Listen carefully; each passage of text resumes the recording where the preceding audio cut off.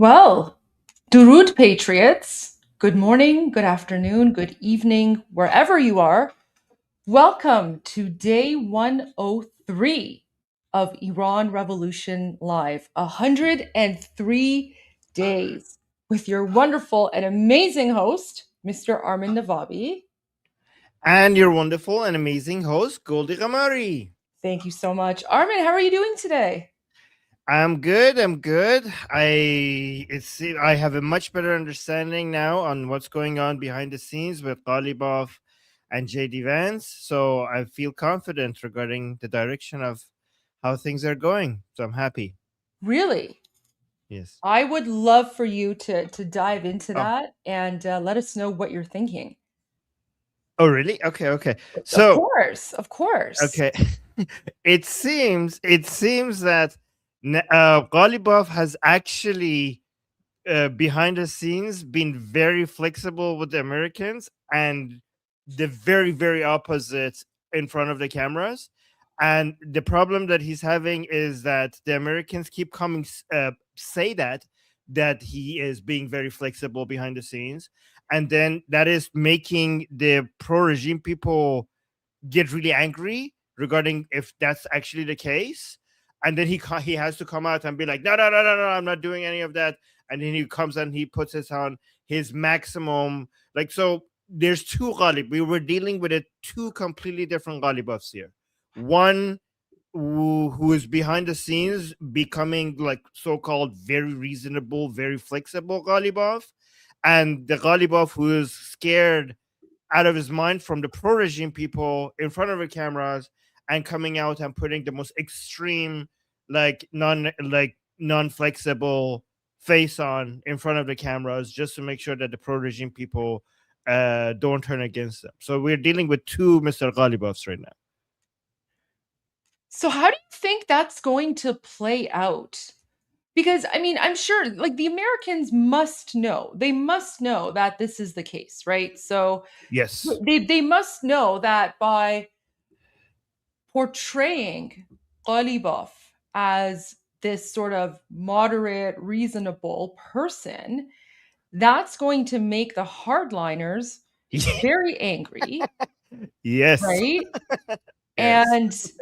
And like they're not going to be happy with that. Right? So guys, so Yeah. just for reference, this is this guy here, this is Ghalibaf. He's the, parliament speaker, and then there's Arakchi, the foreign minister. He's the guy where, had that crazy interview. Um remember it was like right before the conflict started, and he was like, "Oh, if they attack, I welcome an attack because we're going to destroy them." Remember that crazy interview? And then he's the one that is talking about like, "Oh, we're only enriching uranium for peaceful purposes," which is crazy. So this is Ghalibaf and Arakchi on this side, and then JD Vance, Steve Witkoff, and Jared Kushner on the other side. So Goldie, just that picture that you were showing, it shows how insane this situation is because we don't know if Ghalibaf is going to go to Pakistan or not because the Americans are saying like he's coming, and then the Islamic Republic is saying he's not. Which shows that if he actually goes, because Arakshi is considered a so-called reformer, but if Ghalibaf goes and talks to the Americans, that would be seen as like it's okay for Arakshi to be considered treasonous because they're reformers, so they're treasonous anyway. There's Zionist spies anyways. But if Ghalibaf actually does go meet with the Americans, then the pro-regime people are like, what the hell? Ghalibaf is talking to the Americans like he's a traitor, like so he's a spy as well then. And then that what that's going to do is that now because there's a lot of announcements that Mushtaba Khamenei has said that he trusts Dr. Ghalibaf. So now if he goes meets with the Americans, they're going to say that okay, he's a spy as well. So whoever told us that Mushtaba has trusts Dr. Ghalibaf, they're also lying to us because Mushtaba Khamenei would never do that. So then the whole accusation of who's a spy, who's betraying us, basically starts spreading everywhere. It's a mess basically right now for the Islamic Republic situation. Yeah. Okay. And I think that President Trump is aware of that, and he's playing off of that, right? Like this is this is basically psychological warfare that, to me, is effectively doing. If anything, I think this is damaging what's left of the IRGC even better than just the boom booms, because now it's like these Right. internal fractions, and they're taking advantage of these internal fractions to pit these people against one another.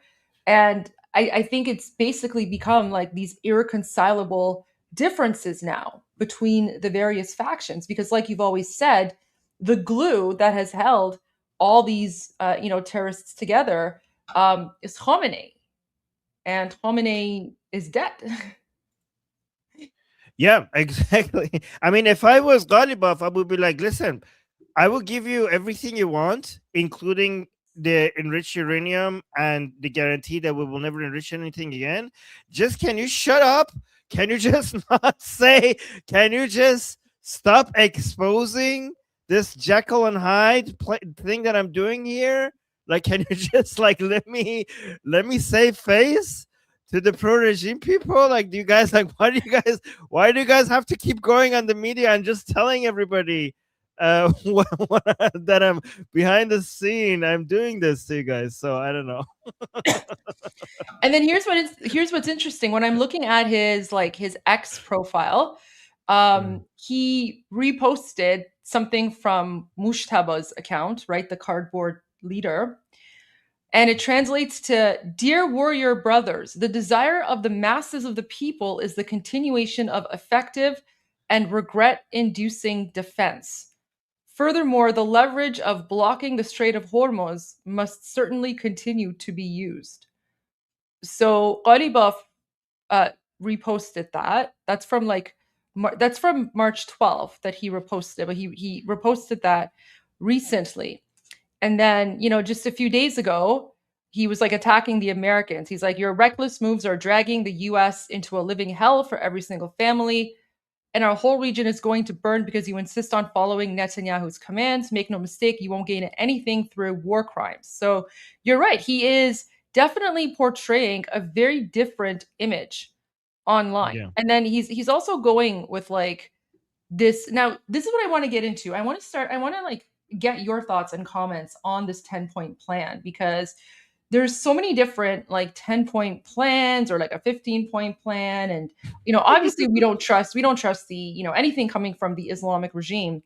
But I find it very interesting and very bizarre that mainstream media and Western media seems to think that anything coming from the side of the Islamic regime is legitimate in any way, shape, or form, right? So Right. here, so this is like 24 hours ago. So he says, statement on the violation of 3 key clauses of the 10-point proposal before the start of the negotiations. The deep historical distrust we hold toward, oh right, okay, because it's the United States that's the one that's distrustful. It's not you guys who are, the crazy jihadi terrorists. The deep historical distrust we hold towards the US stems from its repeated violations of all forms of commitments, a pattern that has regrettably been repeated once again.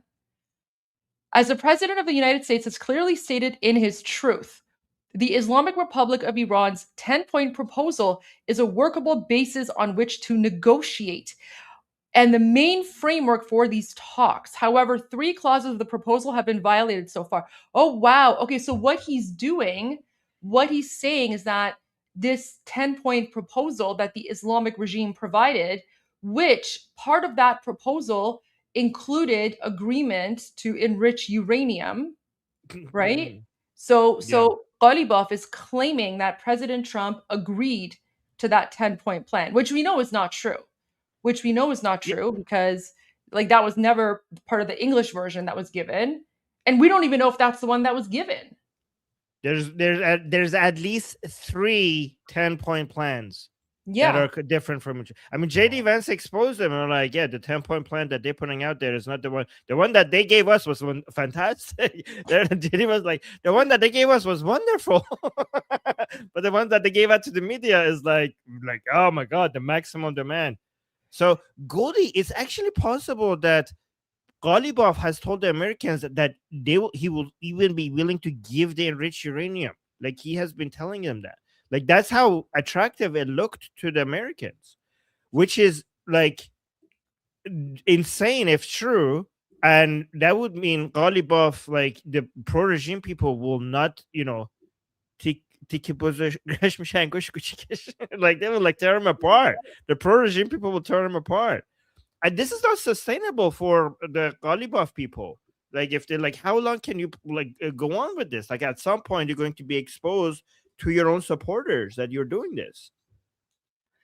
I mean, like this strategy is just so bizarre, and I really don't understand it. Like, did they actually think that they could get away with showing like showing a different proposal to the United States, but then sharing a different one with the media?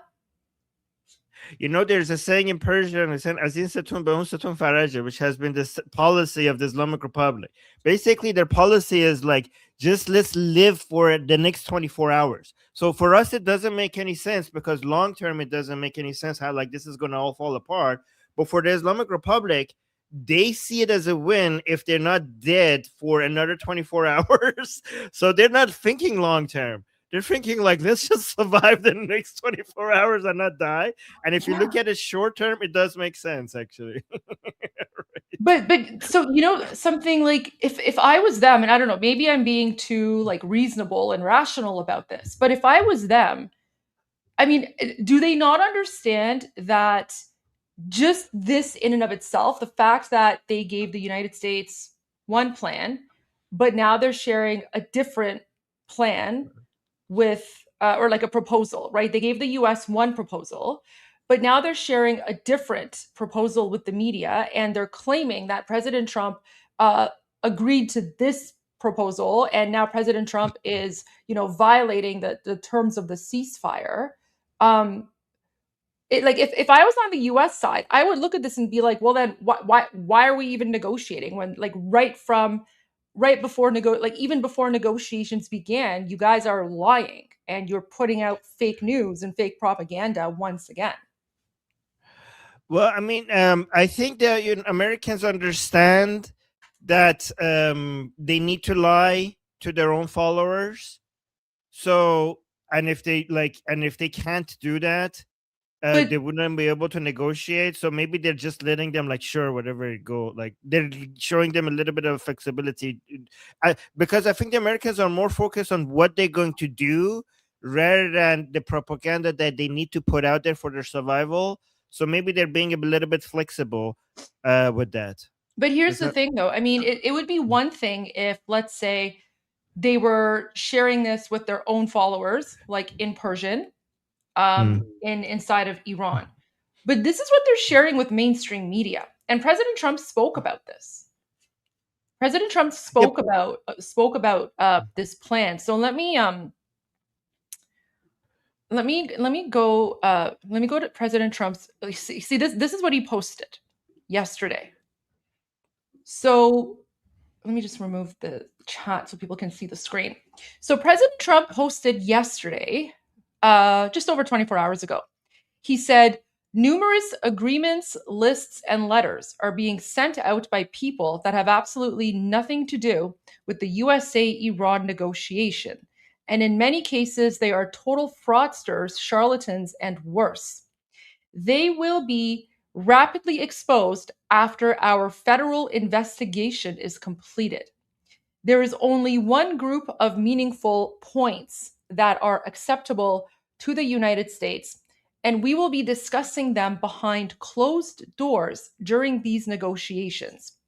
These are the points that are the basis on which we agreed to a ceasefire. It is something that is reasonable and can easily be dispensed with. It's very much like fake news CNN last night headlining a source that had no power or authority to write a letter claiming great authority. President Donald J. Trump.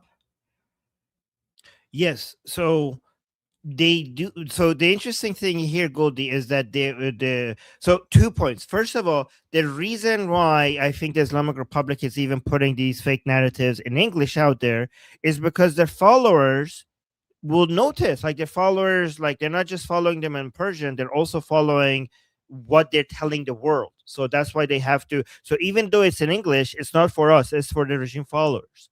And what I'm noticing that President Trump is doing is that they're telling us that they're getting something completely different from the Islamic Republic, but they're not showing it to us. What is it like? They're giving them, they're allowing them, the Islamic Republic, a little bit of a way to get away with like the propaganda to their own followers, because they understand that if they like if they completely throw them under the bus, that like they wouldn't even be able to talk to the Americans at all, like if they basically expose everything. So this is from last night as well, 11 p.m. Eastern. President Trump wrote, the failing New York Times and fake news CNN each reported a totally fake 10-point plan on the Iran negotiations, which was meant to discredit the people involved in the peace process. All 10 points were a made up hoax. Evil losers make America great again. So he posted that last night. And then this is also interesting. Yeah. So he writes, all US ships, aircraft, and military personnel with additional ammunition, weaponry, and anything else that is appropriate and necessary for the lethal prosecution and destruction of an already substantially degraded enemy will remain in place in and around Iran until such time as the real agreement reached is fully complied with. If for any reason it is not, which is highly unlikely, then the shooting starts bigger and better and stronger than anyone has ever seen before. It was agreed a long time ago, and despite all of the fake rhetoric to the contrary, no nuclear weapons and the Strait of Hormuz will be open and safe. In the meantime, our great military is loading up and resting, looking forward actually to its next conquest. America is back. So, Goldie, do you know how I will summarize all of this? The Yeah. problem is that United States is not negotiating with Ghalibaf. Given how much control the regime supporters have over what Ghalibaf says, at the end of the day, United States is indirectly negotiating with regime supporters, and they're not. Even if Ghalibaf wants to be flexible, they're not flexible. And can I also share something with you from Saeed Qasim Yeah, of because course, this of is, course. yeah, look at this. So Saeed Qasim is saying the regime has published its version of the 10-point plan. The White House can easily prove the regime is lying by publishing the real 10-point plan. What is the reason for not publishing it? Protecting a regime that the administration said is lying to its face. Well, again, this is what my answer is, because that they're trying, the White House is trying to show some basically is doing Ghalibaf a favor, because if they expose them that much, then it will be over. Because if they expose Ghalibaf that much, he will lose complete credibility among regime followers, and then there will be nobody to talk to. That's why. That's what I think. They're not exposing him completely. Well, I mean, I would also say that one of the reasons that the White House probably isn't sharing the 10-point plan is they don't want to give their cards away. Why would they? But those are not the American cards. Those are the Islamic Republic cards. And if they give that, so that would be giving up the exposing the Islamic No, Republic by but the giving their Islamic cards away. Republic one is already there.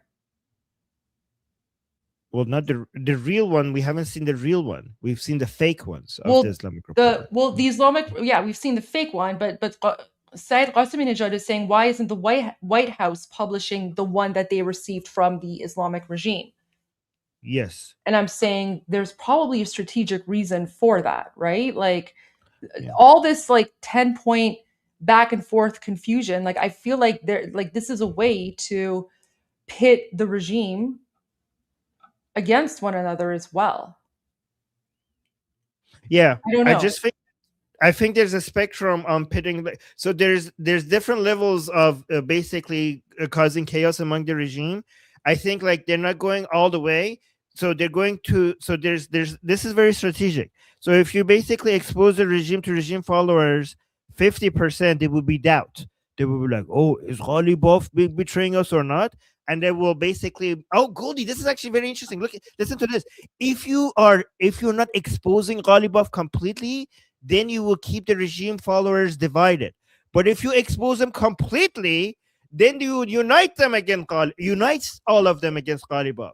So that's why it's better to expose them halfway, not completely. Because if you expose them completely, then all the regime supporters will like, oh, actually, we agree with each other.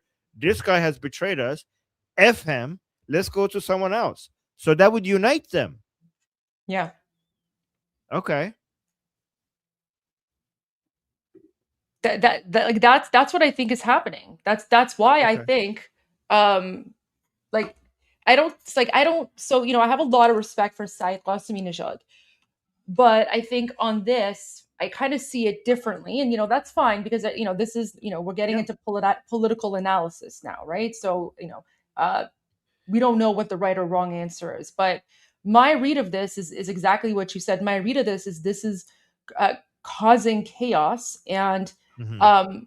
President Trump is seeing that just like this one thing is causing a lot of arguments inside of the Islamic regime with Islamic regime supporters. And you're right. Like if the White House was to come out and maybe show the real plan, that would, like you said, unite everyone once again.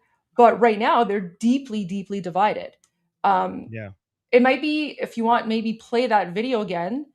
Um, one of the videos where they're all arguing and then they get into like talking about different imams or something.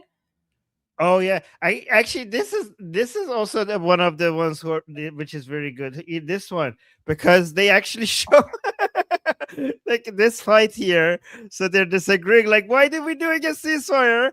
And somebody points to the billboard. like why are we opening the Strait of Hormuz? Look at this.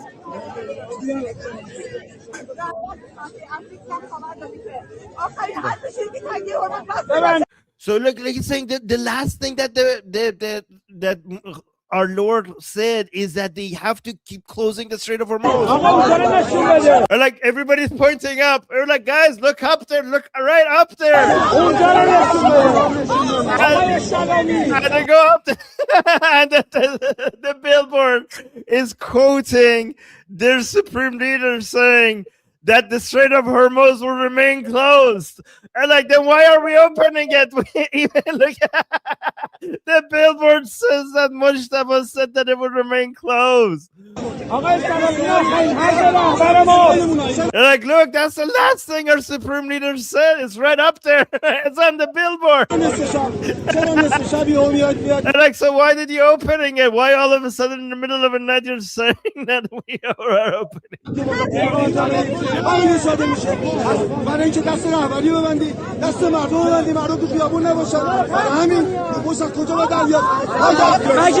They're like, we shouldn't like limit our supreme leader. You're closing his hands. You're reducing his options. Or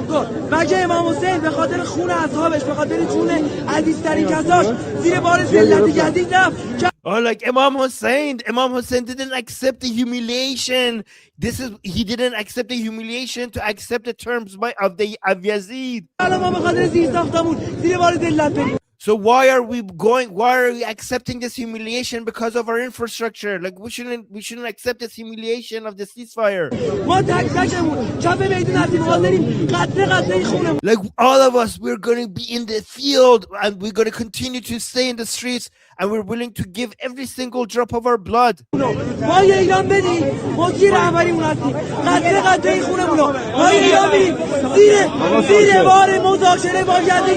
Like we will not accept negotiations with the Americans.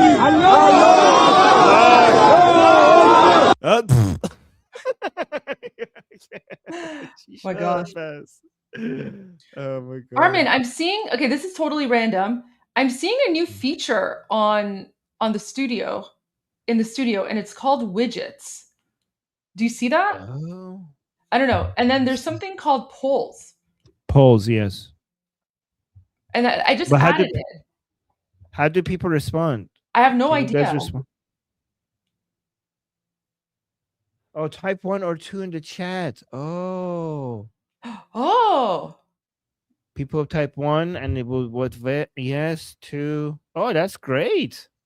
Okay, so now, and Goldie, every time we're not sure what our audience thinks, we could put a poll up and then people could vote, and then we will see what percentage believes in what. I wonder if this also works. Apparently, it's supposed to work on all the. Yeah, it's Yep. supposed to work on X and Rumble as well. And both YouTube channels at the same time. So it gathers all of them.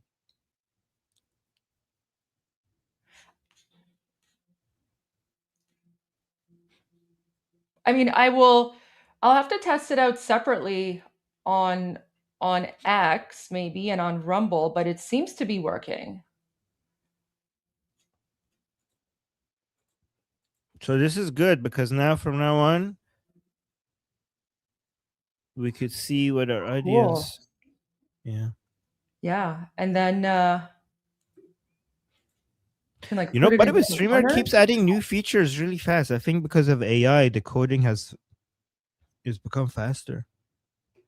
Okay, if I go there, then it hides the chat. Interesting. Oh, you could move it around? Yeah, only in the corners though. Oh, okay. Only in the corners.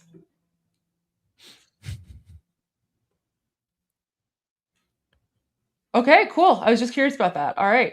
I'll stop the poll. Thanks, guys. Now we can poll. Can do polls. Awesome. Okay. Let's see. I was just curious about that. Okay. So going back to sorry, what we were talking about here. So you're right. Like there's this internal division. Yeah. And then this is what Carolyn Levitt said yesterday about the 10-point plan. The Iranians originally put forward a 10-point plan that was fundamentally unserious, unacceptable, and completely discarded. It was literally thrown in the garbage by President Trump and his negotiating team. Many outlets in this room have falsely reported on that plan as being acceptable to the United States, and that is false. With the president's deadline fast approaching and the United States military completely decimating Iran with each passing hour, the regime acknowledged reality to the negotiating team. They put forward a more reasonable and entirely different and condensed plan to the president and his team. President Trump and the team determined the new modified plan was a workable basis on which to negotiate and to align it with our own 15-point proposal. The president's red lines, namely the end of Iranian enrichment in Iran, have not changed. And the idea that President Trump would ever accept an Iranian wish list as a deal is completely absurd. The president will only make a deal that serves in the best interests of the United States of America, and he as a negotiating team will focus on this effort over the next 2 weeks. So yeah, that's very interesting. At the end of the day, Goldie, whatever we don't know, we at least do know that the Americans are not going to accept enrichment of uranium and keeping that enriched uranium that they already have. We know that. And we also know that whatever Ghalibaf wants to do, the pro-regime people in Iran are not going to accept the Islamic Republic giving up enrichment of uranium and giving up the already enriched uranium that they have. So we know that that's one truth. This is one truth. So that means that we're gonna, go back to fighting at some point, one way or another. That's basically the summary of it.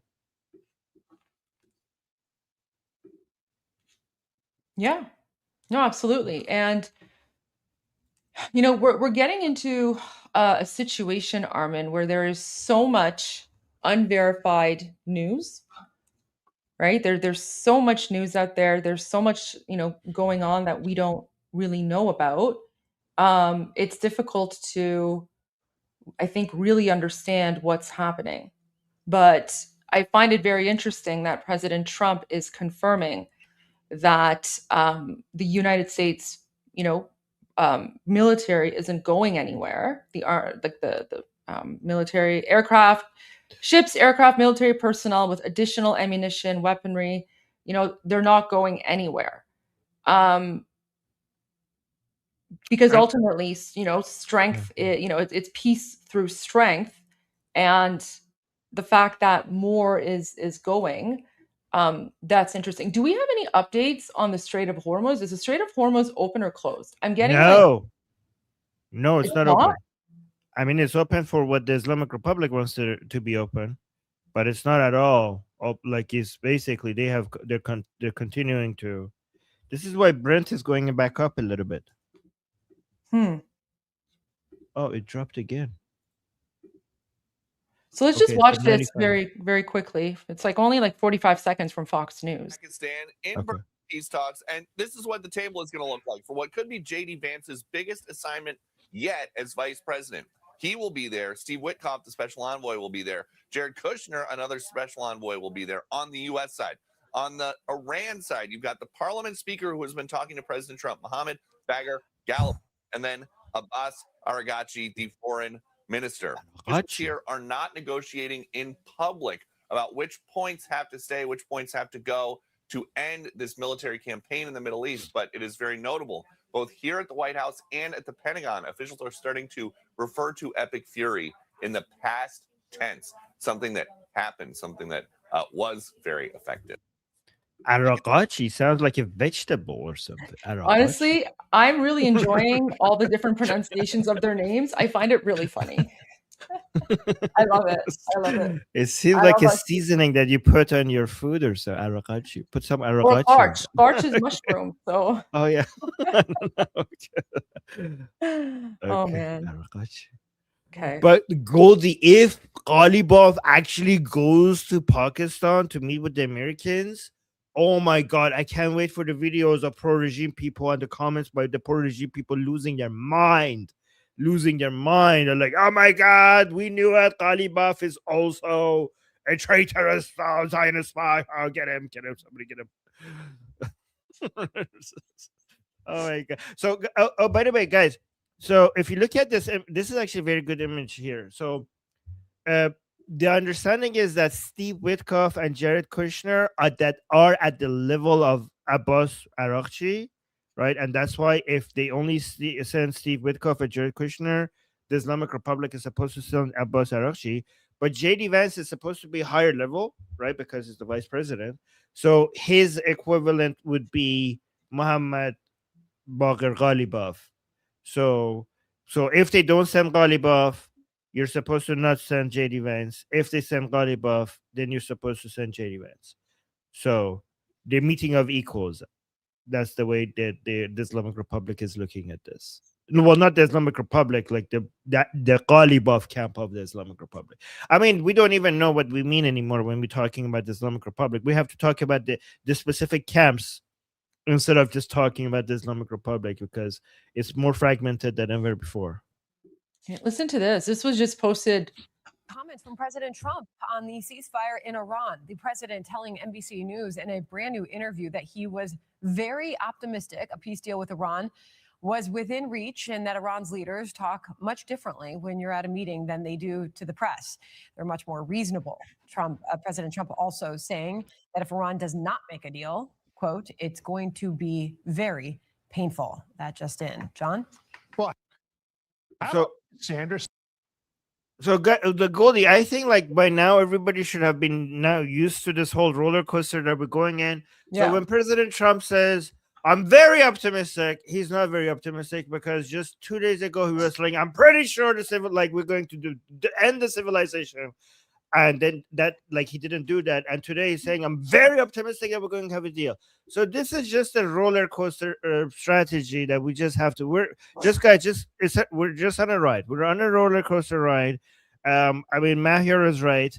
don't take him literally. Just take him seriously, but not literally. This is a roller coaster strategy. We have no idea what think he's it, confident about. I think it's Yeah. also important to remember the terms of the deal, right? President Trump has made it very clear that he wants unconditional surrender.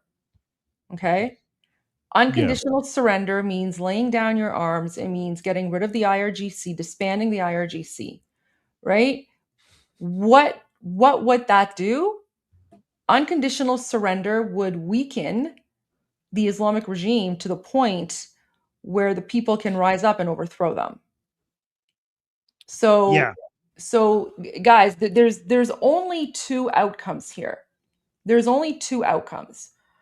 Either there's going to be a peace deal with unconditional surrender, which means the Islamic regime is so weakened that the people can then rise up, or there's not going to be a peace deal and President Trump is just going to continue booming them. Yeah. Right? But either way, like either path that either way that we go, it's going to result in the end of the Islamic regime. Yeah. We're basically wondering if there's going to be a surrender phase in the middle with a leader of a surrender phase in the middle or not. That's what we're saying here. And Goldie, remember how we kept on talking about there might be a temporary period in between.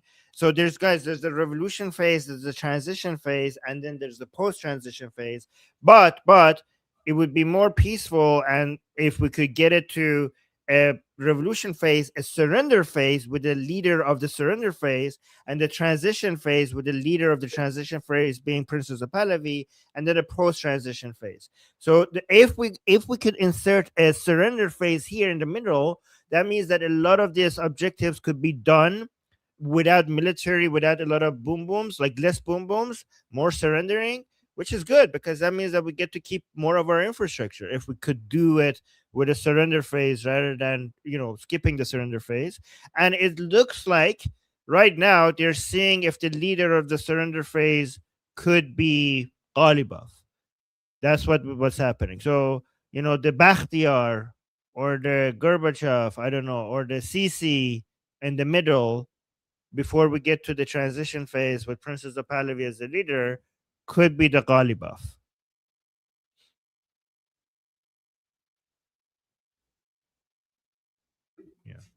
Yeah. But again, but Goldie, you're right, because guys, let's say that happens. This is why, especially Iranians watching this, this is why you shouldn't panic. Let's say somehow Ghalibaf pulls this off. He's like, Americans, here's the enriched uranium. Here's the commitment that we will never enrich again. Here's this, here's that. And then there's a deal. And the Americans are like, this is good enough for us. Bye-bye. Let's go. And Ghalibaf has the Islamic Republic, and the Islamic Republic survives. This is not a stable situation for the Islamic Republic, because not only we have 95% of the Iranian people who are against the Islamic Republic, now we also have the remaining 5% of the Islamic Republic who are the Iranian people who are pro Islamic Republic. They will also do an uprising against Ghalibaf because they're not going to have that. So we will have a double uprising. We will have, like, instead of having 95% of the Iranian people being against the Islamic Republic, we will have close to 100%. And that is not sustainable, and that will collapse. That will be a temporary in-between situation. Yeah, I saw a really good comment from someone on X, on my X feed. I can't see it now, but it was someone named Louise Felix, or Louis, sorry, Louis. And this person said they're negotiating the how, not the what. The what is already determined. And that's exactly the point that Armin and I are trying to make, right? The end result is already determined, right? The end result is basically the end of the IRGC. So the only thing that is now taking place is how that's going to happen. Is it going to be through the IRGC agreeing to lay down their arms, which I don't think is going to happen, or Is it going to be through boom booms? Oh, actually, Goldie, that's a very good point, because we're gonna have to see how much influence Ghalibaf has over different segments of IRGC, right? And I don't think it's that much, because if it was that much, they wouldn't be coming out and say, hey, Mushtaba said so, Mushtaba said so. Hey, all the armed forces, the order is stand down. Like, why do you need to do that? Why do you need to do that? If Ghalibaf was enough, why would you have to keep on saying, like, hey guys, please put your missiles back, okay? Keep your missiles in your pants. Mushtaba said, like, stop attacking, right? So they were choosing, yeah. So Ghalibaf is not enough. He doesn't have that much control. I'm pretty sure he has control over some parts of IRGC, But not but all. not enough. But Yeah. yeah, but not all. I mean, I think what Ghalibaf might be doing is, because he was the former head, he was like a former IRGC head commander or whatever, before he went into politics. He's probably trying to use that as leverage with the United States to claim that he has control over the IRGC because he's like a former commander, blah, blah, blah. Yeah. But I don't know if that's actually the case right now, because there's a different IRGC commander. But I think that's what he's trying to pull. I also saw a really interesting post in Persian, Armin, complete and total rumor. So I don't know if it's true or not, but apparently there's this rumor that's starting to go around that the reason the Americans maybe are referring to Ghalibaf as like more reasonable and moderate is because Ghalibaf gave away the locations of all the other people, like Larijani and others, so that they could be boom boomed. And Ghalibaf did that as a way to gain some rapport and goodwill with the Americans.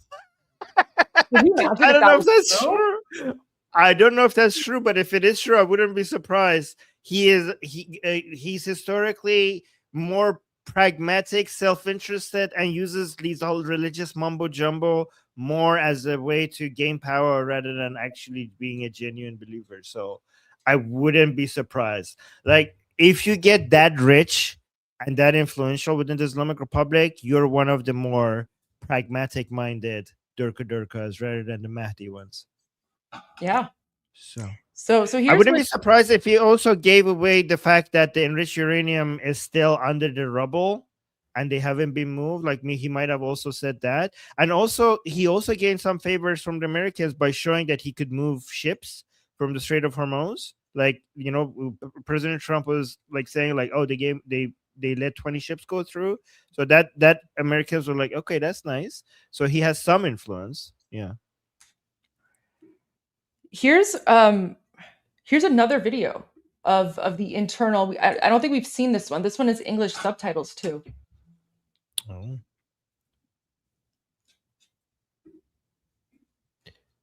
Goldie, I can't wait for the movie of all of this to come out. I agree. I agree. Oh, here. Oh, I need another Red Bull. I'll be right back. Okay. You play it though. This? Okay, the ceasefire and negotiations are tearing through the Islamic Republic's own base. Ooh, so good.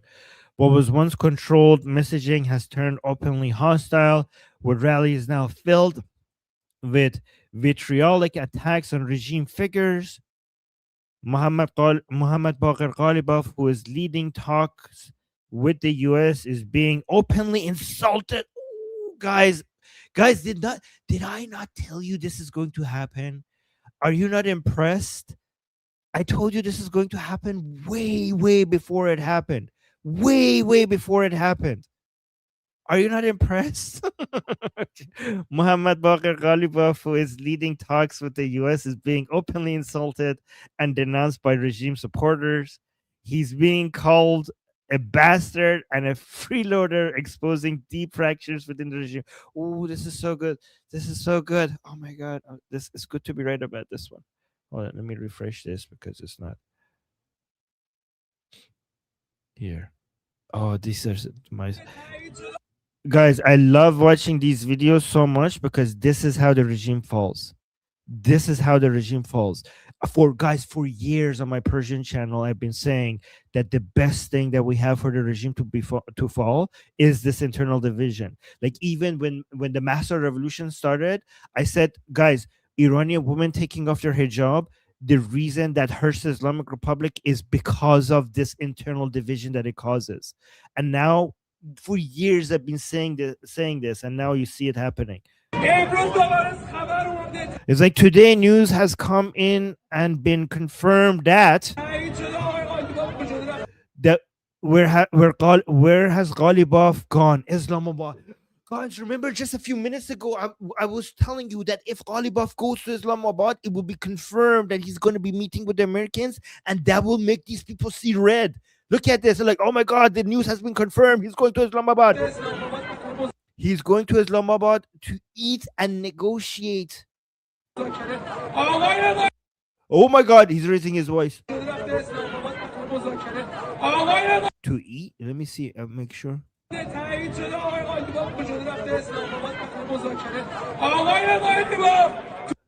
didn't hear eat, just to negotiate. So like,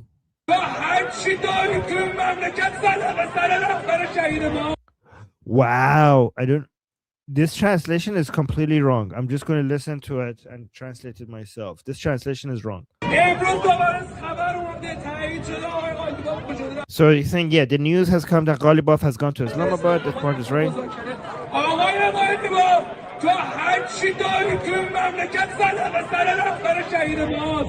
Yeah, the translation is wrong. He's saying, hey, Ghalibaf, Mr. Ghalibaf, anything that you have in this region, in this country, is because of the blood of our supreme leader, of our martyr supreme leader.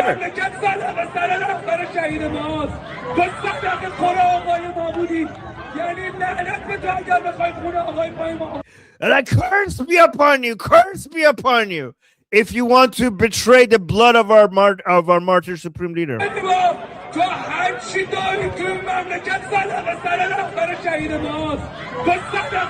Oh no, sadaqah. So whatever you have can be sacrificed for the blood of our supreme leader.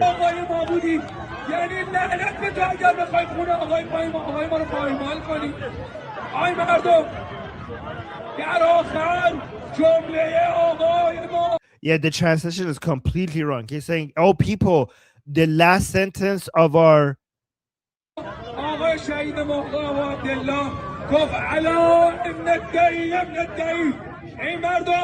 okay, they're going to Arabic. He's saying, like, he's mentioning one of the holy figures in Shia Islam, and now he's translating it to Persian. He's saying, like, oh people,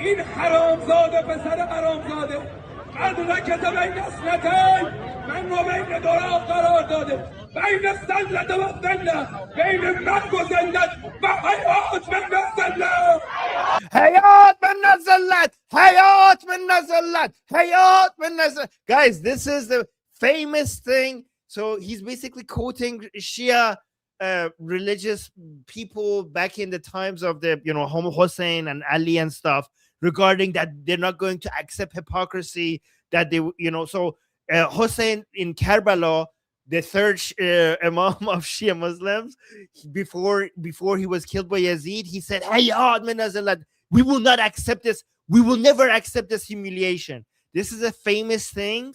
It's a famous phrase that Shias will say whenever they're being threatened to give in, to surrender. They remind you that Hussein, before he was killed in Karbala by Yazid's army, he said, like, we will not give in to this humiliation. So basically, this is the Shia way. You have to, they're saying, like, just keep fighting, and do not humiliate yourself by talking to the enemy. Look at everybody saying that. Hey, guys, this is a very famous phrase in Shia Islam. Very famous phrase. And that means that they're going to continue fighting. And this is a no to negotiation phrase inside Shia Islam. And everybody's now repeating it.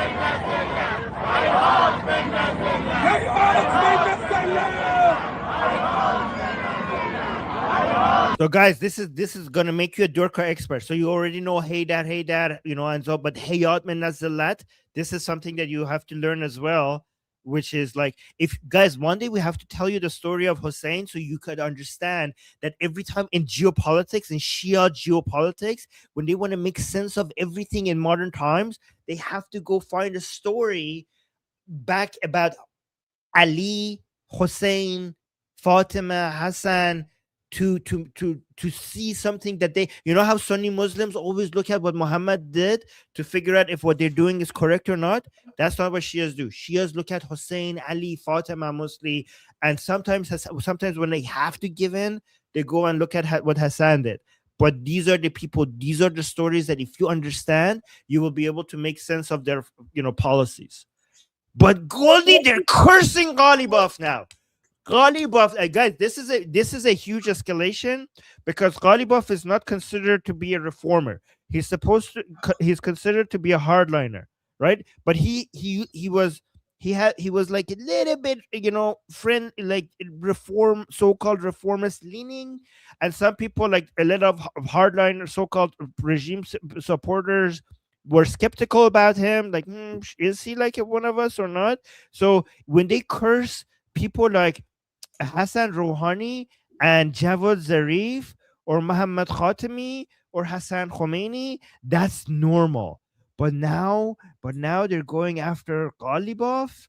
That is supposed to be a hardliner, and that shows that the divisions are growing within the hardliner camps as well. If they're cursing Ghalibaf as well, guys, if Ghalibaf goes to Islamabad, it will be undeniable that he's negotiating with the Americans, because right now, if he doesn't go to Islamabad, he could come and talk to the Americans and be flexible to them behind the scenes, and then come on X and post the most aggressive things against the Americans to be like, no, not me, I'm not doing that. But if he actually goes and meets with, JD Vance in Islamabad, that would be over for him among many regime supporters. What a great video, Goldie. That was a great find. Amazing video. You're welcome. Yeah, it's a good one. These are so good. Also, Goldie, the results of our latest poll is in. So 98% of our viewers prefer Armin GPT over ChatGPT. Oh, thank you guys. I appreciate that. Love you guys. Oh, that's so sweet. There you go. Thank you. There were some people putting 2. I see you guys putting in 2. Oh. Goldie. No, just kidding. It's a trap. The poll's done. Okay. Oh my God, Goldie, isn't it impressive how the things that we predicted is coming true regarding this internal division? If they want to negotiate, I think I'm actually very happy with the level of analysis that we had here. Yeah. And I'm just finishing up a post, but I just want to share a video. We've shared this before, but I mean, it just really puts it into context, right? Let me just finish this post really quick, and then I'll put it up.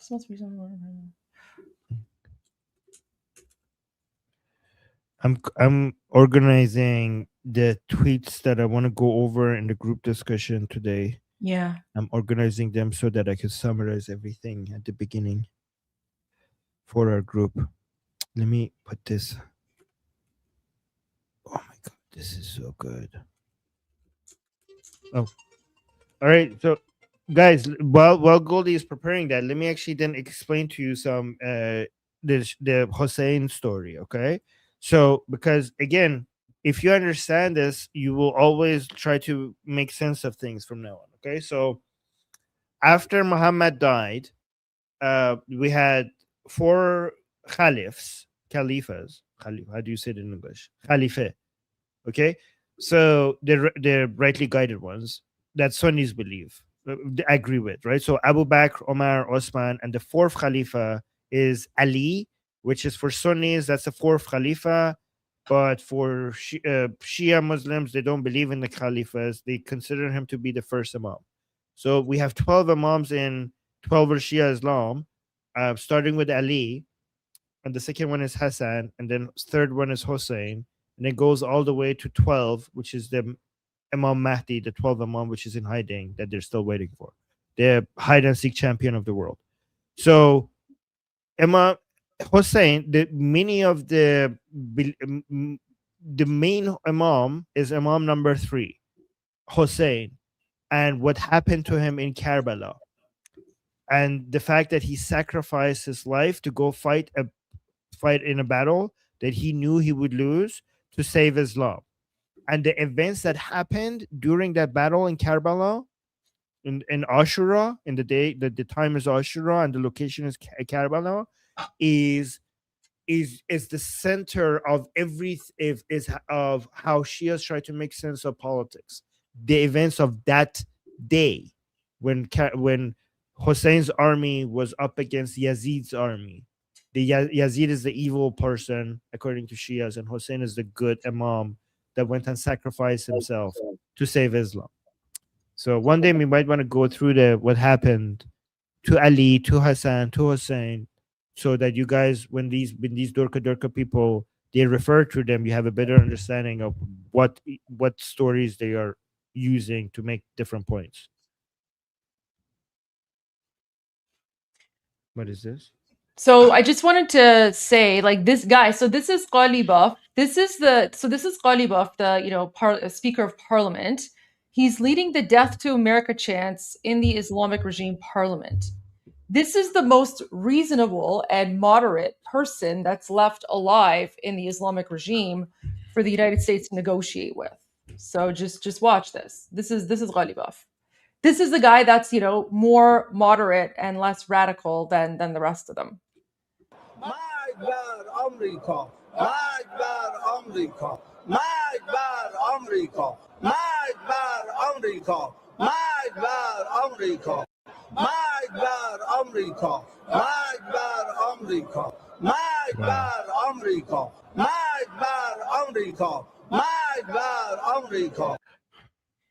This is also why all these people, like supporters of the regime, are angry at him, and they're mad because they feel like he's betraying them, because he's always said, death to America, and we're never going to negotiate, and the great Satan, and blah blah blah.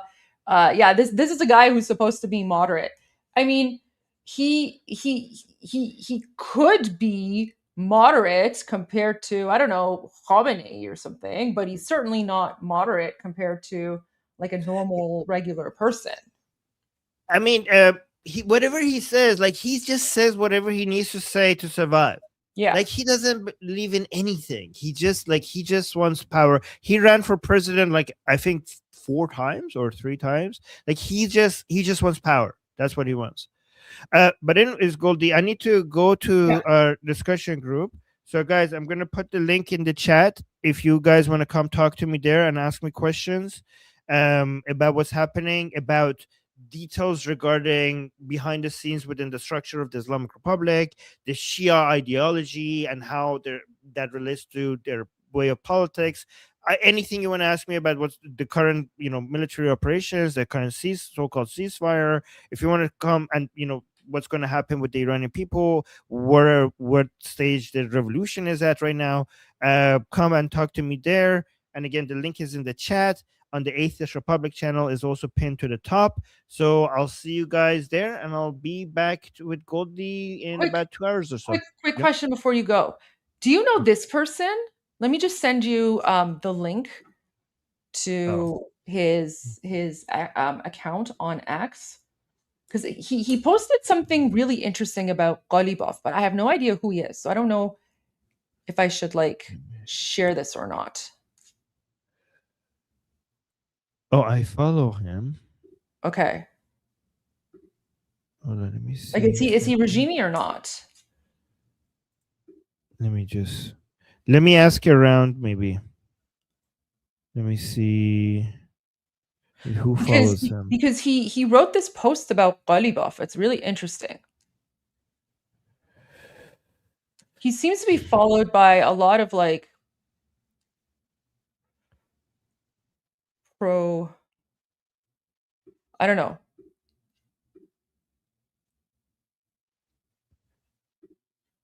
I do see some people on our site follow him. Yeah. All right. Okay. I'll But leave that that with doesn't- you. I'll leave that with you. Okay. And then, maybe later on, if you do your analysis after your group discussion, and then if you think it's appropriate, we can share that, because I'm not familiar with that account. Okay. Okay. Sounds good. Okay. Sure. All right. All right, guys. I'll see you soon. Again, wait one more time. Then LinkedIn in the chat, and I'll link to the discussion group in the chat. I'll see you guys there, and I'll be back in about 2 hours. All right, guys. See you soon. See you soon. Okay.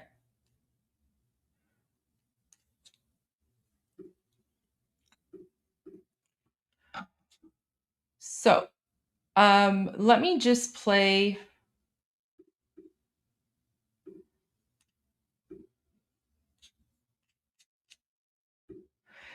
Some of you are asking for 2C TV updates. He's enjoying a weekend in Paris with his wife for her birthday. So let me just share with you my News Nation interview with Chris Cuomo from a couple nights ago, and then I'll see if I can find my other interview from last night. It was really good as well, and I was with Sheila Nazarian, and I love her so much. Up until a few hours ago, we were really wondering whether or not the President of the United States was going to bomb so heavily in Iran that he would kill a civilization. Now, I know people are saying, well, he didn't mean that. He meant the regime. Isn't that a pretty easy word to distinguish? Destroy the regime versus destroy the civilization? Look, for me, it's a sigh of relief.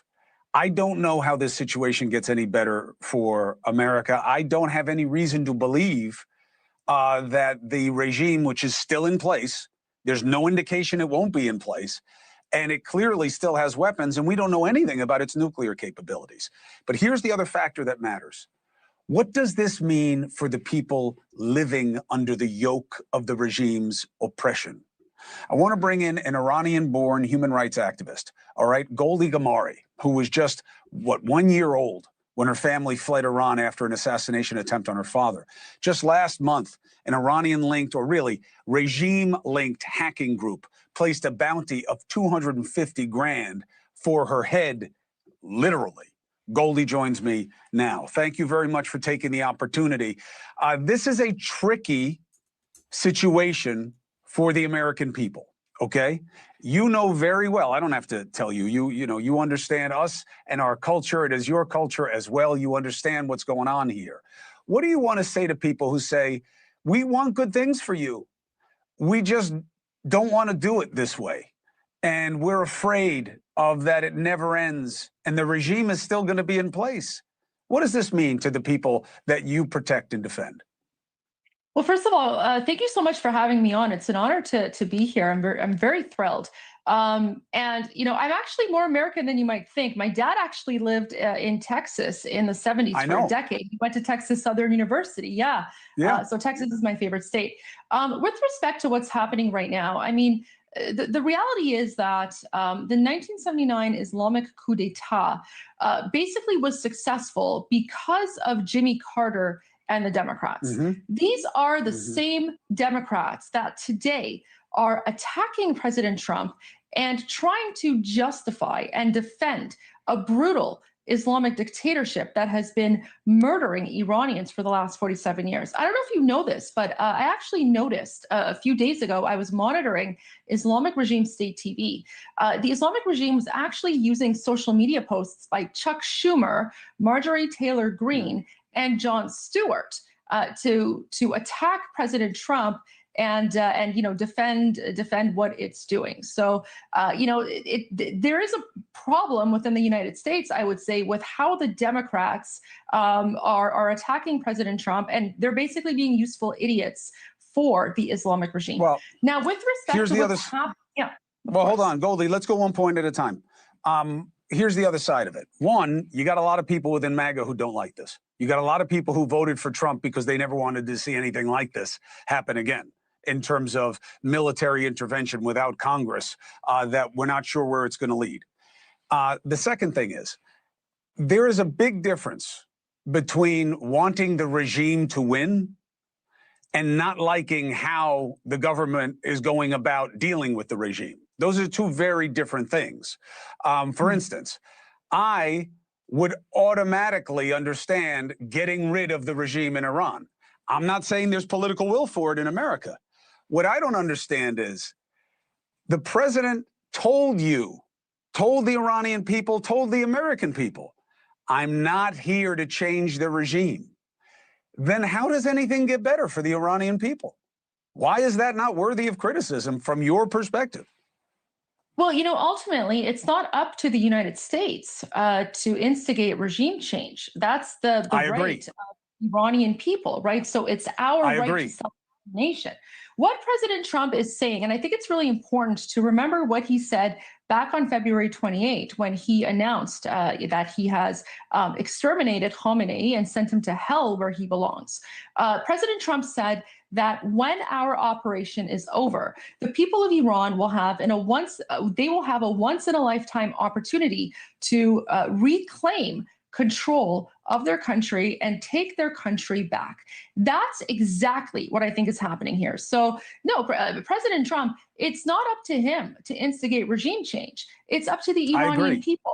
Yeah, and what I'm seeing here is there is an alignment of interests here, right? The Iranian people and the people of America are on the same side. We have one common enemy. That's the Islamic regime that's not only been occupying Iran, but a regime that has been murdering Americans for the last 47 years, a regime that chants death to America, a regime that is responsible for all of the IEDs in Iraq, by the way.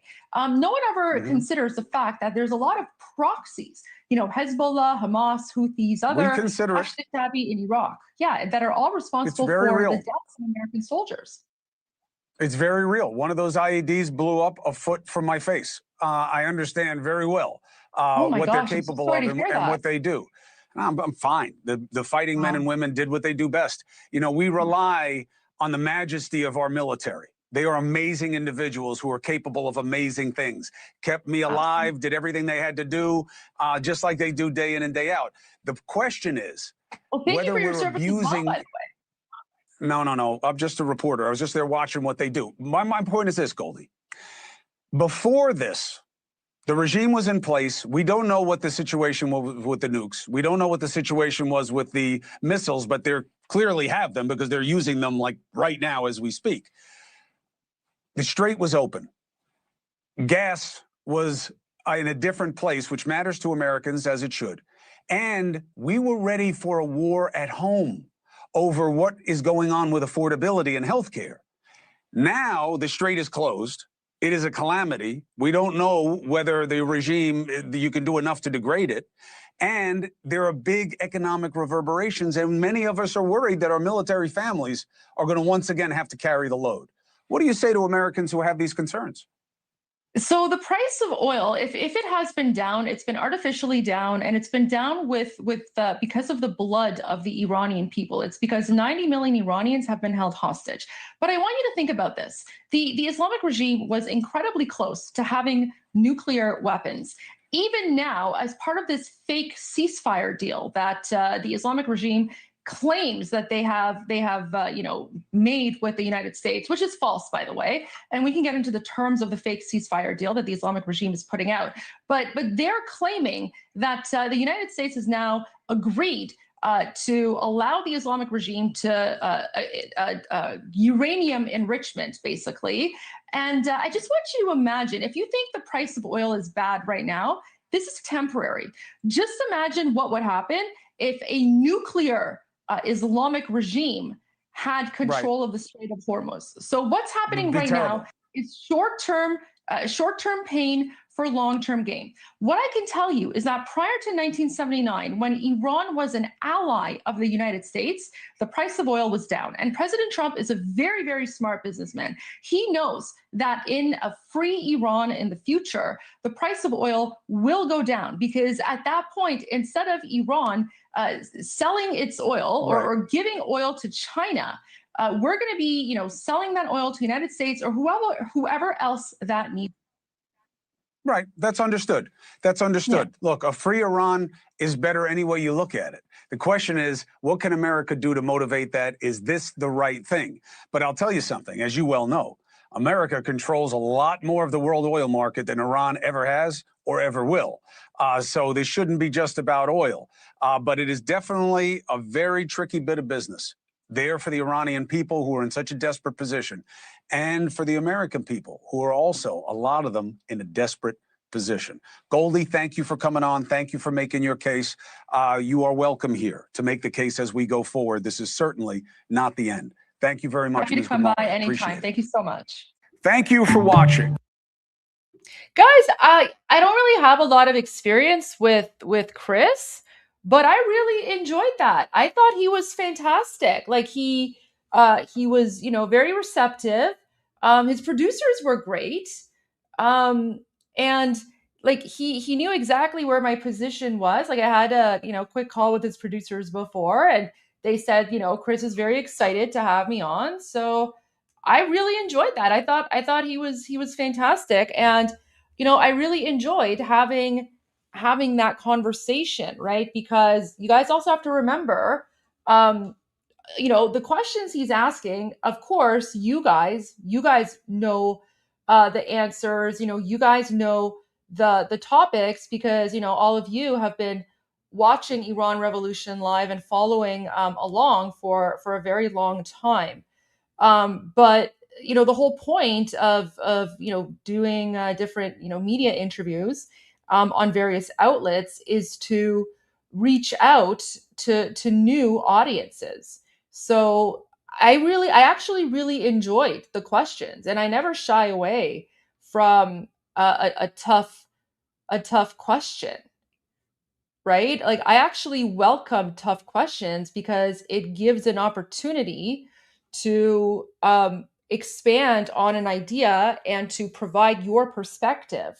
So like I really enjoyed that. I thought that was great. And like there's never anything wrong with asking like a tough question, right?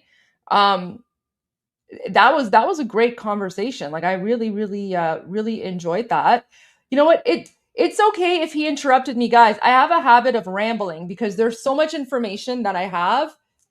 There's so much information that I want to share that sometimes I do ramble. So like it's okay, because the interruptions, kind of help to keep the conversation moving forward, and it keeps the pace going as well, because otherwise I would just totally ramble on and on. So I didn't mind the interruptions, not at all. I mean that's part of an interviewer's role anyway, is to sort of time management and moderation and keep all of that stuff going. So I really enjoyed that. I was thrilled to go on Cuomo, and would gladly do it again anytime. And it was really nice for him to say, we look forward to having you back. So that was really, really awesome. So yeah, no, I liked that. Okay, I see a few let's just go to a few of the super chats.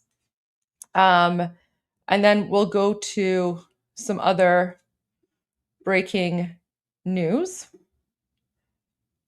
Just do this here really quickly. There we go. So we're not looking at my face. So Audra, member for 2 months, Javit Shah. Thank you so much. Thank you for your support, Javit Shah. Taufei, huge super chat. Thank you. Has anyone considered the concept of pack bonding? The Iranian people needed someone to lead them, care about them, and give them hope. HRH Reza gave them that. They will follow him now without question. Anything else is moot. He is alpha. 100% agree. Speaking of King Reza Pahlavi, he actually put out a new post. Wait, I was working on this one. Let me just save this post. He put out a new post. Let me share that really quickly. So look at this, guys. He is calling out the United Kingdom. So he's calling out Keir Starmer. Finally, he's calling out Keir Starmer. So Keir Starmer put out a statement, and no one cares about him anyway. Like, he's just, ugh. So he said, the 2-week ceasefire between the US and Iran today is welcomed by the UK and our allies. The goal now must be a lasting end to the war.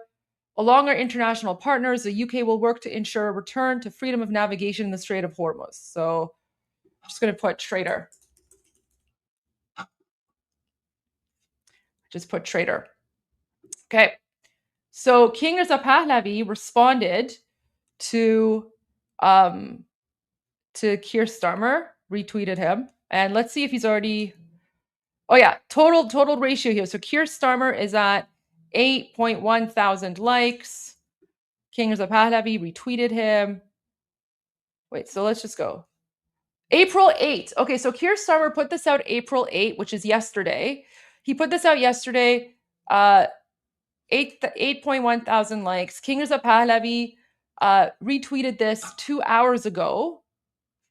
Just about 2 hours ago. It already has double the likes. It already has 16,000 likes. And so what King Reza Pahlavi, he's basically calling out Keir Starmer. So he's saying, the United Kingdom has endlessly appeased the criminal regime in Iran. The Prime Minister speaks of protecting the innocent civilians of Iran, but failed to act to help stop the regime's massacre of 40,000 innocent Iranians in January. Only an end to this regime that brings terror to Britain's own shores will yield lasting peace and regional stability. Keir Starmer should follow in the footsteps of Churchill, not Chamberlain.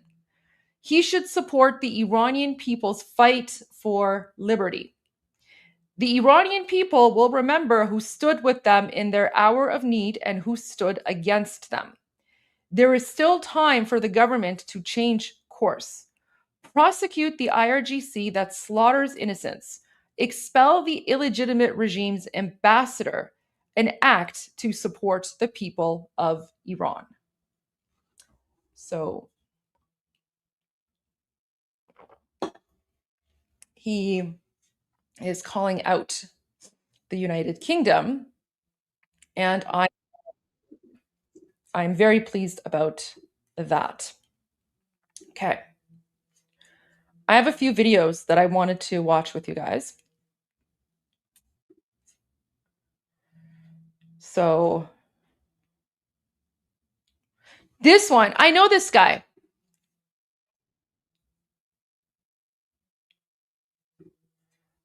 I know this guy, the regime wrestler. Sorry, not regime, the Iranian wrestler who's like calling out the regime. Anyways, you'll see.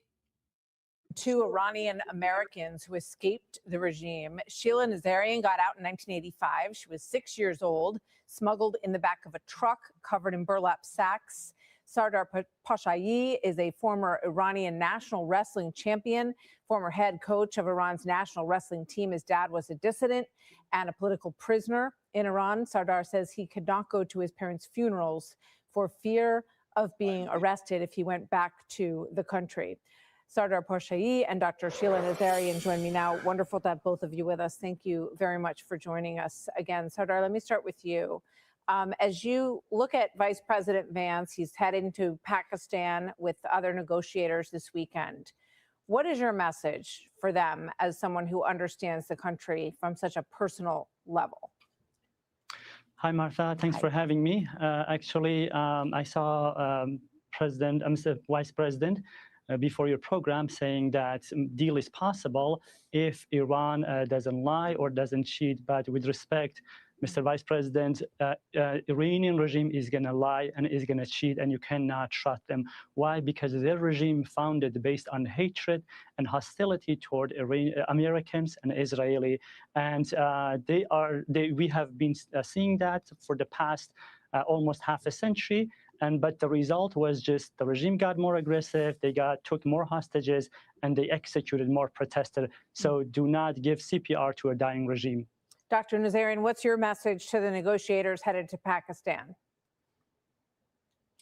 I think that there are military goals that we have achieved, but there's also humanitarian goals, Martha, that we have not achieved. They are executing 1 to 2 teenagers, young people in Iran every single day, while we in America are talking about negotiating with terrorists.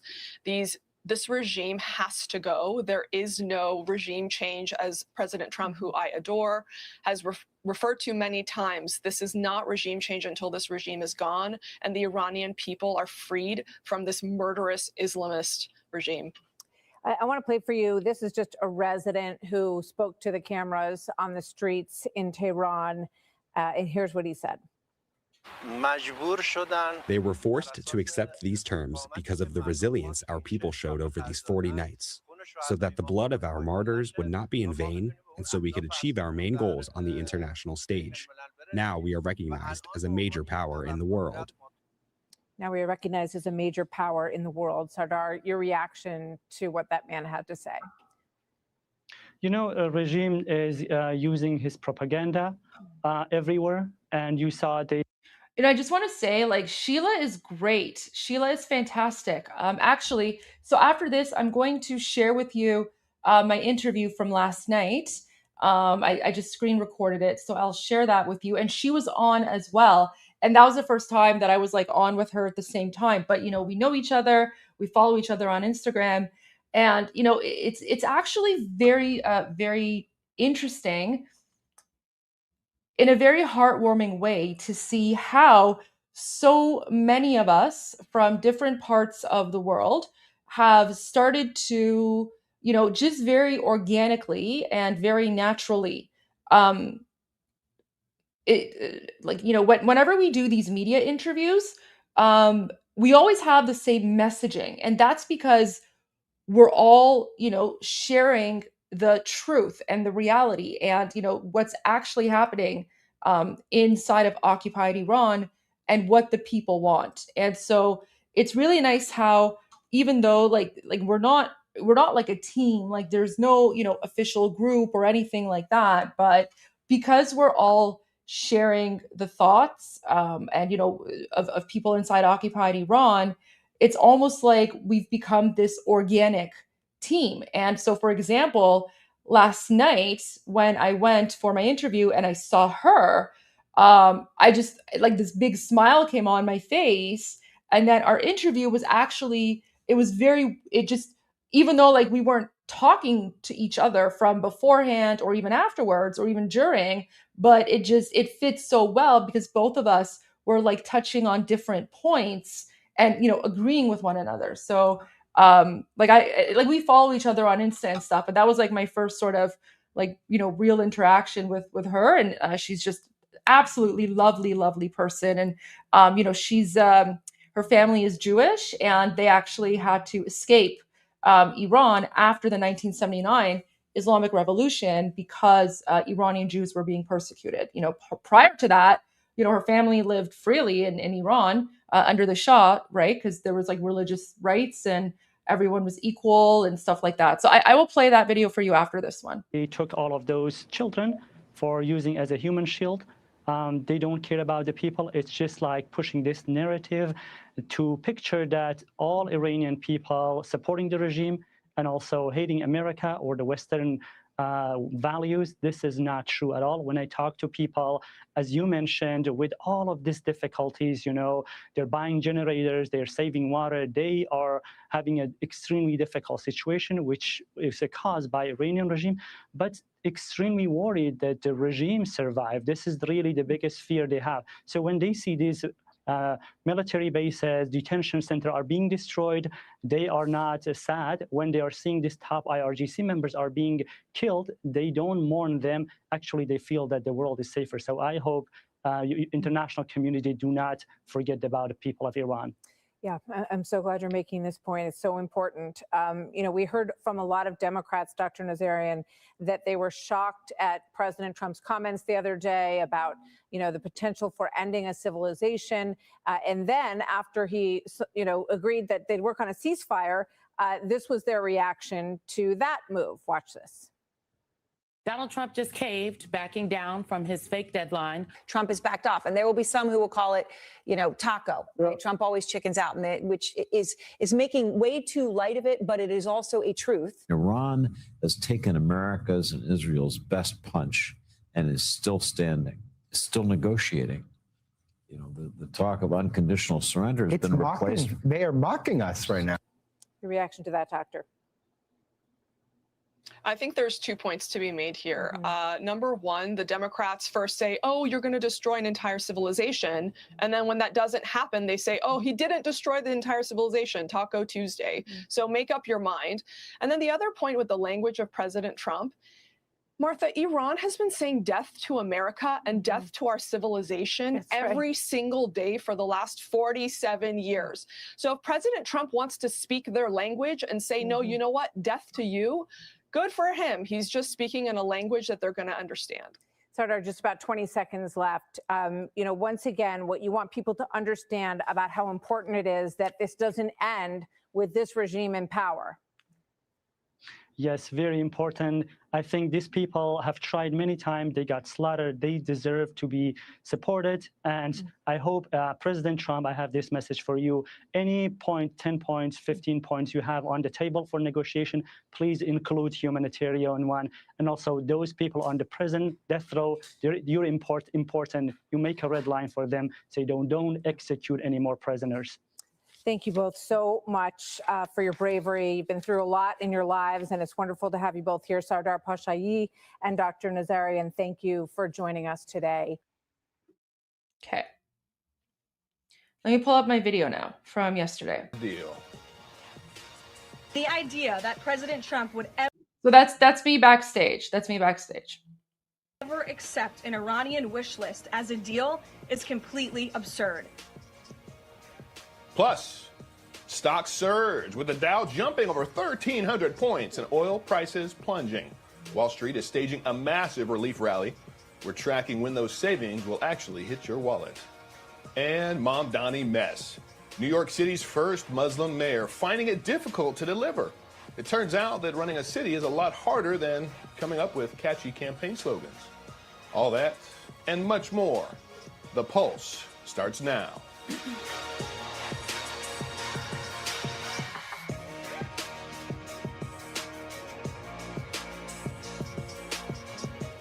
Good evening, friends, and welcome to The Pulse. I am David Harris, Jr. Well, tonight, friends, the skeptics, they're silent. For weeks, the experts told you that we were entering another forever war with Iran. They were so wrong. 6 weeks ago, friends, President Trump set a deadline. He promised surgical strikes to dismantle the radical Islamic regime's military threat, and he did. We're doing this not for now. Hi, Goldie. Michael here from The Pulse. How are you? It's a noble mission. Doing well. We're just in a quick setup. We're coming to you right after this, okay? Thank you so much for being here. Sure that Americans and our children will never be threatened by a nuclear-armed Iran. The president, he didn't want a decade-long war. No, he wanted quick results. And tonight, those results are in. The mission achieved. The Strait of Hormuz is open and oil, it's flowing again.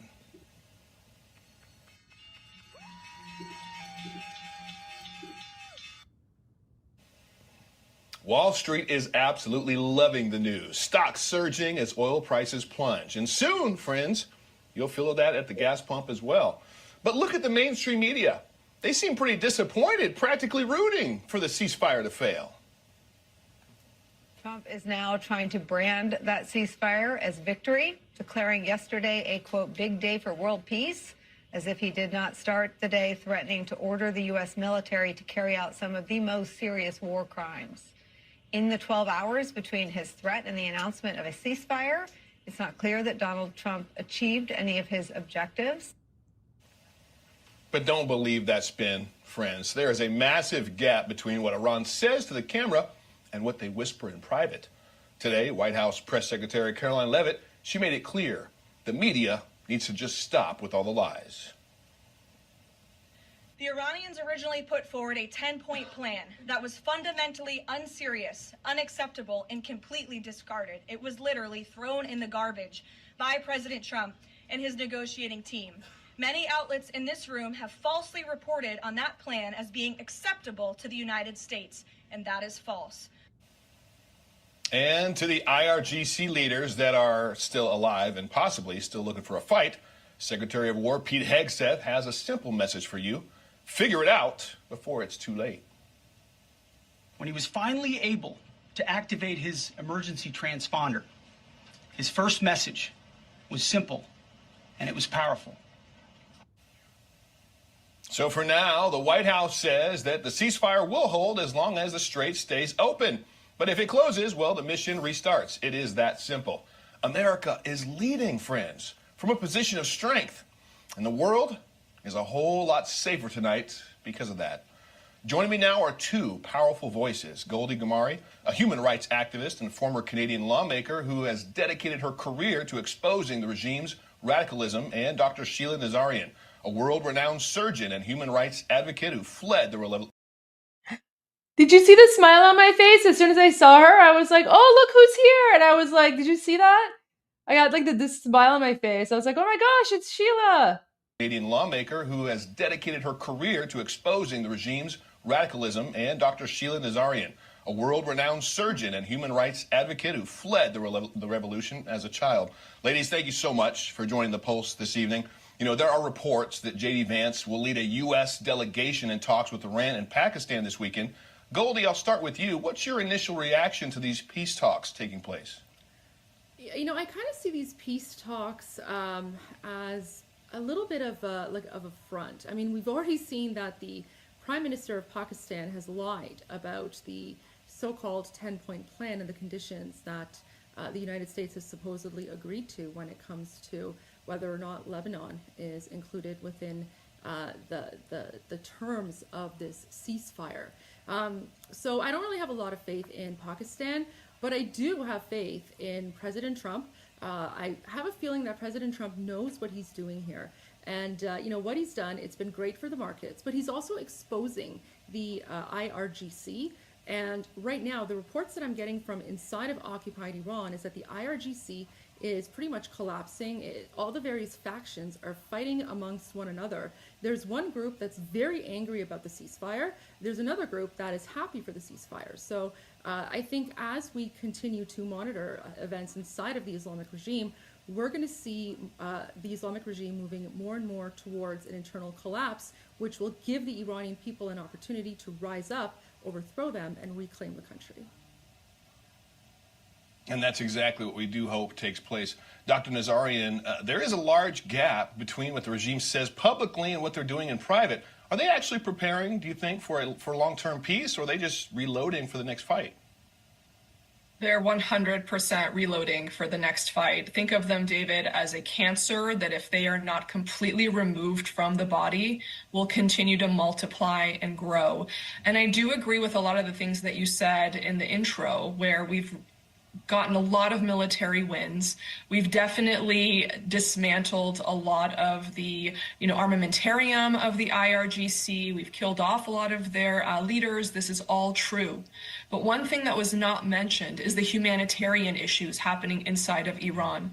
David, every single day, they are executing 1 to 2 young people. Every year, year after year, per capita, Iran is at the top of the list for executions of protesters for things like crimes against God, whatever that means. So every single day we might be saying, we won, but until this regime is removed, our children, mark my words, and grandchildren will have to deal with this again. And I think the regime is at its weakest point right now. And if we don't finish the job, we will feel sorry about it later. Yeah, hopefully finishing the job is exactly what takes place. I agree with you 110%. It's sad to think about all those lives that are still right now being taken. You know, the White House says that this ceasefire depends entirely on the Strait of Hormuz staying open. But Goldie, does this regime actually have the internal control? It doesn't sound like they do to keep their own military in line. What are your thoughts on if it's going to hold? I don't think it's going to hold. We've seen a lot of news and rumors coming out. We're still trying to determine what is fact and what is fiction. But what we're seeing is that there are rumors of ships that have been turned back. And so we don't actually know if the Strait of Hormuz is fully open. You know, we're waiting to receive confirmation about this. But the Islamic regime, pretty much, they're like a headless chicken running around. And, you know, even after the ceasefire was announced, we saw that the Islamic regime was launching missiles at Tel Aviv, at Israel. They were launching missiles at the UAE and at Kuwait. So I don't know how effective the ceasefire is actually going to be, because I think that the various factions within occupied Iran, who are, you know, part of the Islamic regime, they've lost control, and various factions are just sort of operating on their own. Yeah, and it's hard to know, if nobody's in control, what exactly are they going to do, and I think we're seeing that as well. Dr. Nazarian, you talk a lot about the useful idiots in the West who believe regime propaganda. I know we see the mainstream media acting as a PR firm for Iran. What goes through your mind when you see some of these talking heads, some with massive platforms, spewing hate for President Trump and even calling him the Antichrist? Yeah, it's really interesting. You know, they were freaking out about him saying, you know, the end of the civilization, where they're totally fine with Iran calling for death to America every single day for the last 47 years. That doesn't appall them. But, you know, when Trump uses their own language against them, all of a sudden it's terrible. And then when he didn't do it, they called it Taco Tuesday. So it's almost like they were disappointed that he didn't end the civilization like he said he was going to. Furthermore, you know, we've seen for the last 2 years, and I've been fighting these young, useful idiots on college campuses shilling for Hamas, which is basically, you know, bankrolled by the IRGC, and against Israel, our ally. And now, when they're seeing women kicked in the back, kicked in the head, raped before they're killed, shot in the head, they say nothing, because if they go against the IRGC, it means that they've been wrong all these years, because the IRGC equals Hamas. So their hatred for Jews, their hatred for Israel, their brainwashing is so strong that they are actually standing up for this regime that is the most anti-gay, most anti-woman, human rights abuses, hanging people in public every single day, and they say not a word, because they would have to admit that they've been on the wrong side for the last 2 years. Yeah, and it seems like they just are not willing to admit they were wrong, and they have been. They are. Now, before this war started, there were thousands of people marching in the streets. Now that there's a potential deal on the table with, in essence, the same regime in place, are you still hopeful about the potential uprising, Goldie?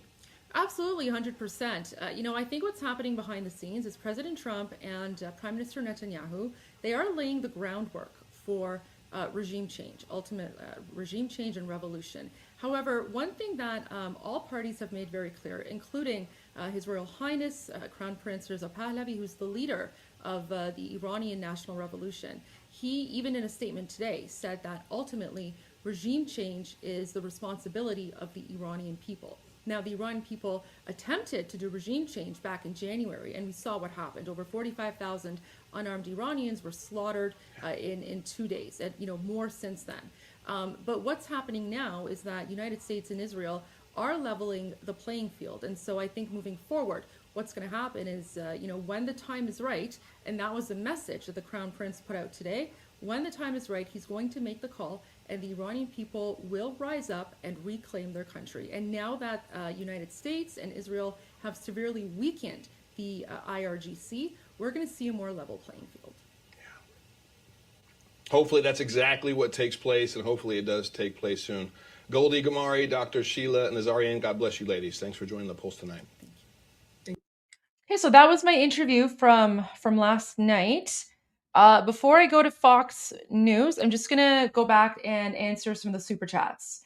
So I think the last one was to Taofe, so thank you so much for that. Then the next one is from Justin Lefevre 5653.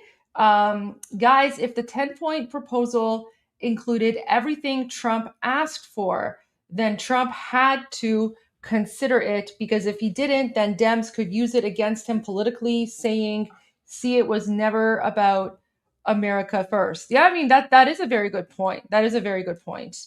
But I think what President Trump is saying is that the plan that they received is not the same as what the Islamic regime has publicly released to the media. So the one that the media is going with is not the one that President Trump saw and said, okay, this is like a workable basis. Because remember, President Trump did say that, let me just pull up his post, right? So President Trump did say, oh, my browser has lost connection. Wait, let me just fix this. Stop sharing and reshare. Okay. So President Trump did say that we have received a 10-point proposal from Iran and believe it is a workable basis on which to negotiate, right? But the issue is the 10-point proposal that President Trump and his team received is not the one that the Islamic regime sent to the media, or the one that's been going around, right? Because the one that the Islamic regime sent around is just a different one. And President Trump has made very clear that that's not the one that they saw that was agreed to, right? And remember, President Trump hasn't even actually agreed to anything, right? Basically, he's just saying this is a workable basis from which to negotiate, right? So somewhere to negotiate from. That's all he's saying. But yeah, you do make a good point. Ang Mordechai says, Armin, my Iranian husband feels as passionate as you do and is shouting at the moment. LOL. Oh, Armin's not here, but we will share this with him when he gets back. Yes, Armin's rants and shouting is wonderful. Gives us all an energy and a mood boost as well. Then we have Shaul Kachol. I don't speak for our government, but we, the Israeli people, want regime change and a free Iran. I hope we get there as soon as possible. Thank you. Thank you so much. Really appreciate that. Actually, a lot of my Israeli friends have reached out to me and they're like, Goldie, what's going on? What do you think? I mean, yeah, I know for a fact that Israeli people don't want a ceasefire either. And, thank you so much for your bravery. And thank you for standing by us. We're both fighting the same enemy. Both of us, both of our nations just want this to be over with. We just want it to be done and over with. But I think we're getting there. I think we're getting there. I think we are very, very close. So I'm very excited and very grateful to all of our Israeli friends. There is news about Hezbollah and Lebanon. I know we haven't focused too much on that, but in honor of the fact that Israel is currently decimating Lebanon, and the fact that let's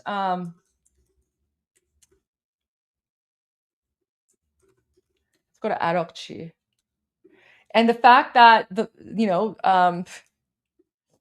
so funny. What's he saying here?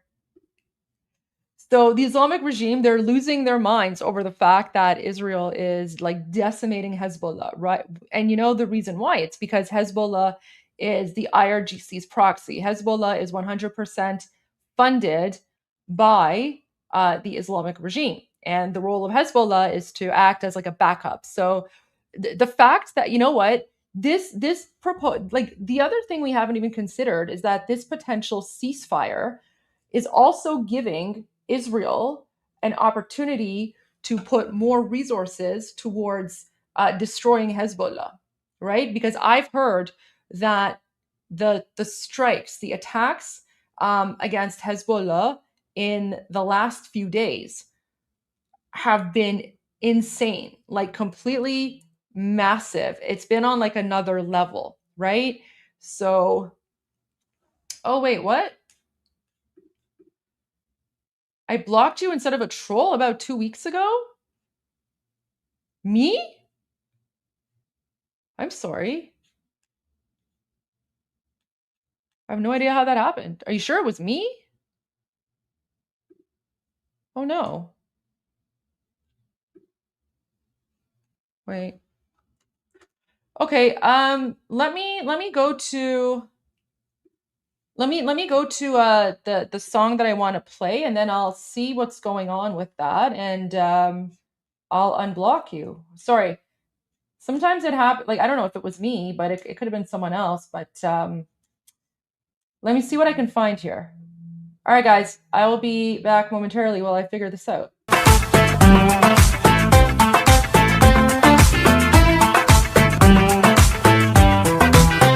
אתה נראה כמו סוס יאור, יש לך שכל של ציפור, עדיף שתישאר בבור כי בקרוב אתה תמות. אתה פשוט אידיוט גמור עם שיגעון גדלות חמור, אתה שטן או בקיצור אתה חלאת האנושות. גם אם תזרוק עלינו טילים או תאיים על הגלילים, החברים שלך מסוריה ואיראן.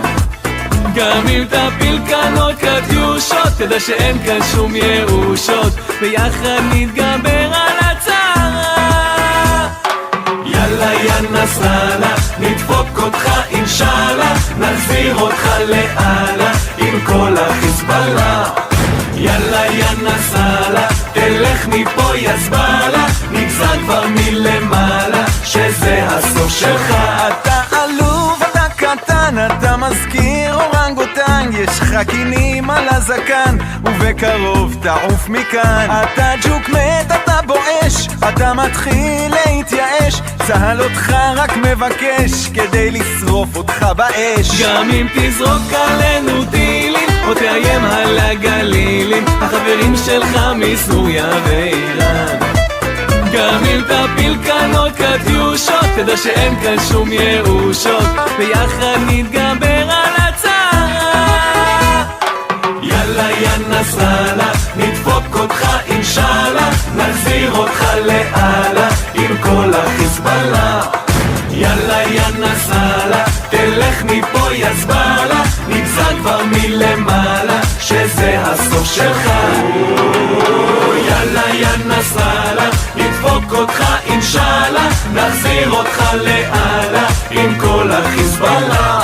יאללה יא נסראללה, תלך מפה יא זבאללה, נגזר כבר מלמעלה שזה הסוף שלך.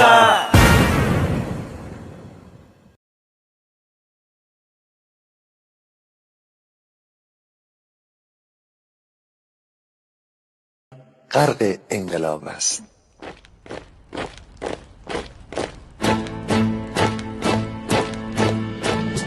کشور ما، تاریخ ما ترسید گر فرا گرفته، گویی اهورا مستا دوباره در نور خود مرا گرفته. هشتم سرودی سر میدهم باز فارغ از رنج و تشویش، ایران غرق انقلاب است، به پیش به پیش به پیش. ایران غرق انقلاب است، به پیش به پیش به پیش. هن ای پدر هن ای پسر، برخیز و با ما شو همگام، تا درد آن تجربه تلخ ما را نکشیده در پا. بگذار هر دم ببرند گرگ‌ها دم لباس میش. ایران غرق انقلاب است، به پیش به پیش به پیش. ایران غرق انقلاب است، به پیش به پیش به پیش. ای کارگر ای برزگر، راحت قانون ادامه دارد در این زمان که پرتو یزدان از هر سو بر تو میبارد. پس پیش به سوی آزادی از بحر خزر تا کیش. ایران غرق انقلاب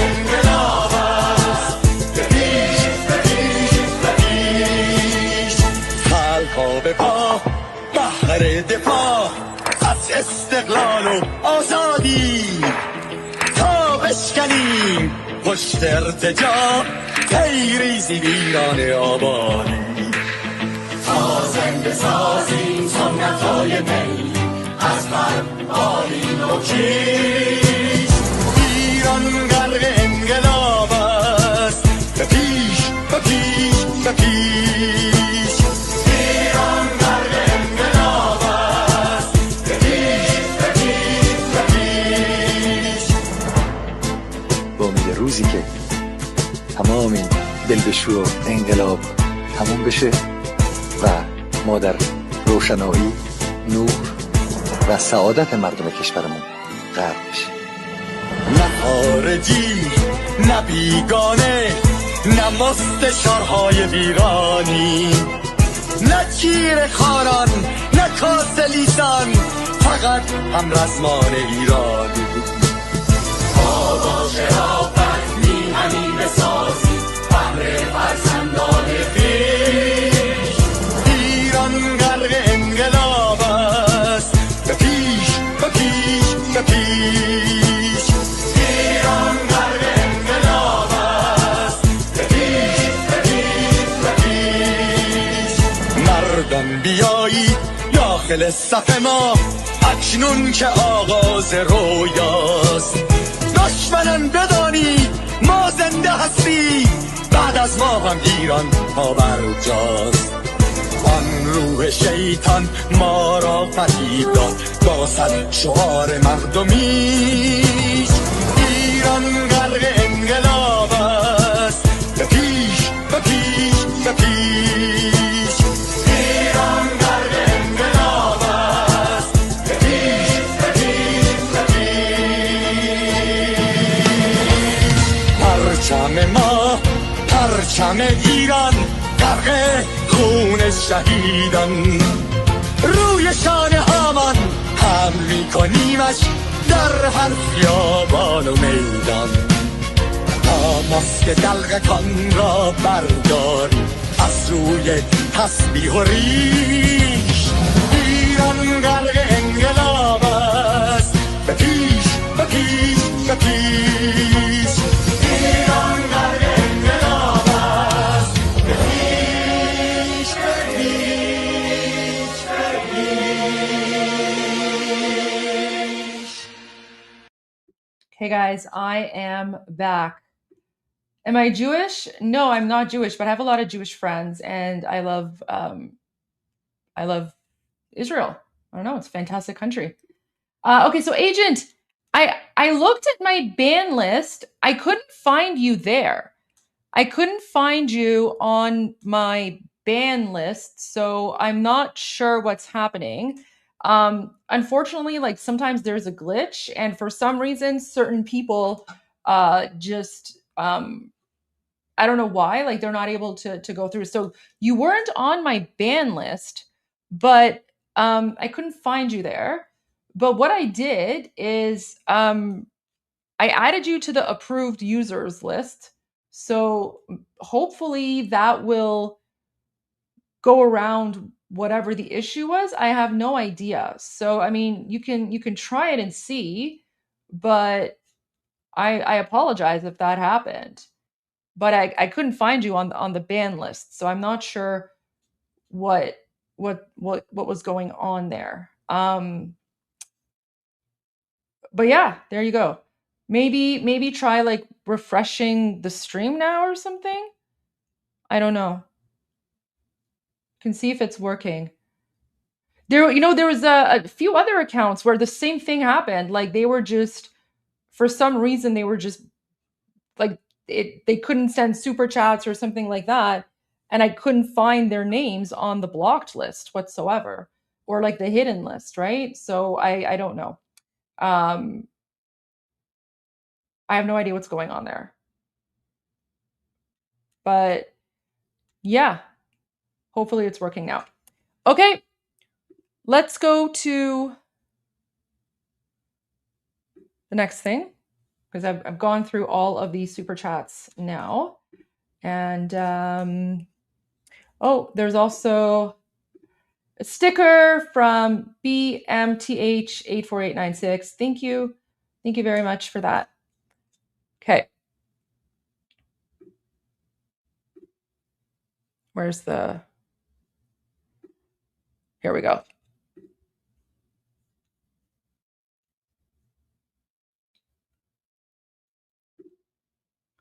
Oh, you know what? So someone is saying, I mean, YouTube could have blocked you for breaking the terms of the agreement. Who knows? I mean, yeah, it could have been that. I have no idea. YouTube is pretty crazy that way. Any news from Petipto? Yeah, Petipto's doing great. Here you go. Let's see what Petipto is up to. So this is the most recent update from Petipto about 24 hours ago. He said Iran's revolution began with the people. Oh, oops. Let me share my screen. Sorry, guys. So Petipto says this was about 24 hours ago. Iran's revolution began with the people and will end with the people. Keep in mind, internet connection is not very good right now in occupied Iran. And of course, Petipto has to be very careful with everything that is going on. So Petipto is fine. He is laying low. Okay. Let's go to this quick update from Fox News. Not available says, in Afghanistan, the U.S. armed and provided air support to a militant group which drove out the Taliban. There is nothing similar in Iran. No, I mean, that's true. We don't have like militant groups in occupied Iran because we're very westernized. There's no like militant groups like that. We're just like a normal society. Although, some of the more rural tribes, they have guns, but they're not militant groups. It's just like nomadic tribes, right? So, or not even nomadic anymore, but there are certain, tribes like my tribe, like the Lor Bakhtiaris, the ones who live in like the rural areas, they have guns. The MEK is a terrorist cult, and they don't have any presence inside occupied Iran. It would be terrible news to give the MEK weapons. They're basically terrorists, and President Trump knows that. One thing that's actually really interesting about all of this is that one of the biggest worries that we Iranians had, especially those of us outside, is how much attention the MEK was getting, because the MEK has a lot of money to use for propaganda or whatever the case might be, and so they have been promoting their own propaganda, blah blah blah, for a very long time, and we were all very worried because the MEK has no support in occupied Iran. But the fact that the MEK was doing what they're doing, there you go. Is it working? Yay, it's working. Okay, welcome back. Not sure what happened there, but I guess we fixed the problem. There we go. Welcome back. Okay. So yeah, the MEK was trying very hard to become, like the main revolutionary, whatever garbage nonsense, not because they have any support in occupied Iran, because they don't. The MEK is even more hated than the Islamic regime. So, given that like the Islamic regime right now has about maybe 5% support in occupied Iran, the MEK would be like 0.001% support, right? So the MEK literally has no support from anyone. But the purpose of the MEK has been to confuse non-Iranians. And the purpose of the MEK has always been to promote themselves as like, the opposition, the official opposition. And, they have their like weird prime minister or president, whatever. And so that, we've always been fighting their propaganda. And, they are traitors as well. They're terrorists. They've murdered Americans in the past. They're basically like this weird jihadi communist cult. They have like a camp in Albania called Camp Ashraf. And they have a lot of money. So, they pay people with a lot of big accounts to promote them. Now, 10 years ago, the MEK was all over the place. 10 years ago, the MEK had fooled a lot of politicians especially, including like Canadian politicians. But, the last 10 years, the rest of us have really started, speaking out and becoming more active and countering all of that MEK jihadi nonsense.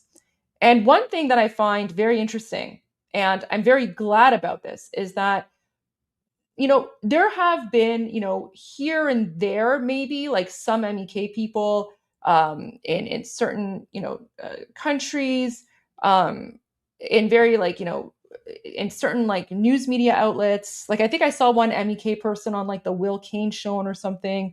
Will Kane show. There's like one, in France, one in the UK. But they're very like their numbers are very, very low. Okay. And now I'm hardly seeing them at all. And as you can see, none of the key players, right? No one is, talking about the MEK or anything like that, thank God, because everyone knows that the MEK is a terrorist jihadi cult, right? It's basically a communist Islamist cult. The MEK is one of the reasons that the 1979 Islamic coup d'etat happened in the first place. And the MEK is just as dangerous as the Islamic regime. So yeah, they're totally not involved. And what's interesting is anyone who has been involved or is currently involved with the MEK is no longer part of President Trump's administration, right? His current administration. Mike Pence being one of them. So, all right, let's watch this Fox News, and then we'll continue. All right, this is a Fox News alert only moments after President Trump announced a ceasefire in the Middle East. Oh, I think we already watched this. When was this from? April 8th. Yeah, I think. Oh, I don't know if we watched this one. Anyways, this is a good one to watch again because it's Sean Hannity and Mark Levin. So this is really important. All right, this is a Fox News alert only moments after President Trump announced a ceasefire in the Middle East. Iran, in fact, launched drone and missile attacks against Israel and other nations in the Middle East. So that aggression does beg the question, can Iran... I mean, you know what? I did actually play this. So I'm going to see if I can find something that's newer.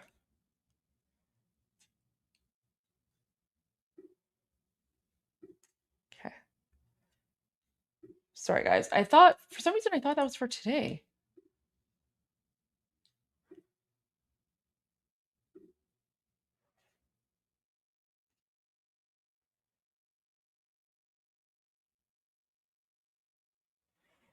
Okay.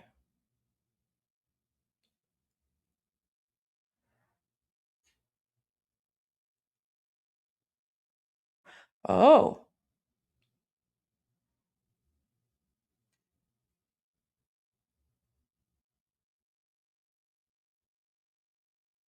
Okay. Look at this. Okay, this is from this morning. Right.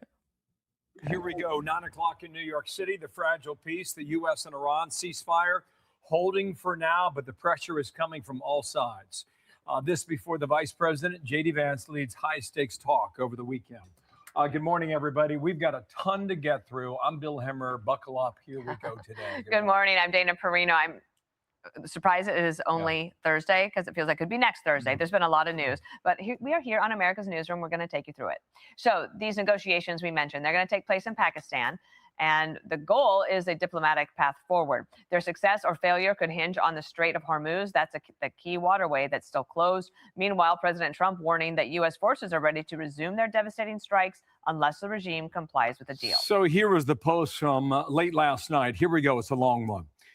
All U.S. ships, aircraft, and military personnel with additional ammunition, weaponry, and anything else that is appropriate and necessary for the lethal prosecution and destruction of an already substantially degraded enemy will remain in place in and around Iran until such time as the real agreement reached is fully complied with. If for any reason it is not, which is highly unlikely, then the shooting starts bigger and better and stronger than anyone has ever seen before. So let's get to it. Trey Ying standing by in Tel Aviv. Let's check in at the White House first. That's Peter Doocy's spot. Hi, Peter. Dana, good morning. One of the first things that made officials here suspicious of that first Iranian peace proposal was that to folks in the West Wing, it looked like something churned out by AI. The first 10-point proposal was something that was submitted, and we think, frankly, was probably written by ChatGPT, that was submitted to Steve Witkoff and Jared Kushner. That immediately went in the garbage and was rejected. There was a second 10-point proposal that was much more reasonable. That's where we're at. Vance is now on deck for his biggest assignment as vice president so far, leading these peace talks in Pakistan Saturday. President Trump will be watching from the U.S., where he is still stewing about military allies who left us hanging during epic fury. The president writes, NATO wasn't there when we needed them, and they won't be there if we need them again. Remember Greenland, that big, poorly run piece of ice. The man NATO sent to try to keep the U.S. invested in the alliance, Mark Rutte, now talking about his private chat with the president yesterday. He is clearly disappointed with many NATO allies, and I can see his point. But at the same time, I was also able to point to the fact that the large majority of European nations has been helpful with basing, with logistics, with overflights. Some of the words that officials here are using to describe epic fury are in the past tense, like an operation that has already met its military objectives. But President Trump still is not going to pull any manpower out of the Middle East until a peace deal is reached or not. Dana? Okay, Peter, lots still up in the air. Thank you so much. And now let's go to Trey Yingsley as the latest from Tel Aviv. Hi, Trey. Yeah, Dana, good morning. We just got a new statement from CENTCOM Commander Admiral Brad Cooper, who said Iran suffered a generational defeat, adding the U.S. military achieved all of its objectives. Here's what Cooper had to say. U.S. forces have paused offensive operations in accordance with the ongoing ceasefire. However, we remain present. We remain vigilant, and we remain ready if called. We remain vigilant, the words there from the CENTCOM commander, as we do have a new statement from Iran's president, Masoud Pezeshkian, who said the repeated aggression by the Zionist entity against Lebanon is a flagrant violation of the initial ceasefire agreement and a dangerous indicator of deceit and lack of commitment to potential accords. The coordination of these aggressions will render negotiations meaningless. Our hands will remain on the trigger, and Iran will never abandon its Lebanese brothers and sisters. Now, the Israelis yesterday conducted dozens of airstrikes against Iran's largest proxy in the region. I also just want to point out, like, when the Islamic regime says they're never going to abandon their Lebanese brothers and sisters, they're actually referring to Hezbollah. Actual Lebanese people are occupied by Hezbollah. So it's very frustrating for Lebanese people as well when people, like when the Islamic regime purposely conflates Lebanon and Hezbollah, right? It's kind of like how with us, when people refer to the Islamic regime, they're like Iran this, Iran that. It's like, no, it's the Islamic regime. We, the Iranian people, hate the Islamic regime. So I just want to make that very clear, right? And again, like even in the media, right? Even in the media where they're saying Israel's Lebanon offensive. No, Israel is not attacking Lebanon. Israel is attacking Hezbollah, which is occupying southern Lebanon. So Lebanese people, especially in other parts of the country, are actually very happy about this because they hate Hezbollah. They want Hezbollah to be destroyed. We Iranians, we want Hezbollah to be destroyed as well. But this is the same frustrating thing that like Lebanese people have to go through, right? Not as bad for them because, Lebanon is still, somewhat of a, normal government, unlike the Islamic regime. But, so here it's just, they're making it seem as if Israel is attacking Lebanon, right? And, the Lebanese people must retaliate. No, Israel is not attacking Lebanon. Israel is destroying Hezbollah. Hezbollah has been occupying Lebanon, and Lebanese people want nothing to do with Hezbollah. And in fact, for a very long time, especially before social media and the ability for people from various countries to communicate with one another, for a lot of times, Lebanese people were also, did not like Iranian people because Lebanese people thought that Iranians supported their occupation because they had no idea that we Iranians have also been occupied by the Islamic regime. So the fact that it was like, Iran supports whatever, right? So, but now, especially in the last 10, 15 years, but more so, now we all realize, oh my gosh, we've all been colonized and occupied by this Islamic caliphate. But again, this is why the language and the words matter, because Israel is not attacking Lebanon. Israel is attacking Hezbollah. And Hezbollah is a terrorist proxy group that is 100% funded by the Islamic regime, which, by the way, the Islamic regime is occupying Iran. And Hezbollah, not only do they, murder, Christian Lebanese people, but they also murder Iranians. So I just want to make that very clear. This is not like a Lebanon offensive.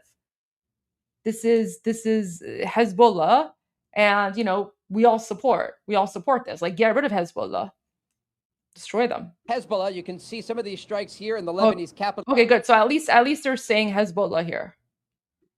And its Lebanese brothers and sisters. Now, the Israelis yesterday conducted dozens of airstrikes against Iran's largest proxy in the region, Hezbollah. You can see some of these strikes. Ugh, see?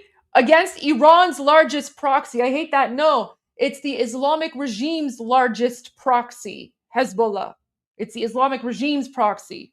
It's not Iran's proxy. But there you go. It is what it is. Here in the Lebanese capital of Beirut, specifically the Dakhya neighborhood, the IDF says they took out a top Hezbollah official identified as the personal secretary to Hezbollah's Secretary General Naim Qassem. Israel's Prime Minister Benjamin Netanyahu saying this yesterday about the operation's goals. We have more goals to complete, and we will achieve them either by agreement or by renewing the fighting. We are prepared to return to fighting at any moment necessary. Our finger is on the trigger. Israel preparing for a variety of contingencies in the days ahead as international attention remains on the Strait of Hormuz. Yesterday, 4 different vessels were able to pass through this area. According to initial reports, these were not oil tankers, but container ships. Today, there are questions about how many vessels will be able to get through, as Vice President J.D. Vance issued a new warning last night to the Iranian regime. I encourage the Iranians to come to the table seriously. We've seen some signs that they're going to do that. We've seen some signs of bravado. Fundamentally, we're in a good spot. They're reopening the straits. We have a ceasefire. And frankly, if they break their end of the bargain, then they're going to see some serious consequences. The vice president speaking very clearly there about the negotiations that are set to take place this weekend in Islamabad, Pakistan. He'll be joined by special envoys Steve Witkoff and Jared Kushner. Bill, Dana. Trey Yings, thank you. And now let's get to Bill over at the board. Okay, we're going to explain a few things, Dana. I want our audience to think about 4 or 5 things on this first map here. Number 1, the country of Oman, and then UAE, and then Iran over here. And in between this area is the Strait of Hormuz. Okay, so that's the balance that we look at right now. This is what we believed happened in the Strait of Hormuz over the past 24 hours, April 7th to April 8th. Today's the 9th of April. I count 10, maybe 11 cargo ships and tankers that have gone through the Strait of Hormuz. And what you see in green are those entering the Strait of Hormuz. What you see in yellow is those exiting. On a normal day, before this war started, some 40 days ago, you would have 100 ocean liners going through the Strait of Hormuz. Remember, 24-hour period, it's 9, maybe 10 over that 2-day period, April 7 and April 8, all right? Here is the old track, all right, from the Gulf of Oman, right, off the coast of Oman. Iran is over here, and then in turn, the tankers would come this way as well. What Iran is doing right now is they're diverting these ships to come closer to its shoreline. We talk a lot about these islands that Iran has, that owns right now. That's like Larak Island. This is Kamesh over here, a larger island. So what the Iranians are doing is they're diverting traffic this way so they can hopefully, they believe, at least they say it publicly, collect that toll in either cryptocurrency or Chinese yuan. That's the strategy on behalf of the Iranians today. We're going to watch that throughout the day and see whether or not that traffic picks up April 9th, April 10th into the weekend when J.D. Vance and others are in Islamabad. This is what the Israelis did in the meantime. And this is a really good question as to what the Israelis thought this ceasefire was all about, what the Iranians thought it was about, and what the U.S. thought it was about. Everything you see in blue is a strike that the Israelis hit with this Hezbollah targets on the ground in Lebanon. By some reporting now, they went after 100 targets in a 24-hour period. Be sure to like and subscribe for all the Fox News latest on YouTube and catch full shows streaming now on Fox 1. Okay, so there we go. We're next going to go to Mark Levin. Wait, let me share my screen here. So this doesn't have like, it's not like directly related to the Iranian Revolution, but it kind of is. It kind of is, right? Because he's really like here, he's calling out like the growing fake influence of new media, podcasting, and online personalities. You know, like all the people that are like attacking President Trump, the people that are like, you know, defending the Islamic regime. Because, you know, I really do believe that the situation happening with Iran versus the Islamic regime right now, it has exposed a lot of people. It has exposed a lot of people, and it's left a lot of people, you know, scratching their heads and wondering what is going on. Why are certain people, you know, taking the side of the Islamic regime over the United States? And the Iran situation has really, really like shown people's true colors. So, not directly related, but it also is, because, you know, for the last 103 days, Armin and I have been, you know, working very, very hard to counter the disinformation and misinformation that's out there. So we're going to watch this. It's about 26 minutes long. I'm going to take a short break, but I'm going to be watching as well, and I'll be watching the chat. So yeah, let's watch this, and I'll be back soon. Lost it. Now, he may have lost it for a lot of reasons. Right. Money. What's happened to Tucker? He's lost it. Now, he may have lost it for a lot of reasons. Money, foreign influence. Maybe he is just a psychopath, in my view. He's attacked MAGA. He's attacked Christians. He's attacked Jews. He's attacked the whole value system of Judeo-Christian beliefs. He's promoting Sharia. He promotes Putin. He's endlessly trashing our military, our war efforts, our right to self-defense. Our history is colonialist. He brings on guests who basically reinforce the views of the enemy. Guys like Fuentes, who's out there, who is a rambling, incessant, racist, bigot, Jew hater, Christian hater, America hater.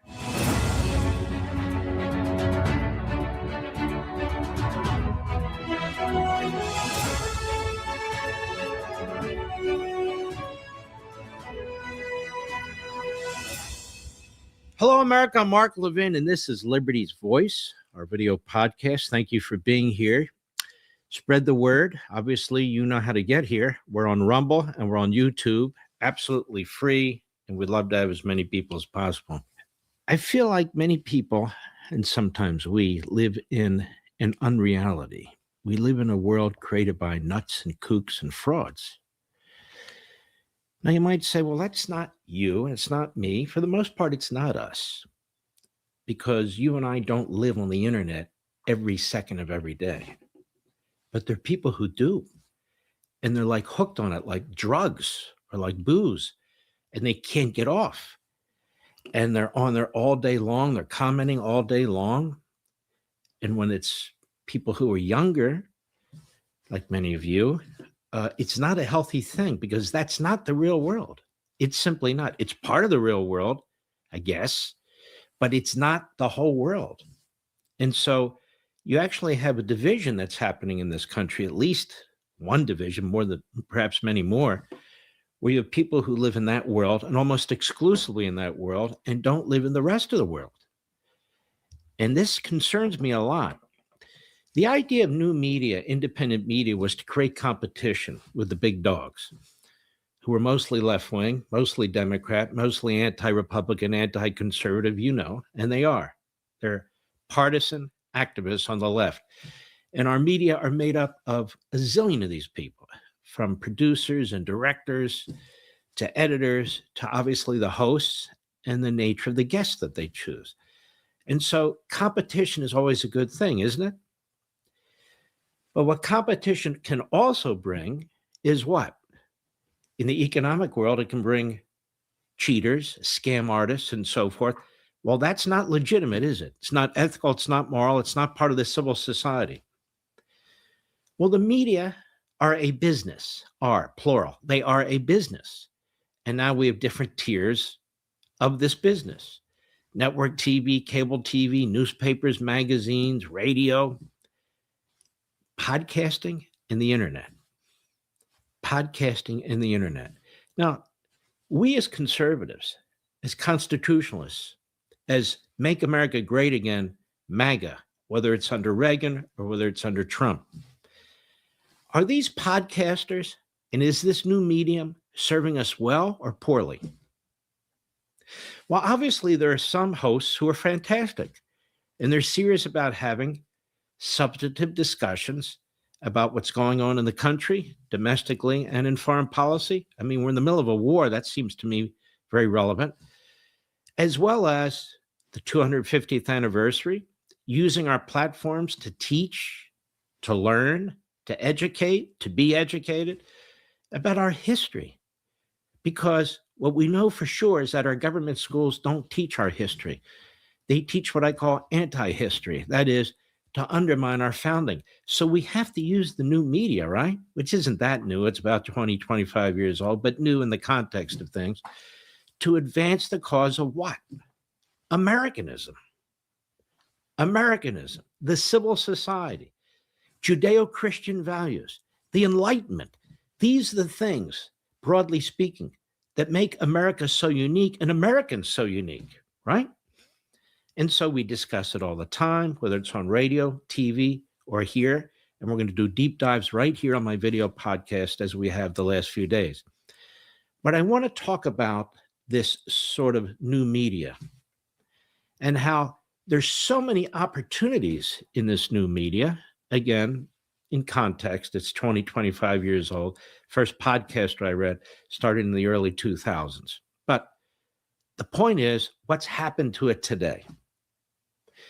It is so free and it's so open that basically anybody can be a podcaster. Well, that's kind of cool because you can make a decision on who you're going to listen to, right? Right. But there are people out there who use the platform in very deceptive, sabotorial, evil ways. And it's happening right now. Look at this headline from Politico. Vile on every level, Tucker Carlson rips Donald Trump over Easter Sunday F-word post. Tucker Carlson criticizes Trump's expletive-fueled Easter message threatening Iran. Who do you think you are? And so he goes on attacking Trump. Now, this is the latest in a series of obviously planned and strategic attacks on the president. He's attacked MAGA. He's attacked Christians. He's attacked Jews. He's attacked the whole value system of Judeo-Christian beliefs. He's promoting Sharia. He's promoting Islam. He promotes Putin. And by the way, he's not the only one. There are others. Then you have guys like Fuentes, who's out there, who is a rambling, incessant, racist, bigot, Jew hater, Christian hater, America hater. And he's now rooting for Iran to win the war against our military, against our country. A regime, not a people, a regime that is a police state against its people, has killed thousands of Americans. He's rooting for them. He also says MAGA should die. He also trashes the president, says he's going to vote Democrat, that we should all vote Democrat. And when the Democrats win, he says he's going to leave the country. And all he does is spew this stuff on and on and on, drops the curse words, the F-bombs, attacks Jews. He uses Saul Alinsky tactics, focusing in on individuals to try and destroy them and so forth. So if you're not a person that has big platforms like me and you're targeted by these people, you're destroyed by these people. And they do that to send a message. Don't you dare challenge me. Don't you dare question me. Don't you dare criticize me. For all the talk of freedom of speech on the internet, that takes place. It's intimidation and threats. And when they get big enough platforms, that's what they do. And there's so many others. Look at this guy Bannon. This guy Bannon confessed to a felony, not any felony, a horrible felony of stealing money from you, Mr. and Mrs. America. He asked you to send him money to build a southern wall. Well, did he build a southern wall? Is that what he did? No. And then he's out there proselytizing about what truth is, what people should believe, who's good, who's bad, who's unprincipled, and so forth and so on. What do these people all have in common? And they're not alone. You have Megyn Kelly out there who's just trashing people left and right, except not like Candace Owens, who she feels she has to protect. And Candace Owens is one of the biggest human cancers on the body politic out there in the new media. And I can go down the whole list. That's not my point. My point is what's going on here. And this is being not just facilitated by, but motivated by, promoted by the media. Why would the media promote these people? Why would the media promote these spats? Why would the media stir the pot when it comes to these people with these marquee headlines? Why are they even following them? Well, let me read something to you that I just put on social media here, because I've been thinking about this, and I entitled this Sick and Getting Sicker: The Fake Influencers and Their Left-Wing Media Enablers. You know, 7% of my radio audience listens to podcasts. 7%. So I decided I need to come into this platform, which in many ways is a cesspool between the internet and podcasting. You really need to be discerning. There's some really good podcasters out there, but the vast majority of them are not. I wrote, the media continued to propagandize for Tucker Carlson and his ilk by claiming they are conservatives and or MAGA. They are neither. They grifted off these movements. They contributed nothing to either of them. Now, they showed up at events, but they were there to promote themselves, not the president or the future president, Donald Trump. If you're going to vote for Donald Trump, it's not because, wow, Megyn Kelly said I should vote for Donald Trump, or wow, Joe Rogan said I should vote for Donald Trump. They don't have that kind of influence. I may not have that kind of influence. Who knows?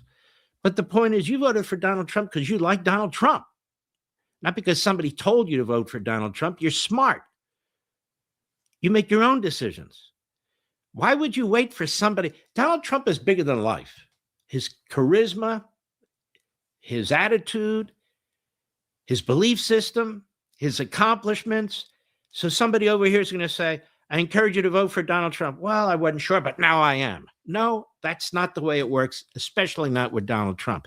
So these people are grifters. They go to UFC events, there's Donald Trump. They want to do an opening act at Madison Square Garden because there's Donald Trump. They're not drawing crowds themselves. The president is drawing the crowd. They're using him to speak to his crowd. You and me, Mr. and Mrs. America. Let me go on. So they've grifted off these movements, conservatism and MAGA. They contributed nothing to either of them. Now think about that. What have they contributed to the conservative movement? The Tea Party movement, Convention of States, the Reagan Revolution, the Trump Revolution. What have they actually contributed to the Trump Revolution? Nothing. They're on the bandwagon. They're not leading the way, are they? And when the secret texts were released in the litigation involving Tucker Carlson, which showed his true feelings about Trump, it was awful, horrendous. And it's not just him, the others. Now, you might say, well, Mark, you know, in 2016 in the primary, you backed Ted Cruz and a lot of us, but so what? It's a Republican primary. You can back whomever you want. But what did you do? What did I do when the primary was over? I immediately supported Donald Trump. And I'd been in touch with Donald Trump even when I was supporting Ted Cruz. To put it more accurately, he was in touch with me. He would call me.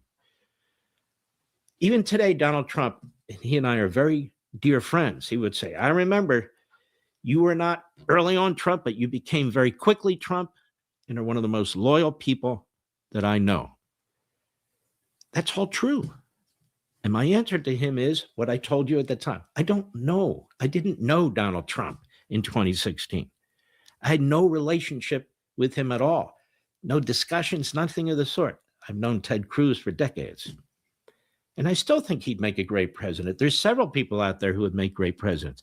But I didn't go on the anti-Trump bandwagon and start trashing Trump. As a matter of fact, the one time I announced that I was never Trump, it lasted about 18 hours because it involved one of his guys saying things about me. I thought that guy was part of the campaign.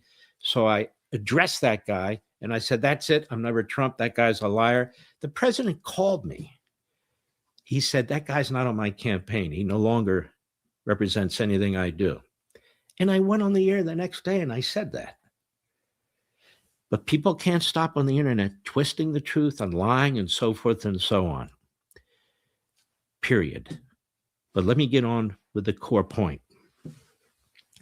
Most of these people were backbenchers or even outright failures in various media outlets, political offices like Marjorie Trader Gangrene, and comedy clubs. Joe Rogan was a comedian at first. This guy, Dave Smith, who most of you never heard of, I call him the unknown comic, very diabolical guy. They say he's a comedian. Has anybody ever heard of them? No. Some are just common Joes and Karens off the street, or maybe uncommon like Fuentes. He's got the mind of a mushroom. But most have contributed little or nothing to these movements, clung to them, held tightly onto Donald Trump's coattails, then tried to devour them with self-aggrandizing and emotionally unhinged conspiracies and daily racist diatribes. Now, each one is different in a sense, and yet they overlap in a sense, don't they? But Carlson is the most prominent among them because he earned his cred and became somewhat famous on Fox. The others came through different routes and mechanisms. And so they've taken this popularity that they've had in the past, certain among them, and they've used it for exploitation purposes. Others came through other routes and so forth. So it's a rule, but there are exceptions to the rule. And as they draw larger audiences, as podcasting and social media have skyrocketed in terms of viewers and users, they use these platforms in increasingly psychotic ways, publicly revealing deep mental and behavioral disorders. Now think about some of these people, seriously. They're not right, are they? They're not right. They lash out, which is fine, but they lash out in the most perverse way. Or they rewrite the Bible. Or they rewrite World War II. Or they bring guests on who promote Holocaust denialism. Or they bring guests on who say that Christians are better treated in the Arab world than they are in Israel. Or they attack Christian Zionists and evangelical Christians. Or they attack endlessly people who they're jealous of. Or they attack Jews. Or they attack this, or they attack that. In other words, it's almost like a mental institution in some ways. It's very bizarre. And there are no governors, meaning to the mouth. They think dropping the F-bomb and other curse words is very cool. It's attractive to younger people and so forth. And they certainly don't teach anything or convey anything profound or interesting, do they? It's like Jerry Springer on steroids, but I think I would be defaming Jerry Springer's memory if I said that. It's worse than that. For example, there's not a head shrinker around who can keep track of Tucker Carlson's multiple personalities and cognitive and emotional dissonance over the last several years. People, what's happened to Tucker? He's lost it. That's what's happened. Now, he may have lost it for a lot of reasons. Money, foreign influence. Maybe he is just a psychopath, in my view. Maybe he's just a bigot, in my view. I don't know. I can't tell you why, but I can tell you it is what you see. It is what you hear. Of course, Carlson's not alone, and it is this sickness that draws an audience of rubberneckers like an accident of every sort, rubberneckers of every sort, foreign and domestic. And more we're learning that a lot of the audience for these people are foreigners, and not just foreigners from countries that we're at war with, or that are adversaries or enemies, or countries that have a significant Muslim population, of which a certain percentage is Islamic, jihadi Islamic. And so if you're one of those, you're going to be hooked on Tucker Carlson because he's endlessly trashing our military, our war efforts, our right to self-defense. Our history is colonialist, imperialist. He brings on guests who basically reinforce the views of the enemy. And again, he's not alone. But that draws eyes, which means that draws big paychecks to this new medium of podcasting and the internet. They don't care where those eyes come from. They could care less as long as there's lots of them. And you notice they kind of turn towards communist China. And the kind of the promotion of communist China is sharing power with the United States that Carlson talks about. Not the United States is the single superpower and the country for good in the world, but communist China, which slaughters millions, which really is imperialistic, which is on the verge of invading Taiwan, which has destroyed Hong Kong and imprisoned the small d Democrats there, which is threatening Japan, threatening Australia, threatening South Korea, threatening the Philippines, threatening Vietnam. We're going to have to learn how to share power with China. And he says it repeatedly. Does he really believe it? Perhaps, but there's a big damn audience in China, isn't there? And I don't think it's an accident that state-run media in Iran, state-run media in Qatar, state-run media in Russia have all used Tucker Carlson's show to advance their own country's propaganda and brainwashing. But he's not alone.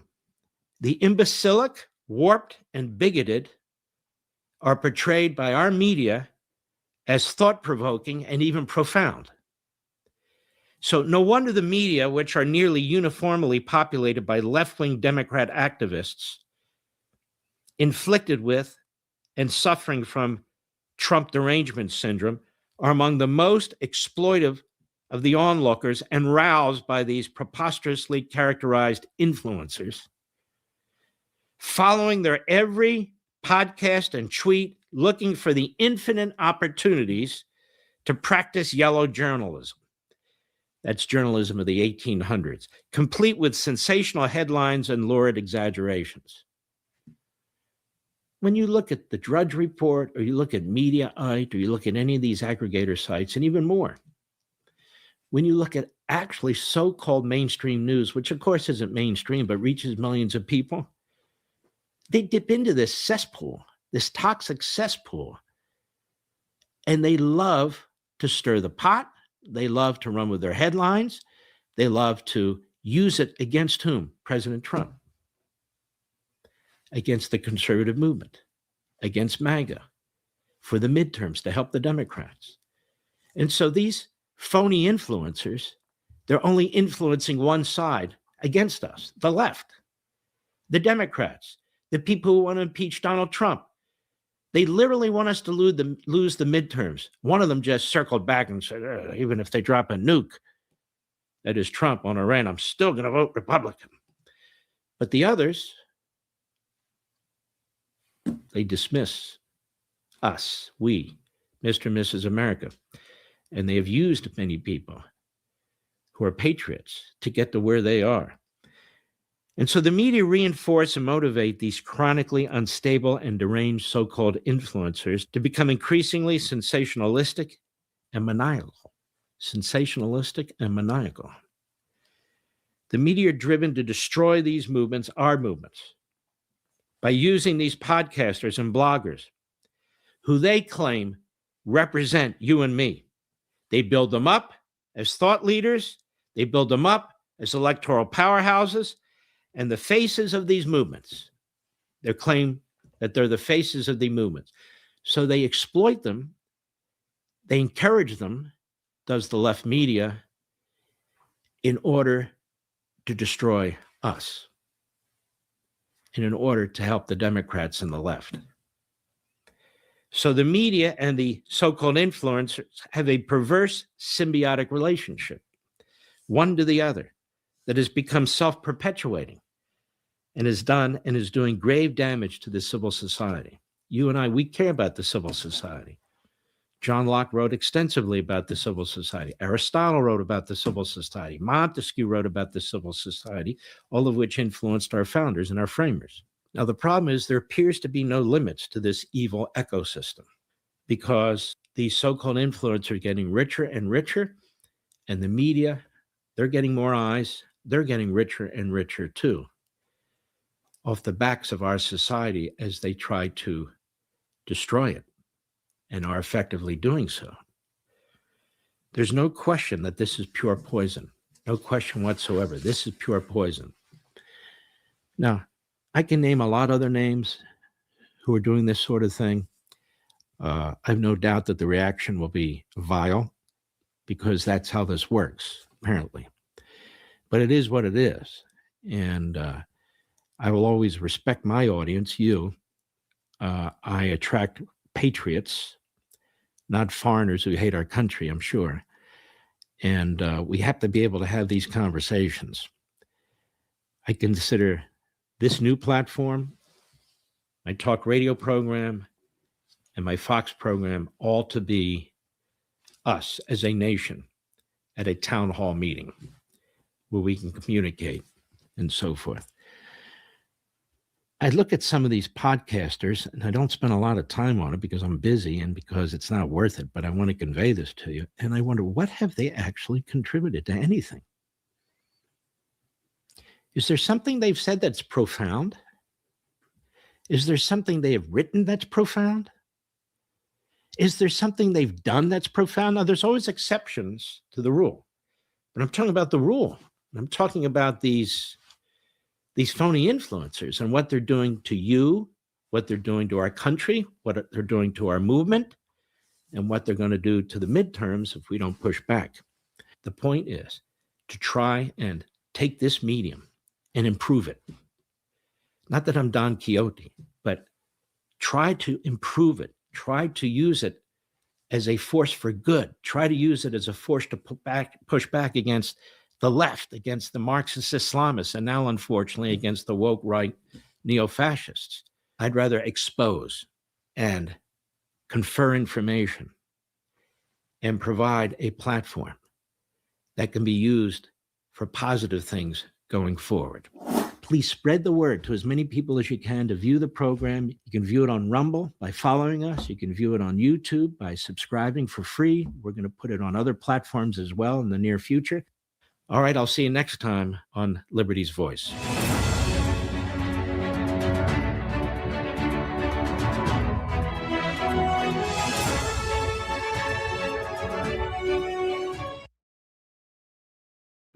I don't know about you guys, but I really enjoyed that. I thought that was I think that was very helpful, especially in helping to expose or at least explain what's going on, especially when it comes to all of the fake news and the fake narrative when it comes to Iran and the Islamic regime. Because, of course, the Iran situation has really, really exposed a lot of these grifters. And they've pretty much gone full, like anti-America. So the next one that I want to share.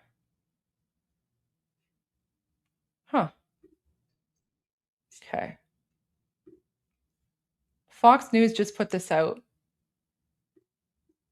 So we've now just had our second oil tanker flow through the Strait of Hormuz. Iran is hearing the United States president, no doubt. In focus now, Victoria Coates, Vice President of National Security for the Heritage Foundation, and also former Deputy National Security Advisor during President Trump's first term. So, Victoria, we're starting to see a little movement. We are far afield from what normally would be passing from that strait and how normal kind of progress would be happening at this point. But that's 2 oil tankers and another ship not carrying oil in the last little while. Your reaction?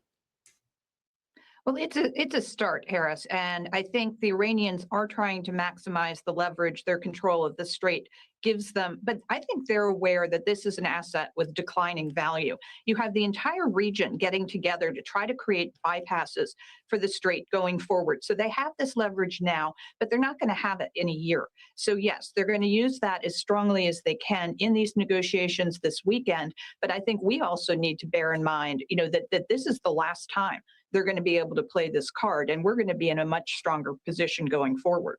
Just real quickly, because, we often will see the markets jump on this. I just want to mention it, that right now there are 187 loaded tankers that are waiting to cross the Strait of Hormuz, according to Kepler data. We learned this from our Fox Business correspondent, Lauren Simonetti. They're carrying 172 million barrels of oil and refined products like jet fuel. It will take the product about a month to hit all the refineries and move forward, according to experts at Rystad Energy. So that's really what's in play here. And as you're saying, nations are looking to pipelines like the one that Iran just hit inside Saudi Arabia yesterday, Victoria. Yes, that's the Petroline that's been moving about 7 million barrels a day east to west across the Arabian Peninsula. But the country I think we really should start talking about is Oman, because you could build pipelines through Oman and bypass the strait. And Oman has to be, I think, sick of being looped together with Iran as these kind of co-custodians of the hostage taking of the Strait of Hormuz. I mean, I think Oman might want to, they were shelled by the Iranians during Epic Fury, and maybe they would want to be more strongly lashed up with UAE, their neighbor, with Saudi Arabia, with Qatar, with Kuwait, and with Bahrain, and that group of countries then can develop this alternative architecture, leaving Iran utterly isolated. So it's interesting, the strategy that you're talking about that's going on, not even in the background, just a side-by-side with everything that Iran thinks it's accomplishing right now, which is zero. President Trump is looking to hold NATO's feet to the fire on their participation or non-so. He's floated exiting the organization. But the Wall Street Journal is reporting he's now considering a narrower plan to punish allies for not backing the United States in the Iran conflict. President Trump met with NATO's Secretary General yesterday and posted this on those allies.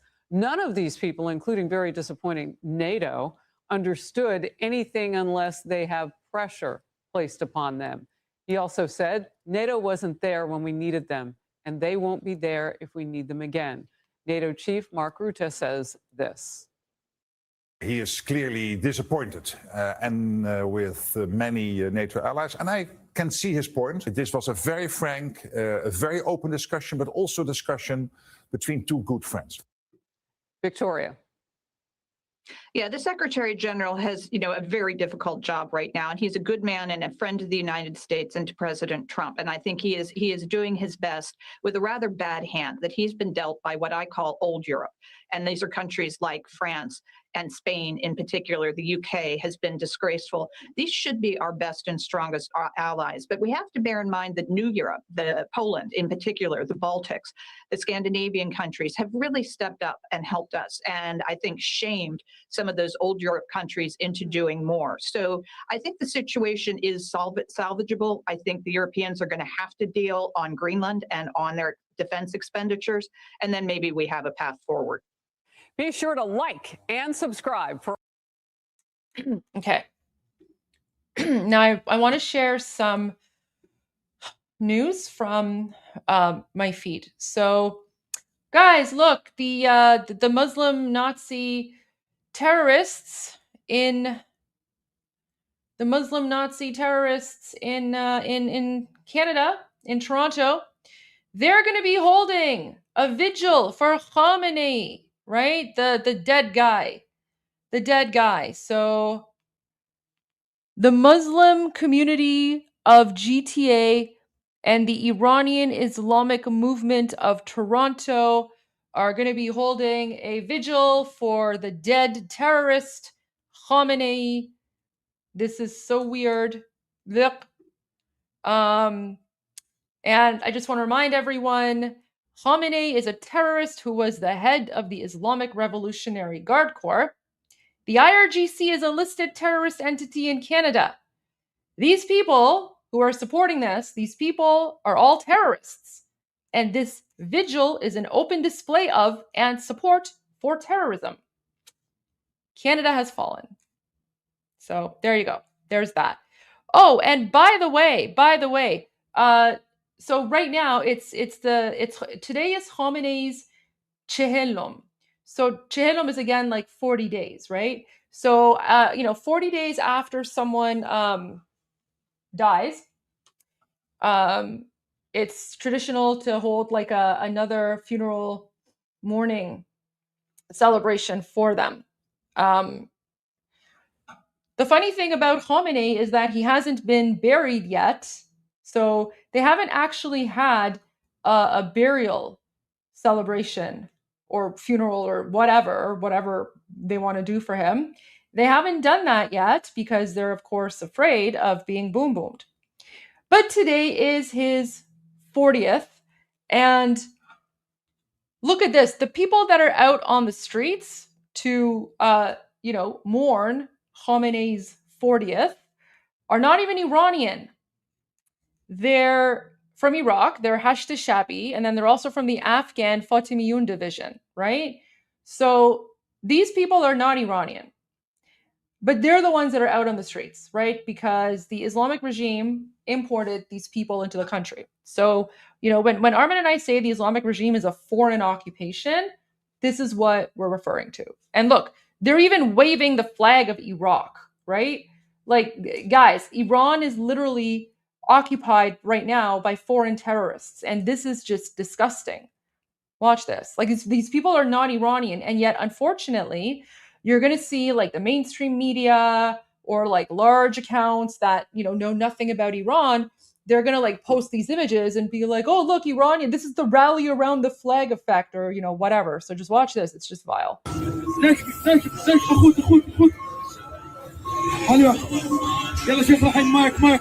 Oh my gosh, they're not even speaking Persian.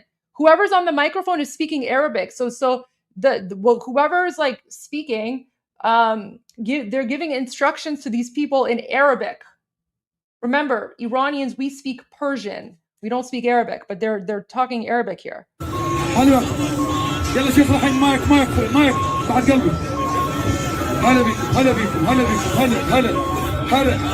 هلا بولاد الحسين هلا بولاد دار الشيخ عدنان ماجور قواك الله اقطعوا الشارع هرب العراق هذا بركات الحسين عليه السلام. Yeah, guys, this is pure Arabic. They're holding Iraqi flags and they're speaking in Arabic at Khamenei's like 40th funeral celebration or something. بركات الحسين عمي. So that was all Arabic. And then, guys, these people, these are Afghans. These are the Afghan Fatimiyun. So you can see here, they're holding the flag of Afghanistan. So again, the people that are participating in this, vigil for Khamenei are not Iranian. Iranians hate them.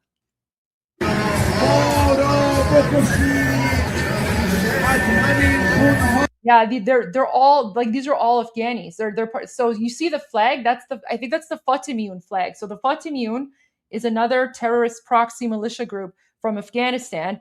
By the way, these are the same terrorists who murder Iranians, right? So the Islamic regime has brought them in to suppress the Iranian people and prevent them from rising up and overthrowing the Islamic regime.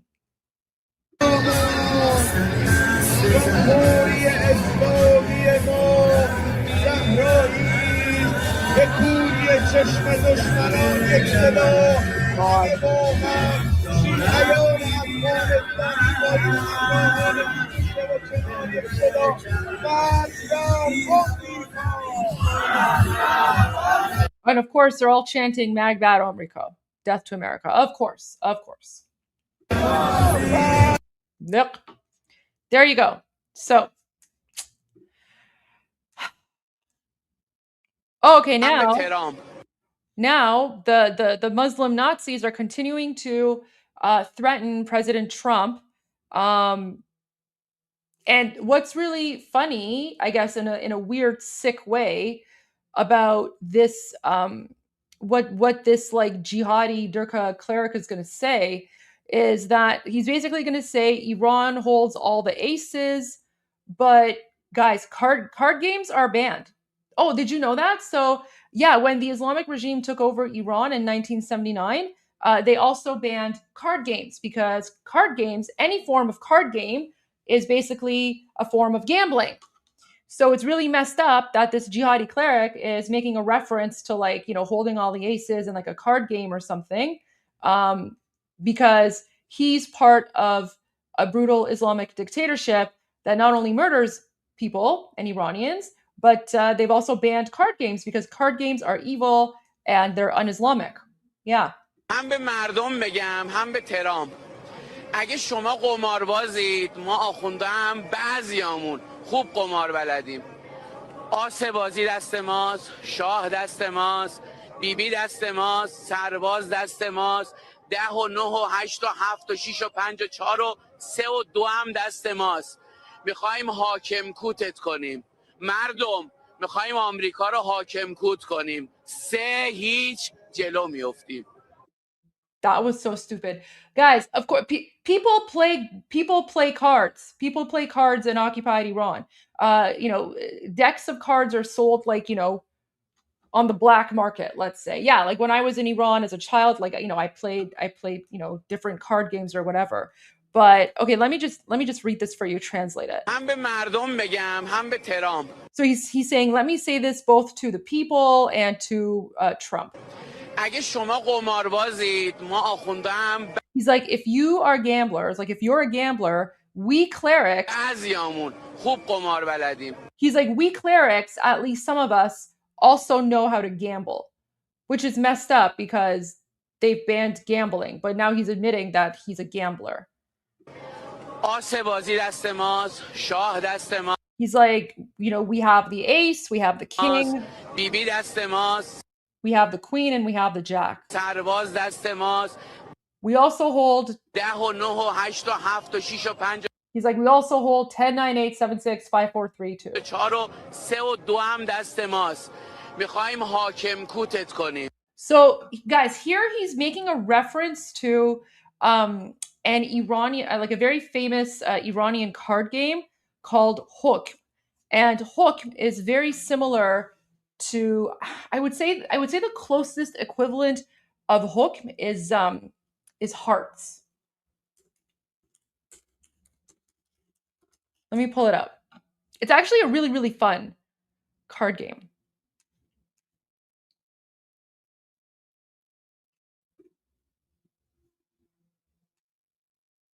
Okay.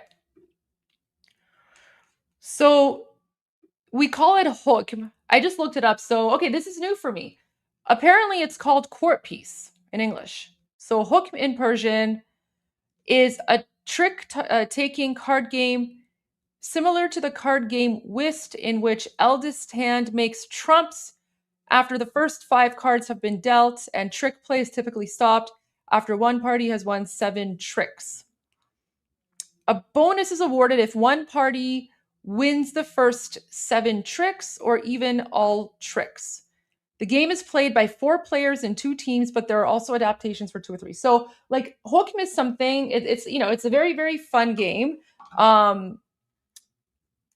And then game appears to originate from Iran or India. Basic rules.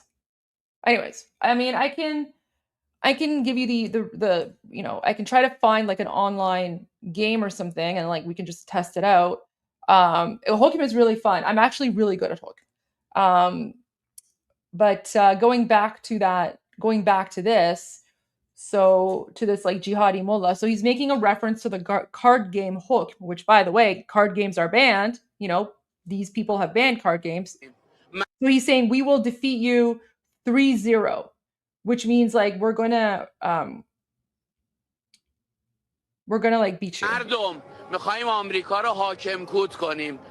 He's like, we are gonna coot you 3-0, because it basically like if you win a round and the other person doesn't get any tricks, but you're not the hakim, then you get 3 points or something. So he's like 3-0 up front. So basically just saying we have all the cards, we control the deck, and we're gonna beat you guys. Wonder if I can find an online. Let's see if I can find something.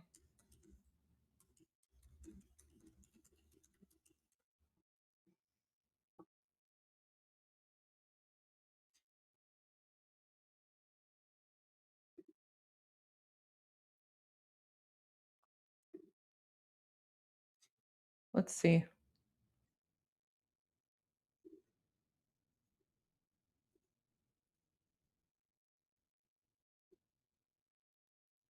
Oh, okay. Look at this.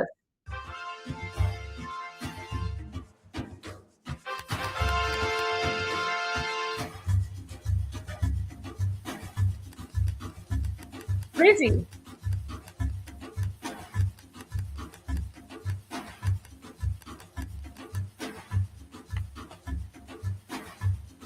I need to reorganize my cards.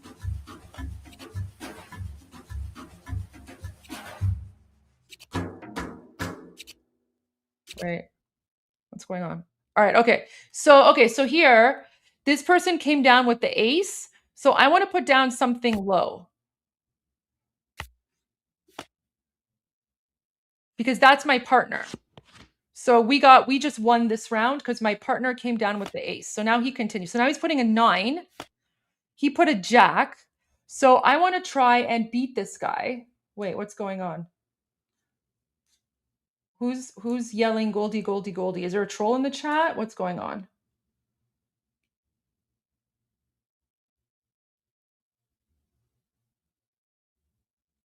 Is there a troll in the chat? Is that why you're yelling Goldie? Guys, don't just yell Goldie, Goldie. Yeah, I know. I'm gonna use ace. Oh my gosh. All the Iranians in the chat, they're so excited now. Yes, of course. Guys, I'm explaining the game to non-Iranians. So I want to try to like, so this guy, this guy here, okay? This guy is like my partner. So we're a team, and then these two people are a team. So I'm gonna put down my ace. Okay, ace. This is hook. This is the Iranian game hook. So we won that. Okay, so now that I won, it's my turn to play this round. No, it's okay, guys. I want your opinions too, especially the Iranians. Oh, you're cheering. Okay, if you're cheering. All right. Okay, guys. So, guys, give me some like options here. So I think the next hand I should probably go with the King of Hearts, right? Because the Ace of Hearts has already come down. So I should probably play the king because, yeah, exactly, the King of Hearts. Okay. See, the Iranians know. Guys, if I lose, I'm totally going to like embarrass myself in front of all the Iranians right now. So I'm going to put the king. Oh, no. Oh, no. So, okay. So see how he brought the 3 of diamonds? So 3 of diamonds is like the trump. So because he doesn't have any hearts, so he put down the 3, and then that's how they won that round. So now it's the clubs. So my partner came down with the ace, so we're going to win this round. So I'm going to put down the lowest card I have, which is a 5. Okay. Yeah, it's similar to euchre, but we use all the cards.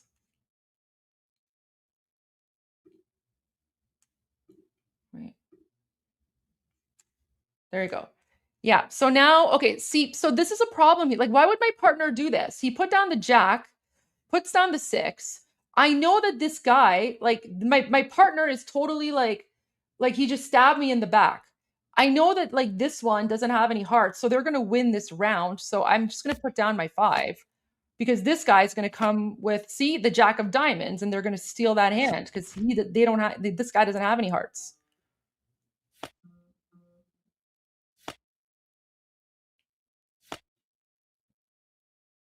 Okay, so I don't have anything higher than a king, so I'm going to put down my 9. Oh, man.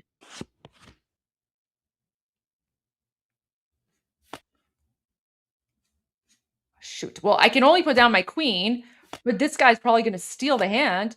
See, because he had the king. My partner totally stabbed me in the back here. Oh, oh, yes, guys, I have the jack. Okay, okay, okay, okay. Whew. Oh my gosh. Okay, okay. What do I do? What do I do? What should I put down?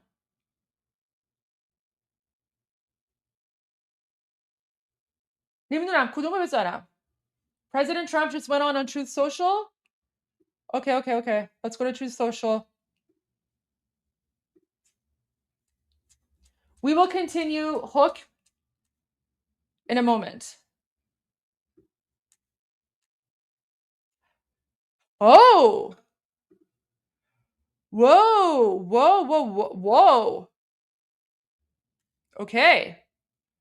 Nothing to do with Iran Revolution Live, but this is it. Guys, we literally just watched that video by Mark Levin calling out all these people. And now President Trump is just doing the same. Wow, look at this. Okay, so he says, I know why Tucker Carlson, Megyn Kelly, Candace Owens, and Alex Jones have all been fighting me for years, especially by the fact that they think it is wonderful for Iran, the #1 state sponsor of terror, to have a nuclear weapon, because they have one thing in common: low IQs. They're stupid people. They know it. Their families know it. And everyone else knows it too. Oh, he's calling them out. Whoa, whoa, whoa, whoa. Tucker Carlson, Megyn Kelly, Candace Owens, and Alex Jones. Oh, look at their past. Look at their record. They don't have what it takes, and they never did. They've all been thrown off television, lost their shows, and aren't even invited on TV because nobody cares about them. They're nut jobs, troublemakers, and will say anything necessary for some free and cheap publicity. Now they think they get some clicks because they have third-rate podcasts, but nobody's talking about them, and their views are the opposite of MAGA, or I wouldn't have won the presidential election in a landslide. MAGA agrees with me and just gave CNN 100% approval rating of Trump. Not hand-flailing fools like Tucker Carlson, who couldn't even finish college.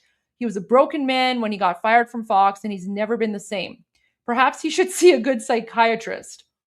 Ooh, or Megyn Kelly, who nastily asked me the now famous only Rosie O'Donnell question, or crazy Candace Owens, who accuses the highly respected First Lady of France of being a man when she is not, and will hopefully win lots of money in the ongoing lawsuit. Actually, to me, the First Lady of France is a far more beautiful woman than Candace. In fact, it's not even close. Or bankrupt Alex Jones, who says some of the dumbest things and lost his entire fortune, as he should have, for his horrendous attack on the families of the Sandy Hook shooting victims, ridiculously claiming it was a hoax.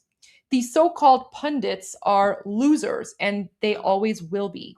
Now, fake news CNN, the failing New York Times, and all of the other radical left news organizations are hailing them and giving them positive press for the first time in their lives. They're not MAGA. They're losers just trying to latch on to MAGA. As president, I could get them on my side anytime I want to, but when they call, I don't return their calls because I'm too busy on world and country affairs. And after a few times, they go nasty, just like Marjorie Trader Brown. But I no longer care about that stuff. I only care about doing right for the country. MAGA is about winning and strength in not allowing Iran to have nuclear weapons. MAGA is about making America great again, and these people have no idea how to do that. But I do, because the United States is now the hottest country anywhere in the world. Whoa. Whoa, guys. that was like perfect timing because we just played like that podcast by Mark Levin. Wow. Wasn't that amazing timing? We just finished watching that podcast by Mark Levin, and now President Trump. Wow, thanks for sharing that. All right, okay. Let's go back to our card game. Are you guys starting to so this is the card game. Okay, so wait, which card should I play? Guys, this is crucial. We need to win 3 more hands.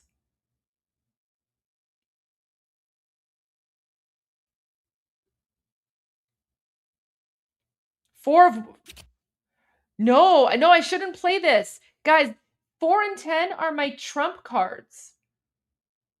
I don't want to play my trump cards because what if I need them? 10 of spades? No, because I think, isn't the jack of spades still there? 5. Should I do the 5? Go low? 10? Okay, wait, let me do a poll. See, now we can do a poll here. It's going to be fun. Okay. 5 spades. 10 of spades. Okay, wait, let me just change the position here. Okay.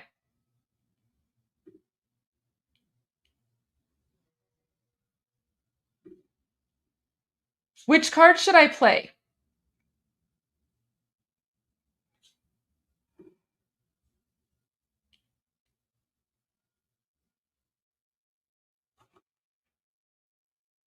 Five or 10?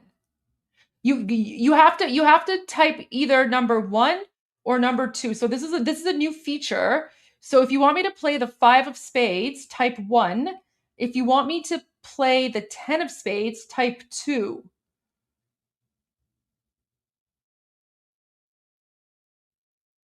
Five or 6 doesn't matter. 5 or 6 is irrelevant because they're right beside each other. So if I play 5 or 6, the outcome would be irrelevant. Okay. Iranian. Okay, let me ask the Iranians now, because everyone's saying 5, but Iranian, Megyn, what should I play? The most of the Iranians are saying to play 10.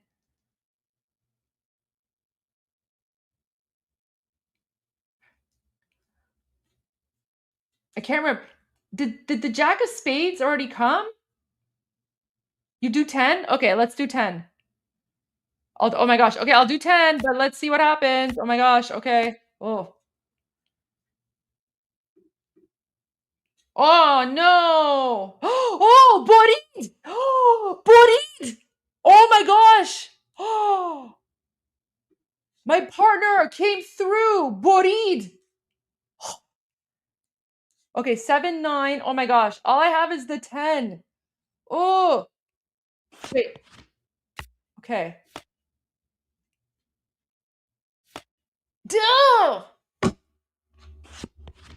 Yadam Raf. They already had the ace. Okay. Oh my gosh. I think we're gonna lose. Oh, yes, Borid. Okay, guys. So here's a strategy now. So because I already know my partner is gonna win this round, and I don't have a club, so I can just play a random card. So I can just play like my 5 here because we've already won. Okay, we need one more hand. We need one more hand to win. Oh man. We won! Oh my gosh. Okay, we won. Oh my gosh, we won. Okay. So this is hooked, guys. Whew. Okay, so now it's my partner's turn. Okay, so my partner picked diamond. Oh, nice. Oh, I don't have too many. Right. Okay. So he came down low. He came down with the 2. Oh, you guys want the link? Sure. I literally Googled it online because I wanted to show like basic. Oh, so guys, for everyone who's tuning in, this was the jihadi mullah was making a reference to hook, and then I was like, well, it might just be easier for me to just, you know, share the game of hook, so that you guys. Okay, so wait, 2-5. Yeah, I guess I should play the ace here. I'll play the ace. The ace, right? What?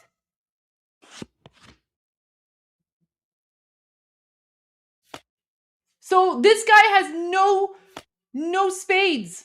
He took my ace. Oh my gosh. So I have to play my 2 because they've already won the hand.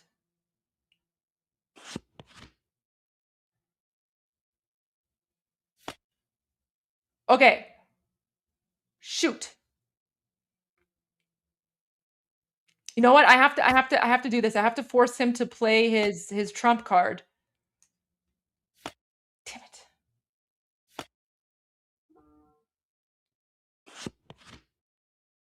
I should have gone low.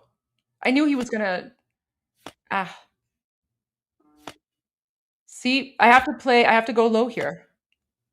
Because I can't beat that.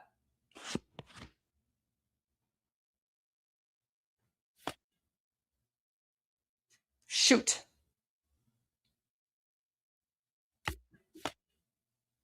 Perkut nashim. Oh my god, I get kut beshim chi. Oh, thank God. Okay, thank God. Kut nashodim. Oh my gosh. So if this team won without us getting a single trick, then they would get 2 points instead of 1. That would be called a kut.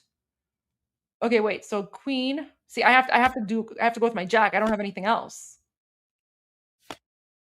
Damn it.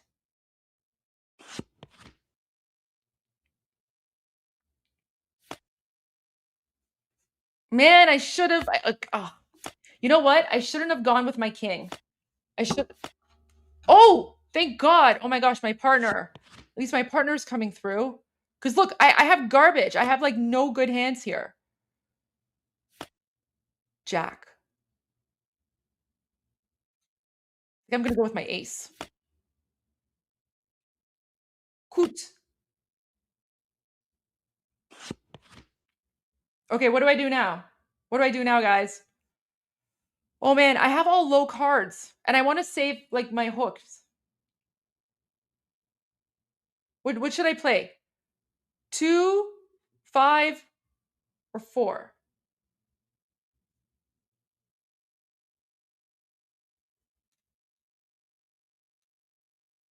The 5 of spades? The 4 of clubs? The 2? I don't know, man.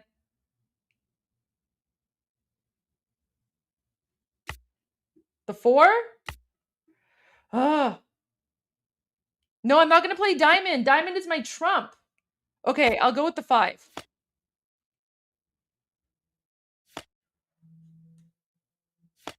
Yes! Oh my gosh! Oh!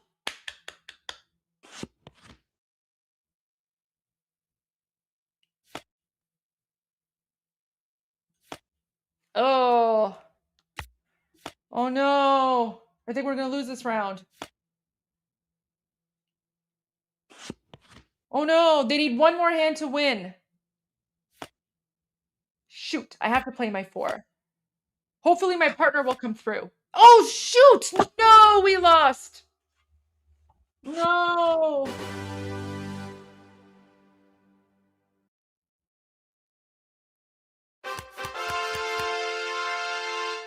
Okay. Okay, so now the trump card is clubs.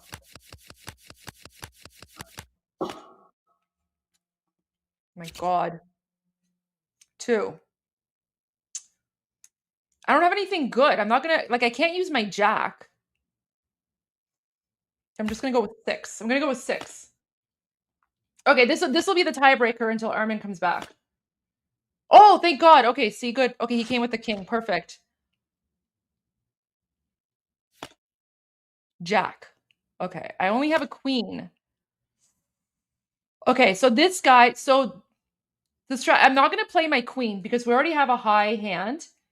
We're already winning this round. And if he has a king or an ace, then we've lost it already. So I'm going to go low. See, so he had the king. There's still an ace out there, so I have to keep an eye on my queen. Okay, so oh good. Look at that. So I can go even lower now. Yay!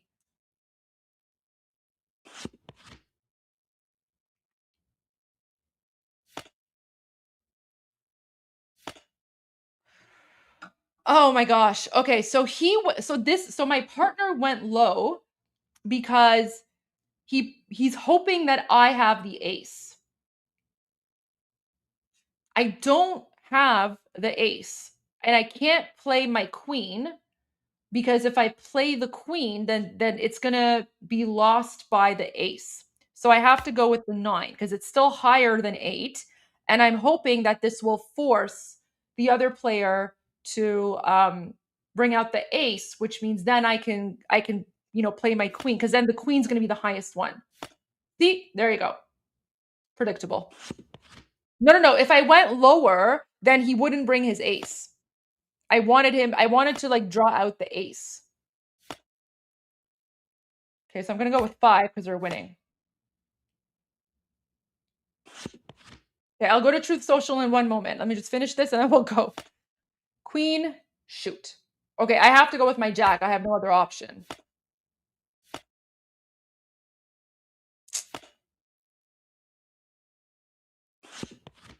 I don't have good cards. This game is rigged. 10. Okay, see, now I can bring my queen because I know there's nothing higher. Yes. Amazing. Okay, so my partner doesn't have any more diamond left, okay?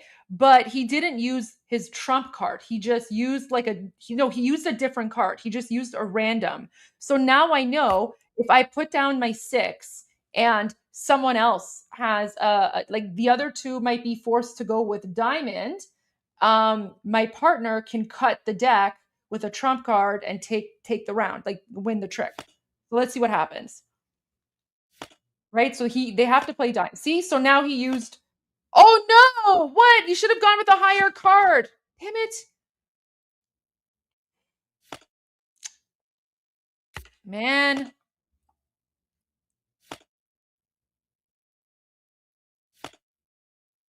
Oh my gosh. If they have the ace, we're done. Whoever has the ace and king.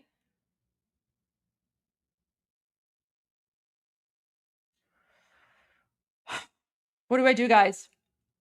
What do I do? 3, 6, or 10? 6? 3, 6?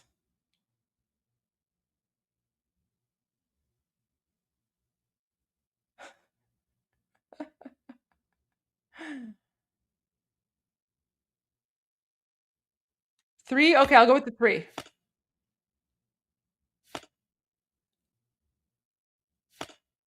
Dude, no, we lost.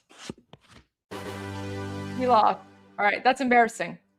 Okay, but there you go. So that's the card game hook.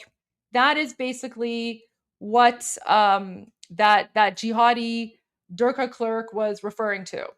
So we haven't lost. It's basically the first to 7. It's the first to 7. Okay. So, President Trump. There are reports that Iran is charging fees to tankers going through the Hormuz Strait. They better not be, and if they are, they better stop now. Okay, there you go. Hello, Armin. Welcome back. Hello. Oh, you? I'm doing great. Just a new President Trump post.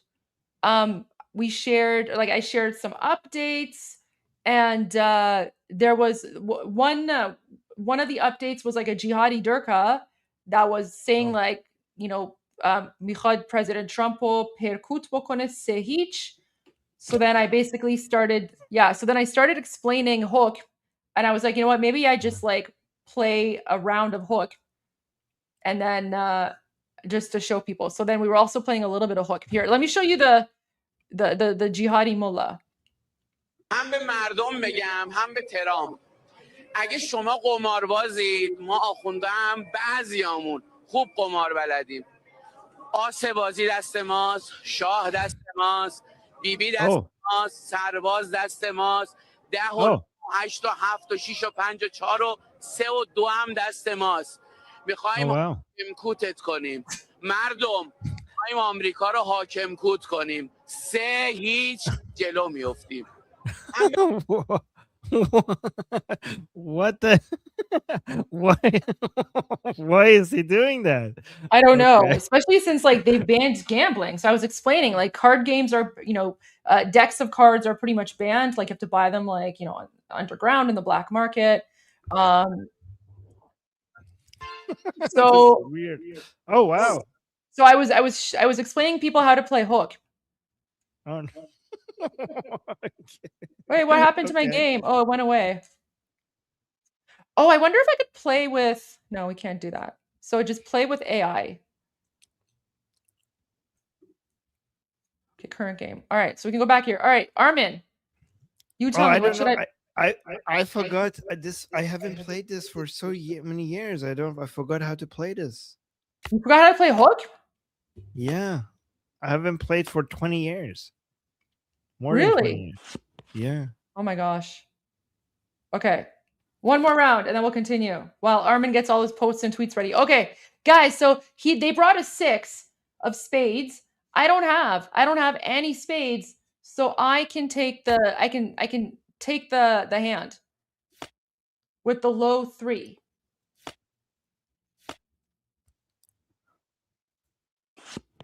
Okay. So I don't know what to go with, guys. What do I go with now? I don't have any good cards. I'm just going to go low. Should I just go with the 2 of diamonds?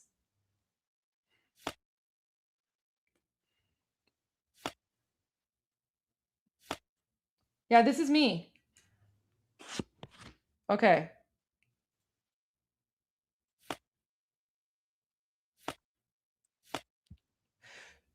Oh, so they broke it with the 6. So this guy doesn't have spades, so I'm going to take it with the 10. Okay. I'm going to go with the 3. I don't have good cards. Okay, good. So at least we won this round with the king. Ooh, maybe he has the queen. King of spades. 7. Oh, man. See, I can't play my 5 to try and take the hand, so I'm just going to play something low because I want to keep my 5 for something that I can actually win.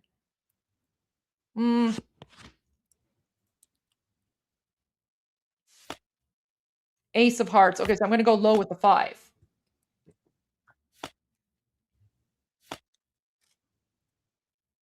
So this is the card game that the jihadi mullah was talking about and how like they're going to beat Trump. Which, by the way, is illegal. Oh, man, we're going to lose this round, too. I don't have any good cards. What is this? This game is rigged. I'm telling you, this game is rigged. It's totally rigged. We're going to lose. It's rigged. Look. These people have all the good hands. It's totally rigged. Like, what is this? Sure. Maskhara bazi. Look, I don't even have... I only have the 5. I can't even go higher than the 5. Which means they won. It's rigged. I'm done. Nope, I'm done. This game is rigged. Don't ever play it. Rage quit. Okay. Welcome back, Armin. Thank you. All right, let's go to your updates. Okay. So in the middle of all of this, an IRGC officer decided to seek it. I don't know if you know. Okay. Yeah, talk about it. Okay, so guys, I don't know if you know what Sire is. Yep. It's basically Shia prostitution. And I'm not exaggerating. Is Shia approved prostitution, Islamic prostitution. So you might think I'm here. Let me actually look at the caption by Iran International. It's saying a video published on social media shows a law enforcement officer in, where is this? What? I don't know where this place is. Savod Jablanc performing a one month temporary marriage or sighe. Basically, guys, okay, tell me if I'm exaggerating, okay? What it means is that you pay her some money, then you have, what do you call sex, girl? Conjugal relations. Okay, whatever Goldie said, you have that as many times as you can in that period of time, and then you go on your way, right? And then they call it sighe. It's Shia. Okay, yeah, okay. I mean, okay, right. And so let me show. So, and it's completely Islamic, guys. Is that not prostitution? That's prostitution. The other thing as well is that these these temporary marriages can also be as short as 1 hour. Yeah. So or you 2 could- minutes if you want to. Yeah, You like can pick have- whatever. Yeah, 2 minutes, whatever. What if she Guys, gets these are not wives. No, wives are limited. These are unlimited. Okay, so you could only have 4 wives. Yeah. These but are you can have- concubines. No, Sort of, no, like the concubines closest are thing would be captured. like, yeah, I guess. I don't know. No, concubine are the ones who you don't pay your concubine because you own them, their property, right? You pay these women. Yeah. So that's different. Yeah. So You and guys- concubine is not consensual. This is consensual. Guys, someone was asking, so do they get a fake divorce? No, they don't get a fake divorce because it's time limited. So basically, It's time limit. yeah, they're married for a certain amount of time, and then after the time is up, it's just automatically done. Yeah. It just expires. Automatic divorce. You don't need Yeah. you don't need to divorce her because she's not your wife. Yeah. She's your She's the sighe. sighe. So yeah, so let's watch this. Yeah. بنده وکالت میدید با اجازه پدر شما رو به عقد برادر عزیزم محمد عباسی. Oh, he forgot his name. So he's saying he's asking the permission of the father of this girl to give this girl to this person for با مهریه یک سکه تمام بهار آزادی برای یک ماه در بیاورم. So what for 1 month? Would you give me permission to, basically get you together for 1 In month? exchange for like a gold coin. Yeah, gold coin. Yeah. عروس خانم عروس. مشیبه محترمه حالی She like bride. Like how are you a bride? Of 1 month?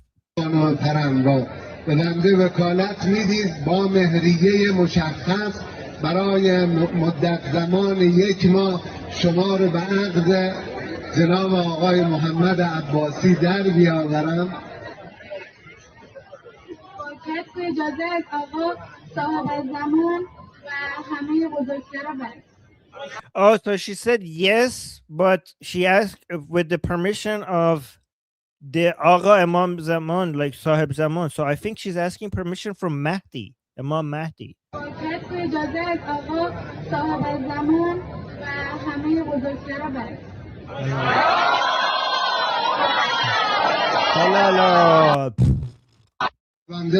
Okay, so that was the salawat thing. So yeah, so he's going to have his way with her for 1 month, and then after that it will be over, automatically over. Yeah, and it's basically like legalized prostitution under Islamic law. Yes. 'Cause And guys, you could have unlimited. So guys, wives are limited to 4, but concubines or sex slaves and sighes, which are 2 different things, by the way, they're unlimited. You could have as many as you want. Only the wives are limited to 4. Oh, people are Yeah. asking what happens if she has any babies. They're just called Sire babies. I don't know. Yeah, but yeah, you're right, Sire baby. Yeah, what happens if there's a baby? Then it's a baby. Like you, okay. So the father has to, I think, provide for the baby. Yeah. Okay. Yeah. Look. Well- So messed up. Okay. You know So- what's messed up? So, like, legalize. So, halal prostitution. This is allowed. This is allowed. You can see, like, Yes. the mullahs, the clerics are doing this. Okay, so this is allowed in the Islamic regime, right? Legalized prostitution, no problem, 100% okay. However, having a boyfriend or having a girlfriend and having conjugal relations outside of marriage, that's banned, and you can get 100 lashes for that, right? And in the beginning they would even like stone women to death for adultery.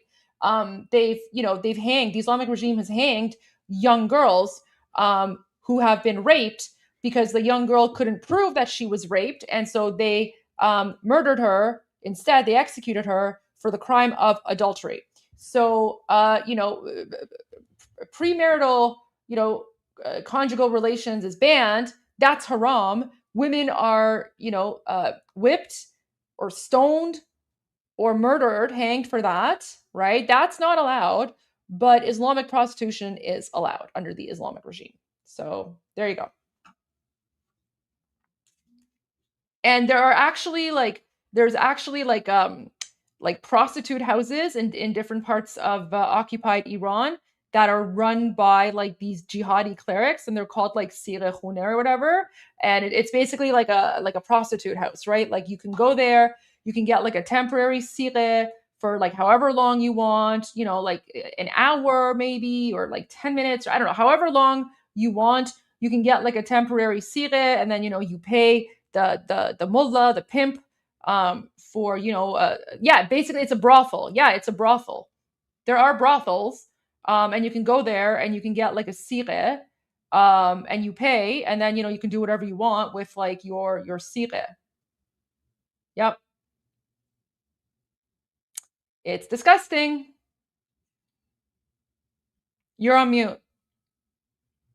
Oh, I said yeah, and the girls can get as young as 9, and the younger it gets, the more expensive it gets.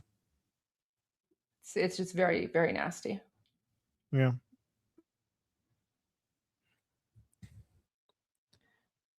In fact, there was a video of this mullah. Oh my God, there was like, I wish I had it here.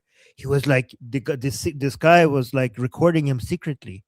He was like, "What do you want? I have 14, I have 12, I have 9. You could go from the front, you could go from the back. Everything is allowed. I have white. I have some of them who are really, really white, and all that crap." Wow. Yeah. There's a new post by King Reza Pahlavi. I already shared it earlier when you were away, but I just sent you the link in the studio chat so you can share it again and read that. Okay.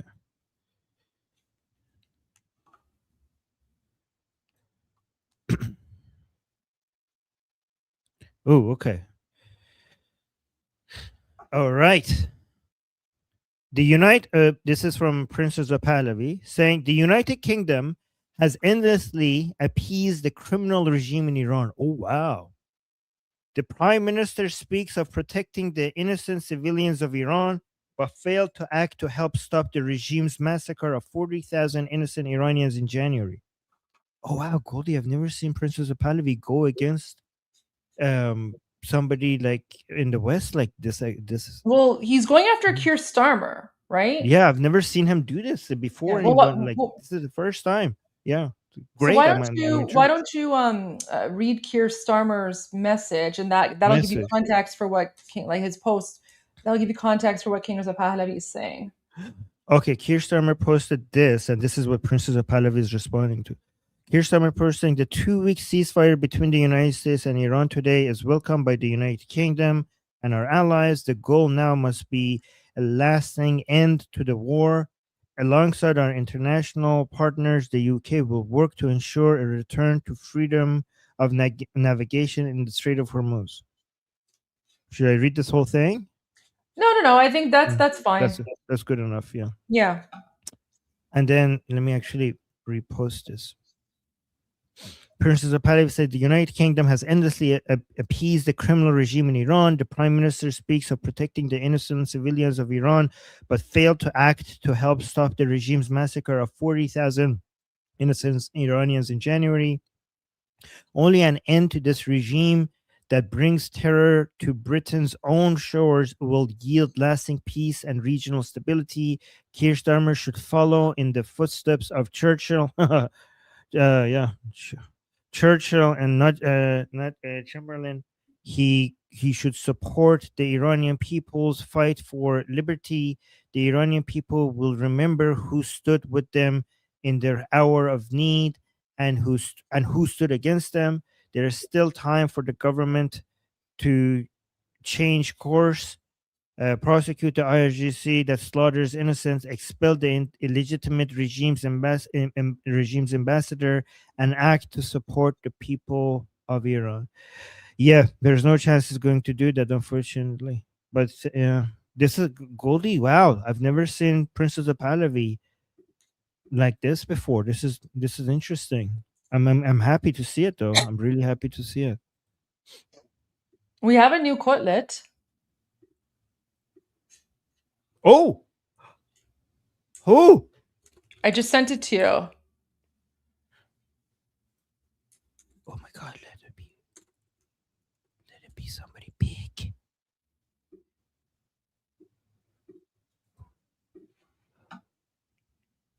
Wait, Sayed Kamal. Wait, when is this?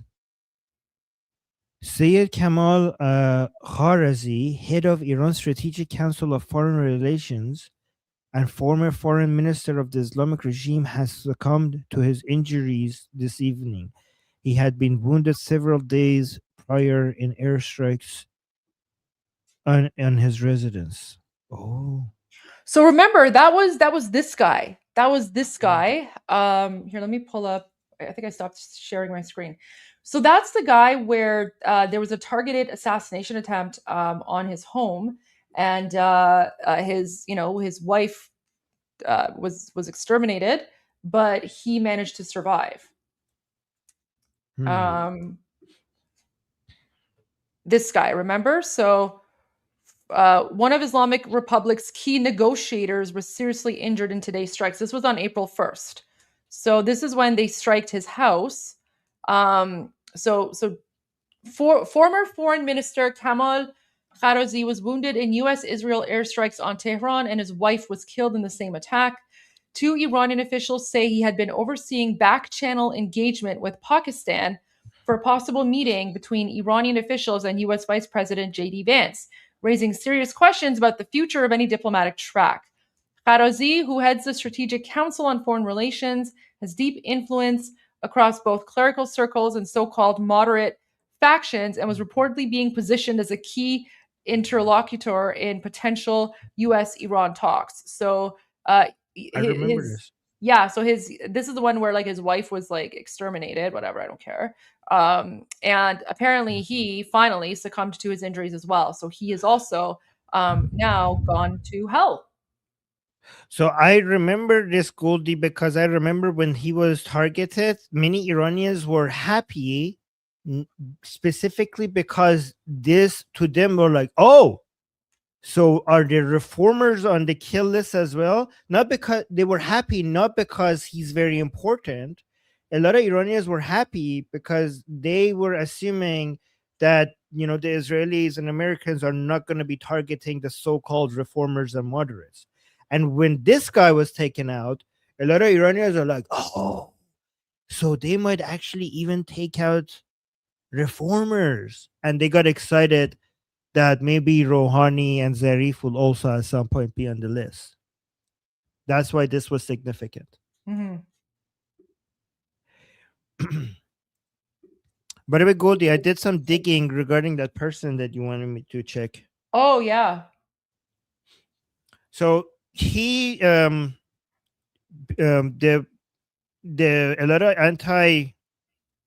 lot of monarchists don't trust him.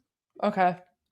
Because he has been saying things that seems to be opposition, like anti-regime, However, because he has never said anything about in support of Princess of Pahlavi, Yeah. but also because he has been successful in an academic career within the Islamic Republic, state-sanctioned institutions, so Then- many monarchists view him as with deep suspicion.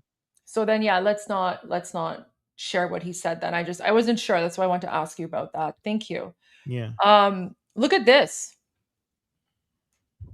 Ghalibaf put this out. Time is running out with like. Oh my god. Okay. Okay. Wait. Like, I don't know how, like, if I was like, I don't know, JD Vance or, Kushner or Witkoff, and I'm looking at this, I'm like, what? Like, do you think you're in charge here?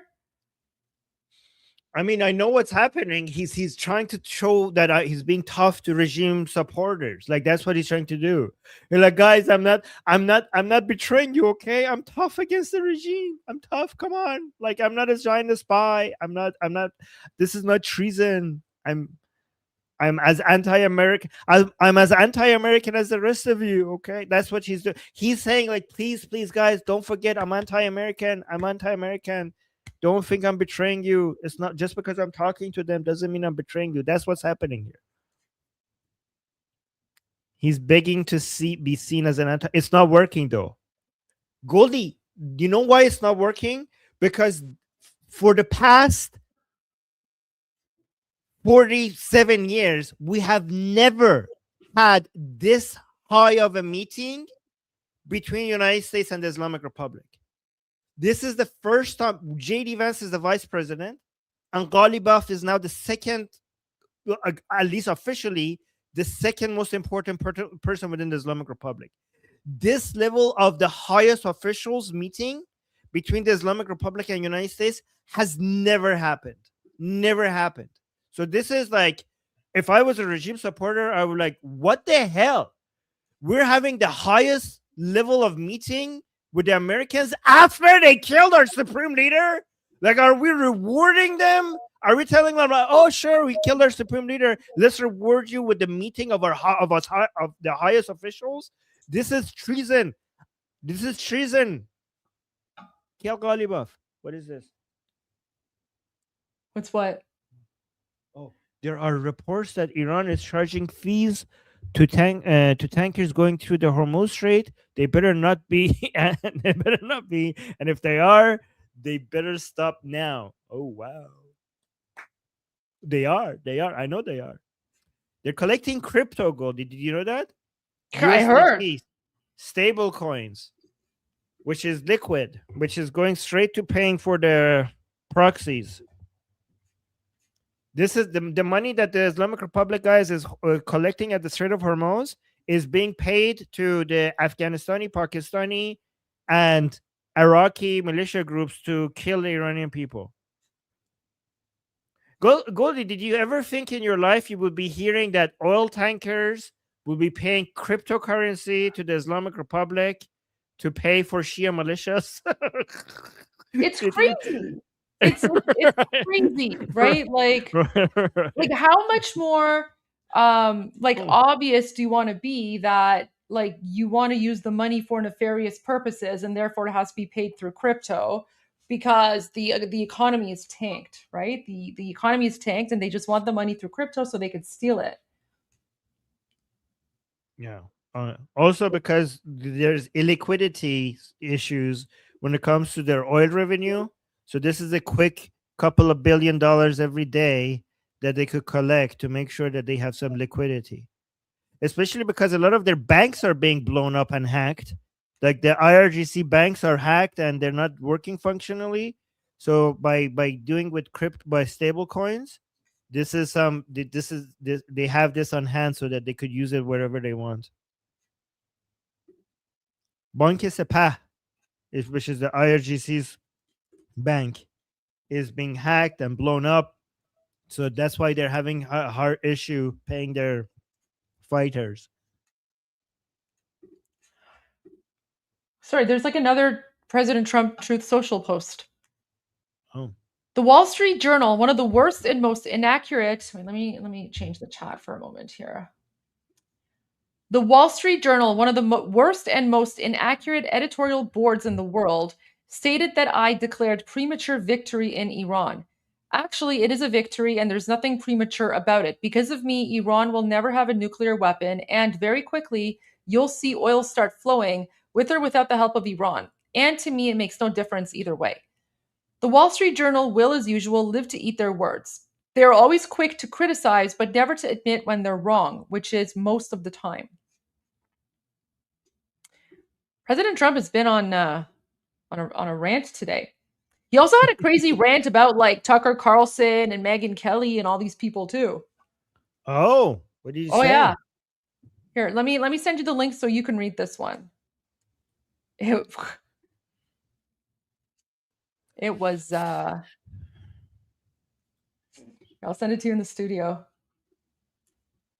And what was really interesting about this particular post is that right before, remember we were watching the podcast with Mark Levin? Mark Levin was talking about all these like fake influencers, and he was calling out Tucker Carlson and like Megyn Kelly and like Nick Fuentes and all these people, and saying how these people are basically like, you know, horrible people. So yeah, then President Trump comes up with this. Oh, okay. Let's see. President Trump saying, I know why Tucker Carlson, Megyn Kelly, Candace Owens, and Alex Jones, no Nick Fuentes, and Alex Jones have all been fighting me for years, especially by the fact that they think it is wonderful for Iran. Wow. The number one state sponsor of terror to have a nuclear weapon, because they have one thing in common: low IQs. They're stupid people. They know it. Their families know it, and everyone else knows it, and knows it too. Look at their past. Look at their record. They don't have what it takes, and they never did. They've all been thrown off television, lost their shows, and aren't even invited on TV because nobody cares about them. They're nut jobs. Oh, wow. They're nut jobs, troublemakers, and will say anything necessary for some free and cheap publicity.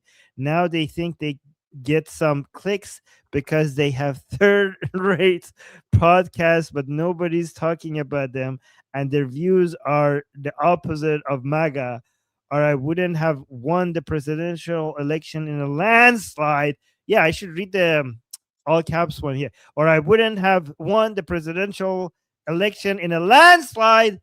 MAGA agrees with me and just gave CNN a 100% approval rating of Trump. Not hand flailing fools like Tucker Carlson, who couldn't even finish college. Wow. He was a broken man when he got fired from Fox. He's never been the same. Perhaps he should see a good psychiatrist.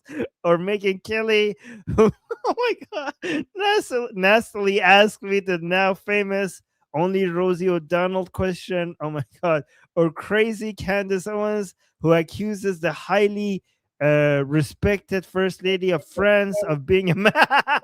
Oh no. Oh no. A man when she's not. Okay.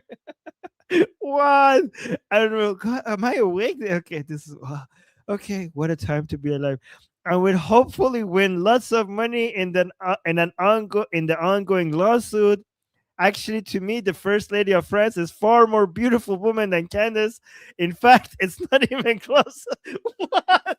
What am I reading? Oh my God. Oh my God, this is amazing. Also she's very strong given how she hits her husband. But actually that's not funny. Don't abuse your husbands, ladies. That's not funny. You shouldn't do that. Or bankrupt Alex Jones, who says some of the dumbest things and lost his entire fortune as he should have for his horrendous attack on the families of the Sandy Hook shooting victims, ridiculously claiming it was a hoax. These so-called pundits are losers, and they always will be. Now fake news CNN, the failing New York Times, and all other radical left news organizations are hailing them and giving them positive press for the first time in their lives. They're not MAGA. They're losers just trying to latch on to MAGA. As president, I could get them on my side. Hold on, let me bring the chat here. Wait, where was I? Okay, my side anytime I want to, but when they call, I don't return their calls because I'm too busy on world and country affairs. And after a few times, they go nasty, just like Marjorie Traitor Brown. Marjorie Traitor Brown. But I no longer care about that stuff. I only care about doing right for our country. Oh my God. MAGA is about winning and strength in not allowing Iran to have nuclear weapons. MAGA is about making America great again. And these people have no idea how to do that. But I do. Because the United States is now the hottest country anywhere in the whole world, President Donald J. Trump. Okay. No, not green, guys. It's not green, it's brown. She's brown. Oh my God. Okay, Goldie, your political analysis of this. How do you put your political hat on? Give us an analysis of what we just read, if you can.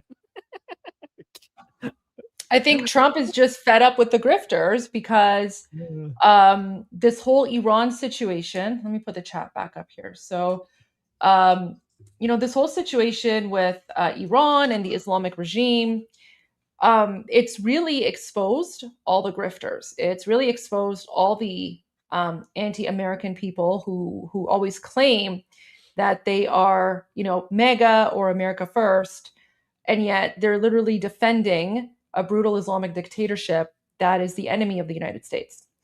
And that's what I think has happened. Like this entire conflict, Armin, there's literally no clearer conflict in the world where you have good versus evil. There's one side that is clearly good, that's America and Israel. And you have one side that is pure evil, like the Islamic regime that's occupying Iran. And the fact that these, grifters and others are basically putting out these contrarian statements for the purpose of making money, it's disgusting. First of all, as an Iranian, I think it's absolutely disgusting. But it's really exposed. It's really exposed themselves for who they are. And, President Trump is right. None of these people are ever asked to go on mainstream media or, news outlets. You and I are constantly doing, media interviews, right? Like we're going on various news outlets, media outlets around the world. And we're doing that. Mostly you. Well, you as well. But these people have not, right? Because they're pretty much blacklisted. And that's because everyone knows that they're insane. Like they have their own following. And I think a lot of people that are following them are probably not even American, or, they're like the lefties or, whatever, the crazy grifters. So, and they have been trying to attack President Trump. They've been trying to ruin the whole MAGA movement or whatever. And it's just not working. And I think President Trump calling them out, finally, this is going to go big. But you know what? So political analysis here, this also, the fact that President Trump is now calling out Tucker Carlson, this also gives some credibility to the theory that President Trump met with Tucker Carlson before the conflict in Iran started, because maybe President Trump knew that Tucker Carlson was speaking with Islamic regime officials behind the scenes, and that President Trump knew that Tucker Carlson was leaking information. So because I find it very strange that, within what, like 6 weeks, President Trump goes from inviting Tucker Carlson to the White House to all of a sudden calling out Tucker Carlson publicly like this. So to me, that just makes the theory about President Trump using Tucker Carlson, because everyone knew that Tucker Carlson was leaking info. So they gave Tucker Carlson fake intel, and Tucker Carlson leaked that fake intel to the IRGC. It just gives that theory more credibility now. What do you think about the fact that Piers Morgan is also now on this, on the side of these people? Like, he had Megyn Kelly on, and he was agreeing with her. He was talking against President Trump. Piers Morgan is not mainstream media either, but Piers Morgan isn't American, right? So President Trump, he's not focusing on Piers Morgan. He's focusing on the Americans. He's focusing on the anti-America Americans, right? Piers Morgan not being an American, I don't think that's even really, really relevant there. But there has been this growing movement within like the United States, with these so-called like American influential podcasters or influencers or whatever, who have been very, very anti-America and anti-Trump. So I think that's why President Trump is calling out these people specifically, because they're American. That's how I see it. Right. I think Nick Fuentes, we should also remember that, because Nick Fuentes has a big audience, bigger than some of these people here. I think he has a bigger audience than any of these people here. So we should also keep him in mind. So after my last appearance on Piers Morgan, where I barely had an opportunity to speak, I decided that I'm probably not going to go back for a while, just because I didn't appreciate not having an opportunity to speak. Plus the two people that were on the panel, it was me and Elika, but the other two people on the panel were just so low IQ. Like it was ridiculous, right? One was like this weird conspiracy theorist who was trying to claim that Israel launched the missile at Diego Garcia. And the other one, Anna Kasparian or whatever, she's just literally insane, right? Like all she does is yell and scream and just talk about the Jews.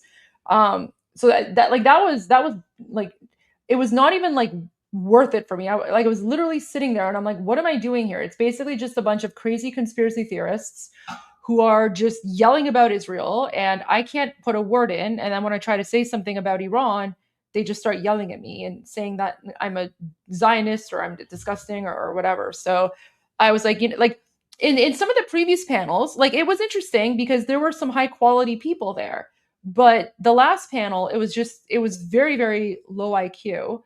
And it was utter garbage, right? So his producers actually reached out to me, to like my PR person, and they were like, oh, can Goldie come on next week? And I basically said to like my PR person to tell them, send me there. That's exactly what I said. I said to my PR person, I tell them I'm unavailable and they should invite my co-host Armin instead. Oh, wow. I don't know if that's going to happen though, because then they're not going to. Yeah. Well, here's the thing. So then the producers were like, oh, well, what about like Wednesday? And then my PR person was like, they're very insistent. I'm like, I don't care. Just tell them that I'm not interested, or like I'm unavailable. But just get Armin to go and just be like, Armin I just said, Armin's very like spicy, Armin is able to get them, give them like the sound bites or sound clips that they want. So basically moving forward, because they'll probably like reach out again. So every time they reach out, the next time that they reach out, I'm just going to be like, I'm not going to come on until Armin goes on a panel before me. And I'll be like, I will only return to your show if my co-host Armin comes on for a panel first.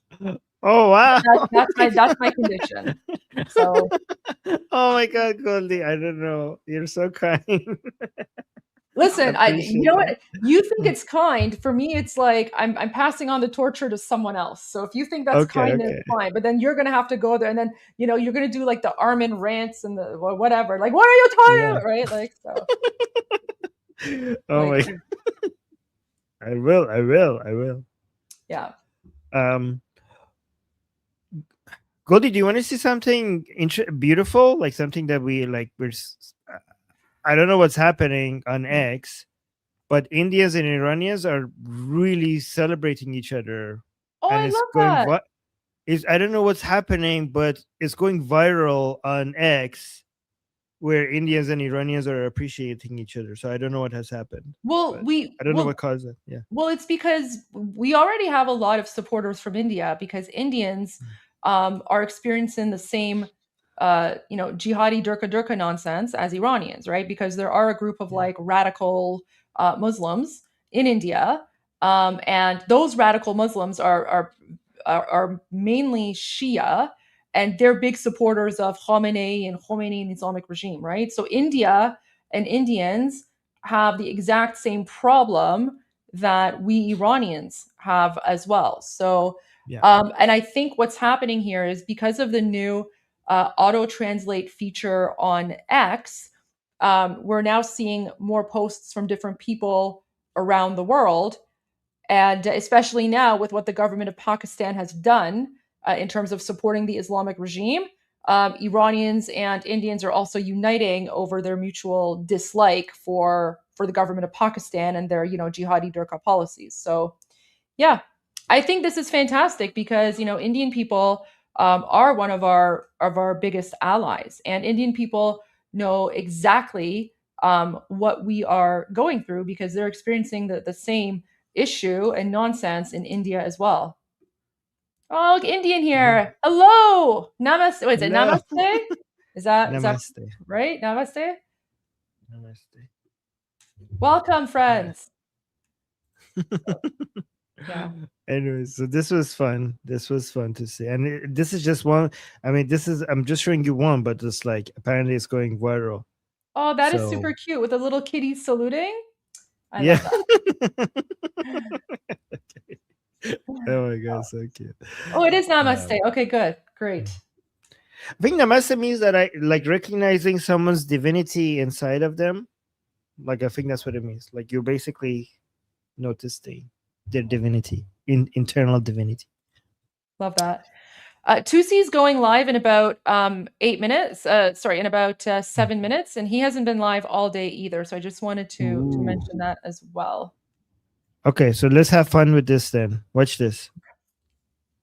I am proud to announce to the world that Iran has won. We won. We finally won. We finally won. We finally won. This is a massive victory for us. I can't wait to celebrate our great victory. A beautiful, historic victory. I am proud to announce. I like how IRGC is alone, just in the middle. All of these dead people, yay! Funny. Okay. Oh, I don't know if people would understand what's happening here. Should I? Yeah, explain that. know. Explain that. You have like 7 minutes. Okay, so this is Tusi. This is not Mahir Tusi, okay? This is a different Tusi, okay?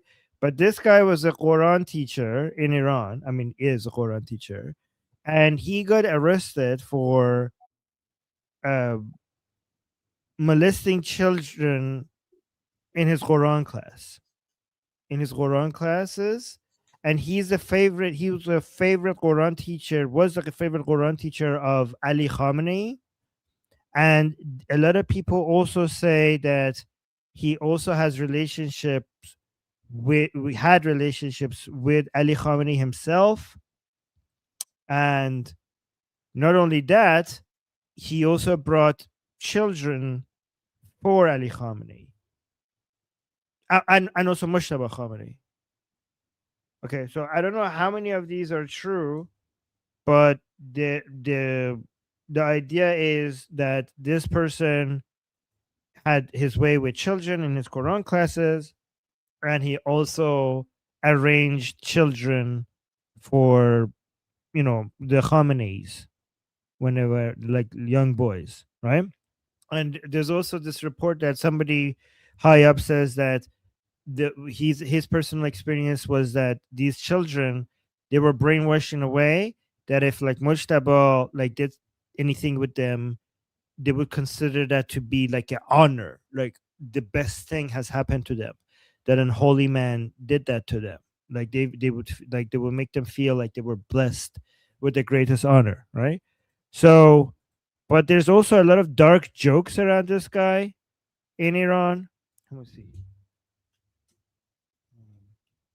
if I could find the like when he already, like they don't even deny it.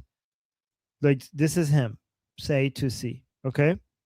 They don't even because within the Islamic Republic, he had a child sexual abuse lawsuit within the Islamic Republic, and he was found guilty, and he was supposed to be executed, but Ali Khamenei covered it up and basically set him free. Like he basically forgave him because a lot of people say that they forgave him because he has so much secrets. He has a lot of information that he could expose about the Khamenei family that would get Khamenei family in trouble.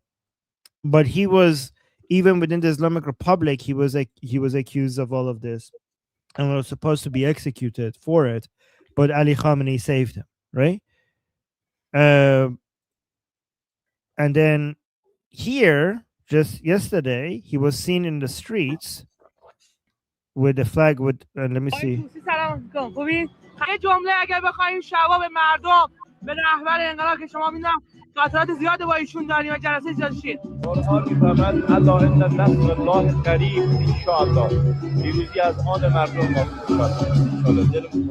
So this video is going viral because somebody came to interview him, and a lot of Iranians are laughing at this video.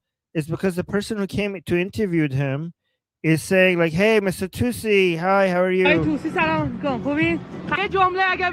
Like, I wanted you to tell something to the people. And he's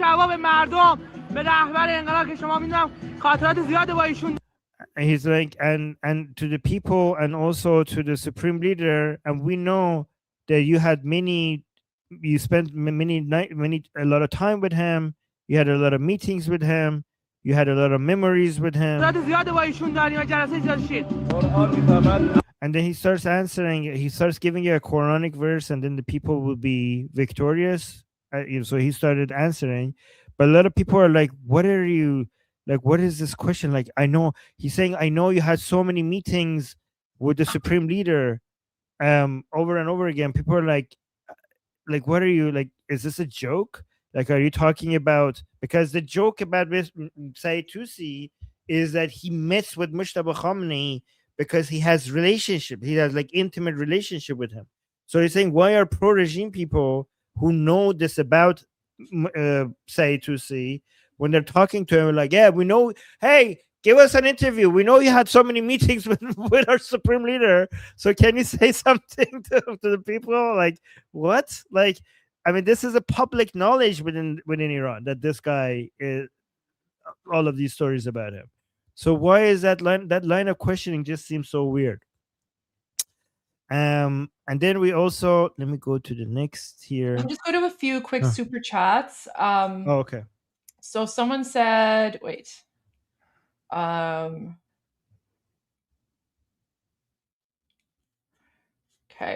Sorry guys. I have to keep up with the super chats too. Someone said IRGC just attacked UAE and Kuwait. Oh wow. Okay, we'll look into that. Seymour Butts. Oh my gosh, I always get caught with this name. Trump, Goldie had to take a break on war. If he hit the 60-day mark, he would have to go to Congress. Good news is after a certain time, the 60 days restarts. Okay, I mean, that could be another reason for the ceasefire.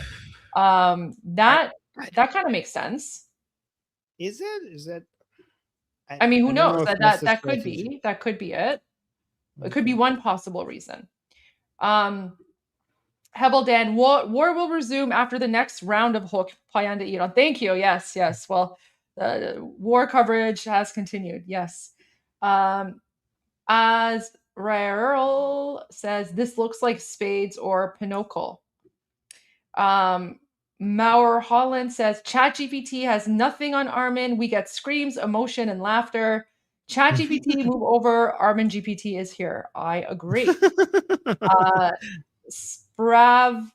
Spravenit Pro Indian married to Iranian here. Been to Iran 5 times. It's the best country for culture and food. Yeah, absolutely, absolutely. I'm glad you were able to experience the culture and food. And soon, when Iran is free, everyone can experience the culture and food. So looking forward to that. I'm glad you enjoyed it.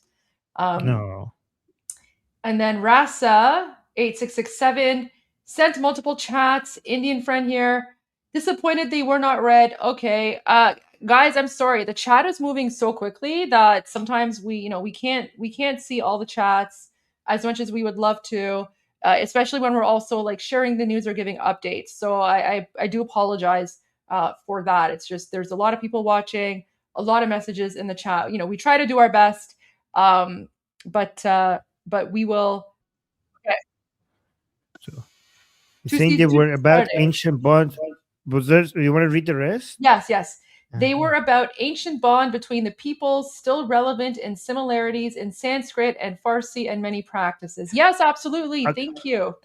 So can I just really respond to this? I used to not really appreciate how important ancient bonds are. And ever since I started appreciating them, I started focusing on the ancient bond that the Iranian people have with Israel. I don't really know much about the ancient bonds that Iran and India has. And because of what you just said, I'm going to go look that up to figure out, like, to be able to highlight that more often. And thank you for your support. Indians have always been huge supporters of Iranians, especially because of during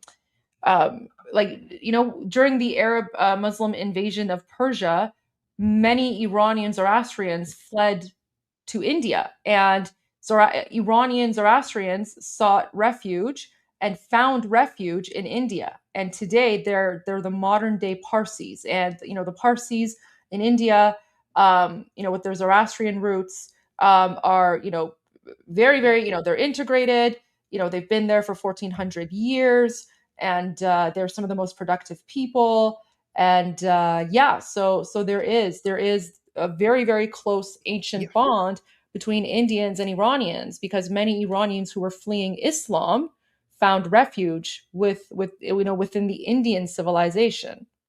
And so the Hindus took in. Oh yes. Sorry, I was just going to say, so the Hindus took in the Persian Zoroastrians, and basically even 1400 years ago, within the Indian civilization, there was freedom of religion, and the Zoroastrians were able to practice their religion freely. So yeah, there is an ancient bond between India and Persia. Yeah, that's the example that always people like. I know about that, and that's the example that we always hear about when we're talking about the relationship between India and Iran. I just wonder. I do know that there's so much more than that, because even before that happened, like I want to go to the relationship between India and Persian Empire before that. Because these are just like Zoroastrians, but like the whole nation of Iran and India, there must be a lot of interaction before the Arab invasion. There must have been a lot of interaction there that hasn't been highlighted as much, and I think that it's worth looking into. That's what I was like talking about. But yes, that's something that people, because that's our history after the Arab invasion. Yeah. And I would just want to mention, I want to see how much of a bond did we have before that. I think, well, we definitely had bonds before that as well. I'm just speaking about sort of like the modern day. That's just one example, but that's like the most poignant example. That's the number one that people go to. Yes. Yeah. That's the number one. I see another super chat from the Chill. Very, very good point. Let's hold off on that super chat. Let's go to 2C because he's already started. When we come back, let's dissect that super chat, because that super chat is very interesting and I do not want to rush through it. So we're going to go to 2C. We'll be back in about, half an hour or so, and we'll see you guys in about half an hour.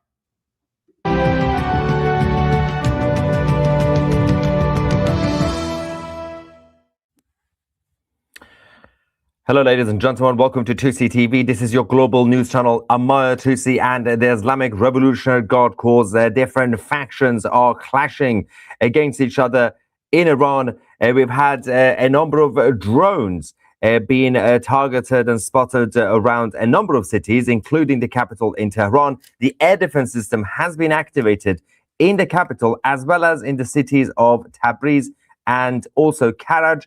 And we're going to talk about the latest developments on the so-called ceasefire negotiations. We have a lot of videos, including the massive rows that we are now seeing out in public on the streets of Iran between the IRGC.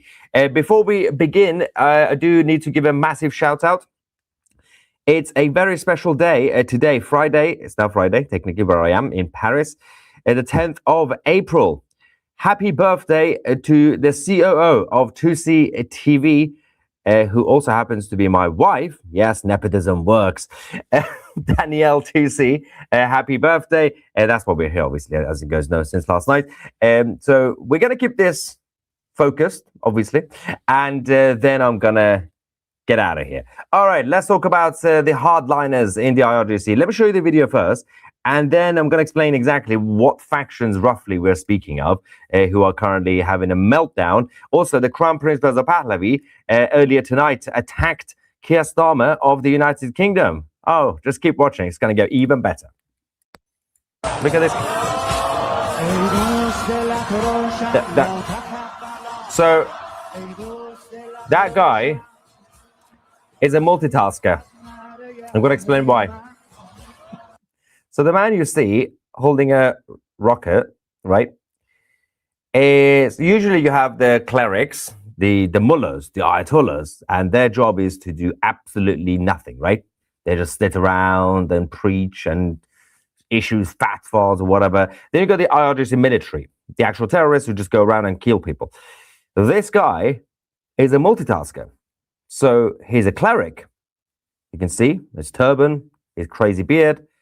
He's also an IRGC military personnel. And he is also a clown, as you can see, holding a rocket at one of their rallies because they are now threatening each other. Before we show you the most insane video of the public rows that we are seeing on the streets of Tehran, we do have to confirm that Kuwait has now been attacked by the IRGC. We have this statement from the army and the Ministry of Defense saying this was issued by the official spokesman of the Ministry of Defense, Colonel Saud Abdulaziz Al-Utaibi. The air defenses in the armed forces are currently dealing with hostile attacks from drones that have penetrated the country's airspace, targeting a number of vital facilities. So this was earlier on, and the Kuwaitis confirmed that the drones were being launched from Iran, despite the fact that we're supposed to be having a bit of a peaceful ceasefire. It's not that peaceful. It's largely peaceful, as CNN would probably say, largely peaceful ceasefire. But let's go back to the IRGC having a bit of a disagreement with each other. They are now hunting down each other, as I reported last night. So you've got a couple of factions. You have the people who are going to Pakistan to negotiate. That was supposed to be tomorrow. It's now been delayed. Yeah, the first day of talks has now been delayed till Saturday. And that might technically still not happen because the IRGC are still saying that the IDF is hitting Hezbollah. That is very naughty. We're not going to talk unless they stop. They stop defending their own country. It's insane. But you have the government as part of the Islamic Republic. So those were Abbas Araghchi, who is the foreign minister, and the president, nobody cares about him, Pezeshkian. These are technically the reformists, the moderates, but that doesn't mean what you think it means because they are still Islamic Republic and they have blood on their hands. But they have some differences with the so-called hardliners. I mean, they're all hardline anyway. Then you have the absolutely insane loyalists to Khamenei and the Khamenei family, the IRGC guys. And then you have Ghalibaf, who's the Speaker of Parliament. He's in the middle, and he's been playing all sides. But going to Pakistan, the two of the three factions have technically united, but that's just for optics. Ghalibaf, the Speaker of Parliament, and the Foreign Minister Abbas Araghchi are going to Pakistan to discuss the. Hang on. Oh, ladies and gentlemen, we have sirens going off live in Tel Aviv, as you can hear. Tel Aviv is now under attack.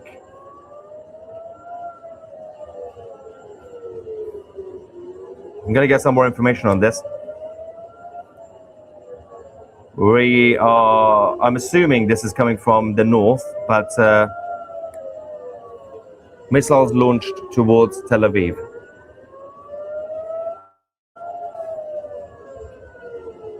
Yes, it's from the north. Ballistic missiles are coming from the north towards Tel Aviv.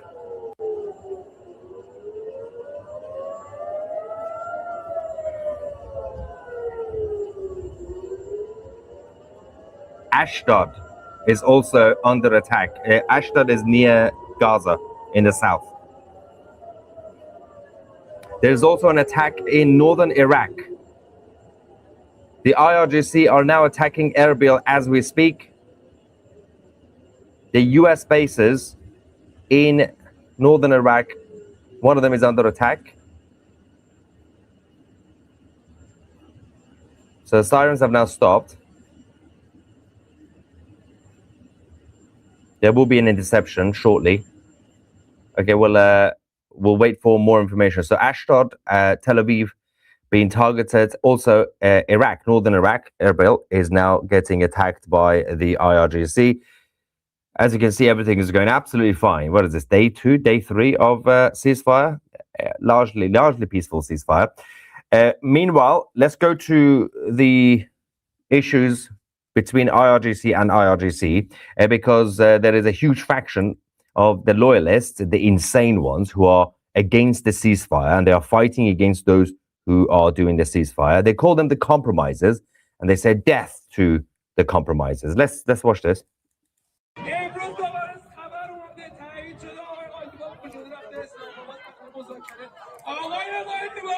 تو هر چی داری تو مملکت صدقه سر رفتن شهید ماست تو صدقه خور آقای ما بودی یعنی لعنت به تو اگر بخوای خون آقای ما رو پایمال کنی آی مردم در آخر جمله آقای ما آقای شهید مقام عبدالله گفت علا ابن الدعی ای مردم این حرامزاده پسر حرامزاده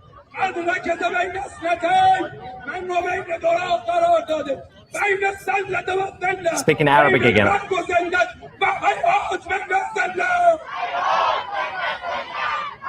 It gets worse. It gets worse.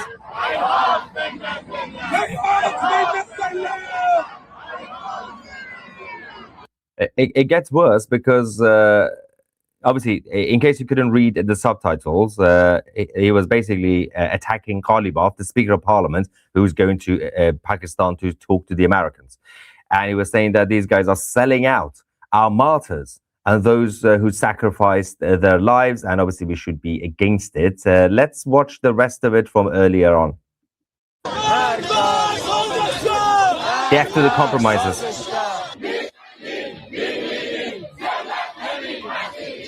We do not accept defeat.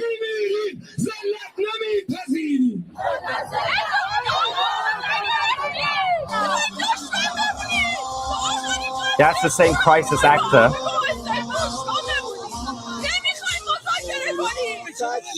They don't want to negotiate. آمریکا 300 سال عمر داره تو عمرش به هیچ کشوری حتی ظاهری چشم نگفته این پیروزیه امام خمینی دستور تصویر سفارت رو داد مردم گرفتن گفت انقلاب بعضی کارا رو ما باید بکنیم رو تایید کنیم شما اجازه وسط میدانیم اما هر موقع آقامون هر چی گفتن میگیم سمن و طاعت خب هر چی آقا گفت میگم سمن Your boss is not around.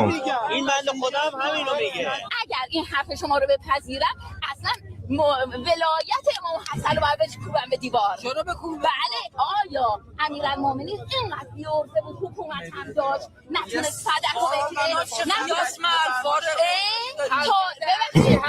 تو صلح با معاویه راضی بود نه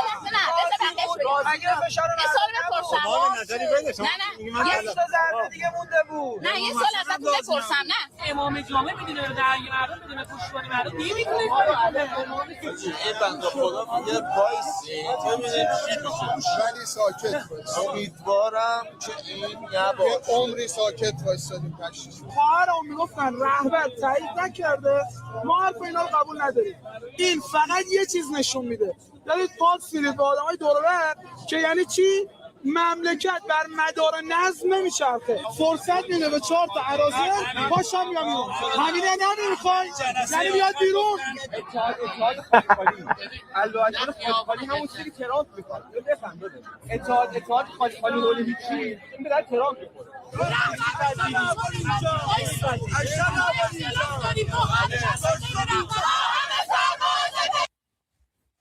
Brilliant. Okay, let me clarify something, because obviously the establishment, liberal media in the West are giving you guys false reports, fake news about what's actually happening in Iran. If you've been watching CNN or reading the stupid newspapers, you might think, because they are telling you that the whole of Iran, Iranians more than ever are becoming united. President Trump's plan has backfired, apparently, because everybody's becoming even more united than before. The regime is getting stronger than ever before. Not only that the whole of the population is not on the side of the regime, inside their own regime, the system itself, the fractures, the split, the chaos, they are now doing it out in public. They can't even control their own people anymore. This is completely chaotic. They are not united, and they are now going to be eating each other. Again, not in a good way. All right, let me give you some details about what's happening this weekend. So we now have the U.S. delegation, which will be led by Vice President J.D. Vance, and then you have Jared Kushner and Steve Witkoff also joining him to actually do the work. We also have from the Islamic Republic side, Ghalibaf, who's the Speaker of Parliament, and IRGC, who's the Foreign Minister. Technically, these two are from two different factions, but they're doing this together to basically pretend that there is still some level of unity. Ghalibaf is basically not part of any of the normal factions because he's his own faction. He's a gangster. The guy is a corrupt criminal, and he would just jump from this side to that side to see what suits him better. The talks have now been delayed. They were supposed to happen tomorrow, Friday. Well, now today, Friday, the 10th of April. It is no longer happening until Saturday. The IRGC came out an hour ago saying we still have not confirmed that we're going to turn up. They might not even come. There was a report that IRGC and Ghalibaf have already arrived in Pakistan, Islamabad. The IRGC media have now denied that claim, but the whole thing is completely chaotic. Also, the situation in Iran. Over the last few hours, we've had a number of mysterious incidents happening. Let's go to our 2CTV live map. That's not a live map, it's interactive map. Live map. You can see the north, the capital in Tehran. The air defense system has been was activated earlier tonight in a number of cities. We have in Tehran right here, to the left, to the west of Tehran, Karaj right here, and also northwest of the country in Tabriz. So we had the air defense system activated because they spotted drones. Drones were spotted right here in Tehran. Let's get close, actually. As well as Karaj and also Qom, near the Fordo nuclear facilities. At the same time, there was a drone report from Tabriz as well. So there was a whole situation over the last few hours, not just in the capital, but also in other cities that have sensitive nuclear and military bases, the ones that are still standing, relatively speaking. But we get back to that as we get more information about who is behind it, because the Americans have not taken responsibility. The Israelis have not taken responsibility.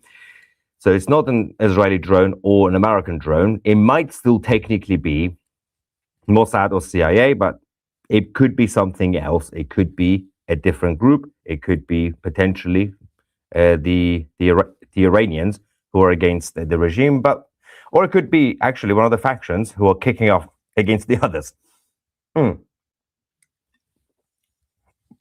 I got the hiccups again. This is great. The hiccups are back. Good.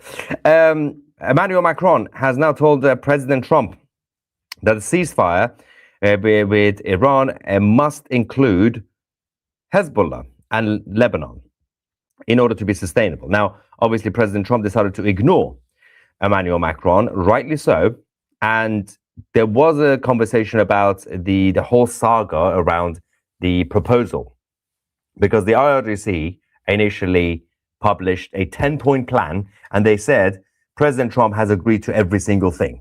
He's compromised, he's basically given up, and we are one. And then we realized that's not even true, because the Americans had a whole different list.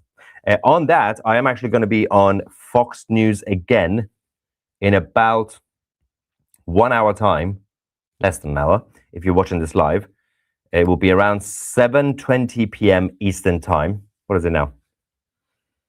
It's 6:26 p.m. Eastern time. I'm going to discuss all that properly on Fox as well. But to explain this, the Pakistan is also messed up. And the White House earlier today, the press secretary, Caroline Leavitt, confirmed that when President Trump received the initial 10-point plan, which has not been approved, all he did was he basically threw it in, well, what the Americans call garbage. I've seen a lot of inaccurate coverage today from the media about these negotiations and these plans already. So let me be clear and correct the record. The Iranians originally put forward a 10-point plan that was fundamentally unserious, unacceptable, and completely discarded. It was literally thrown in the garbage by President Trump and his negotiating team. Many outlets in this room have falsely reported on that plan as being acceptable to the United States, and that is false. Yeah, so all that was a lie. And we debunked it first on 2CTV on the first night. We were the first outlet to actually call out the fake news, while CNN and Wall Street Journal and all the others were basically believing whatever the Pakistanis and the IRGC idiots were telling them. President Trump has also confirmed that the U.S. military is not going anywhere.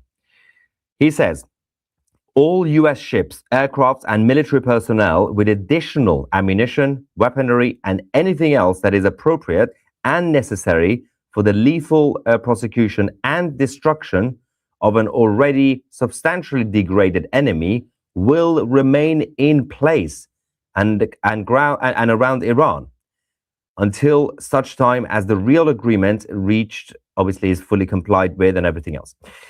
If for any reason it is not, which is highly unlikely, then the shooting will start bigger and better and stronger than anyone has ever seen before. It was agreed a long time ago, and despite all of the fake rhetoric to the contrary, no nuclear weapons, and the Strait of Hormuz will be open and safe. In the meantime, our great military is loading up and resting, looking forward, actually, to its next conquest. America is back.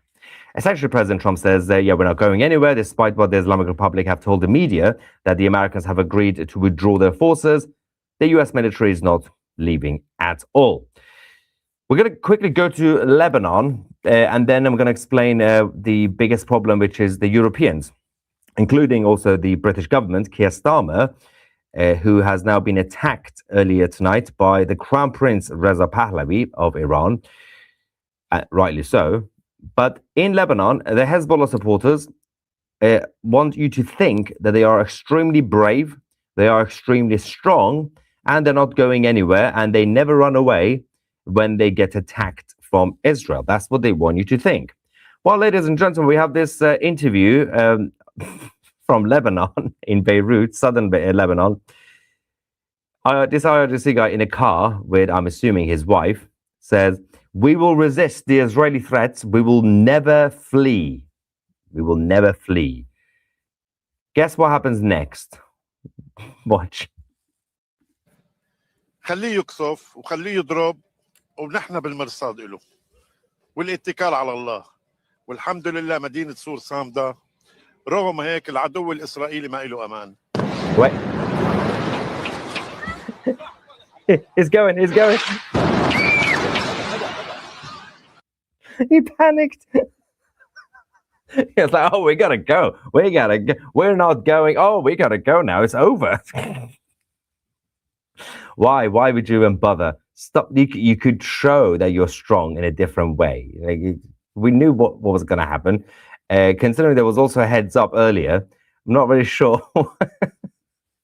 We're not going anywhere. Oh, we gotta go. Anyway, speaking of Hezbollah, we do have some update from the Israeli Defense Forces on what's been going on today.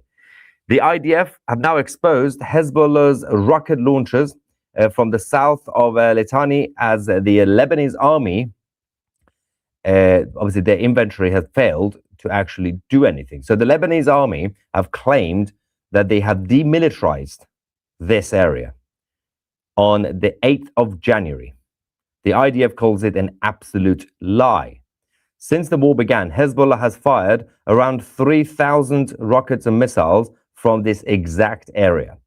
You can see on the map, some of these areas include Al-Qalila, Yatar, Kafra. We also have Barashit and Jawiya. There are many others that, Al-Tiriri, which has been hit before as well. All these has now been exposed again by the IDF to have missile launchers. Let's go back to, I think there was a situation in Tel Aviv. I'm just double checking something. The IDF have now vowed to continue to attack the infrastructure of the Hezbollah terrorist organization.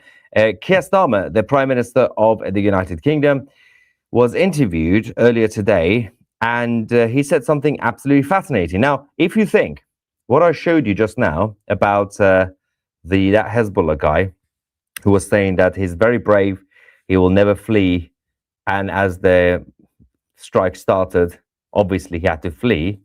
You think that was funny? The next thing is even funnier, because Keir Starmer said today that we just reached ceasefire. He actually used the word we. The Prime Minister of the United Kingdom, of the British government, said we reached ceasefire. He did so much work, apparently. What is the purpose of your visit here in the Gulf? What kind of influence do you think you can have? Well, we've just reached this ceasefire, which is both welcome, and I think there'll be a sense of real relief. There certainly is across the region and for the United Kingdom. But there's work to do, and I'm here in Saudi Arabia. There's work to do. We just reached ceasefire, he says, the representative of the British government, and there's work to do. Someone says, happy birthday to your CEO. For the record, I am still CEO. I have not been overthrown by my wife. She is COO. She's in charge of the operation. Basically, she actually runs the things, and I am just a puppet. So I think I'm the boss, but I'm actually not. But yeah, she has not been fully promoted. That could be her next birthday present.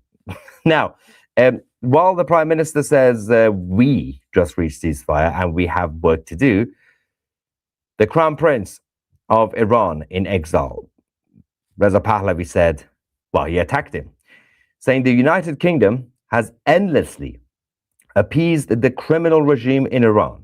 The Prime Minister speaks of protecting the innocent civilians of Iran, but failed to act to help stop the regime's massacre of 40,000 innocent Iranians in January.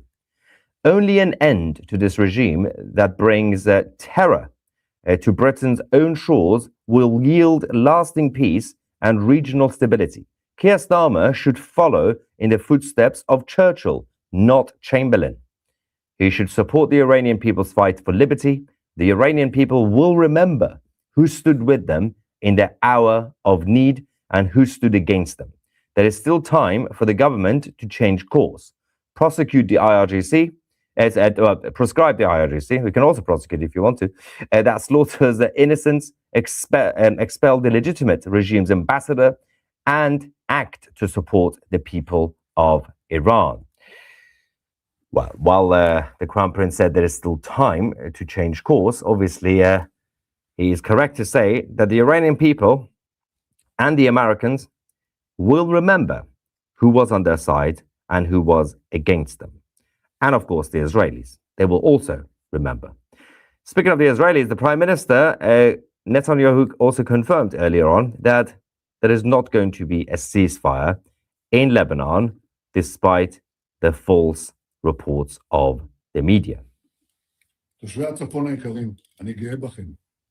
אתם ממשיכים לעמוד איתן. אני מבקש לומר לכם, אין הפסקת אש בלבנון. אנחנו ממשיכים להכות בעוצמה את חיזבאללה, ואנחנו לא נעצור עד שנחזיר לכם את הביטחון.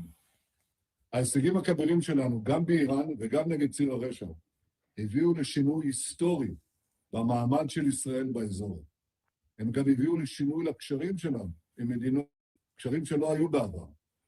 לאחר פניות חוזרות ונשנות של ממשלת לבנון לפתוח איתנו במשא ומתן לשלום, אני הנחיתי אמש בקבינט לפתוח במשא ומתן ישיר עם לבנון כדי להשיג שני יעדים.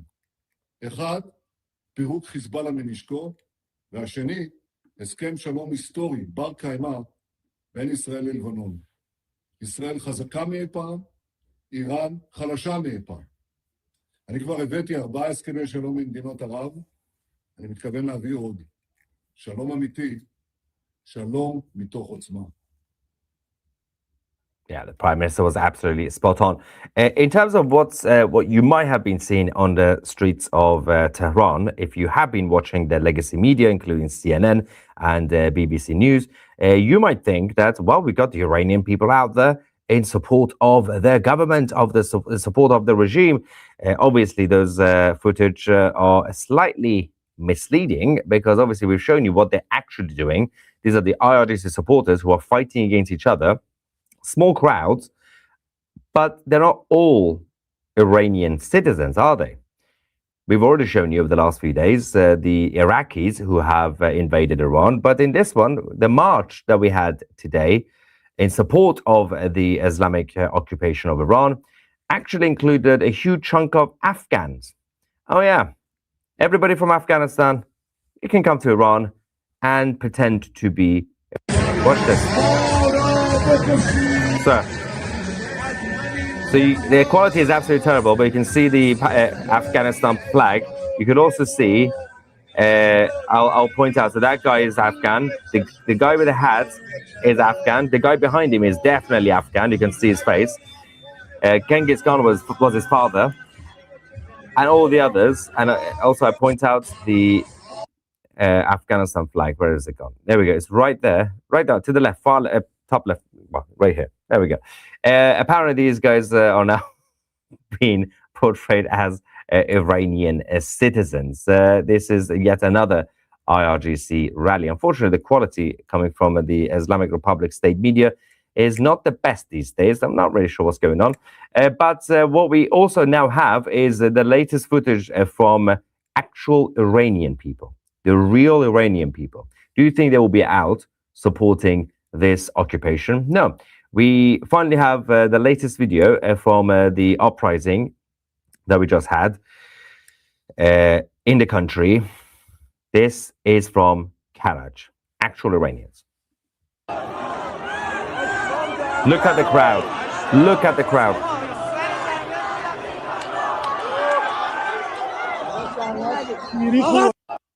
You see the difference? That compared to a bunch of Iraqis and Afghans who have occupied Iran, and a bunch of terrorists leading them on the streets who are also fighting against each other. Nobody knows exactly who's in charge. President Trump has single-handedly using this so-called ceasefire, has caused so much chaos inside the regime. He's actually somehow managed to cause more damage than during the first 40 days or whatever it was when they were doing the airstrikes. It's absolutely fascinating. With one tiny decision to do a temporary ceasefire and basically force the regime to submit and to come and talk and negotiate, the whole thing is falling apart because the rest of them don't want a ceasefire and they want to die, basically, because they actually thought they were winning. That was the problem of the IRGC media They overplayed their hands way too much. They were going around telling their people, we are winning, everything's great, we just destroyed Israel, Tel Aviv is flattened. So obviously they're going to get a little bit surprised and angry if they hear, what do you mean we've now done ceasefire and we are now talking to the Americans, the enemy? Really? Are you kidding me? Yeah, you did that. You kept telling them lies, and now they believe the lies. We have an update from Admiral Brad Cooper of Central Command, praising the U.S. troops and give us the latest developments on the U.S. military.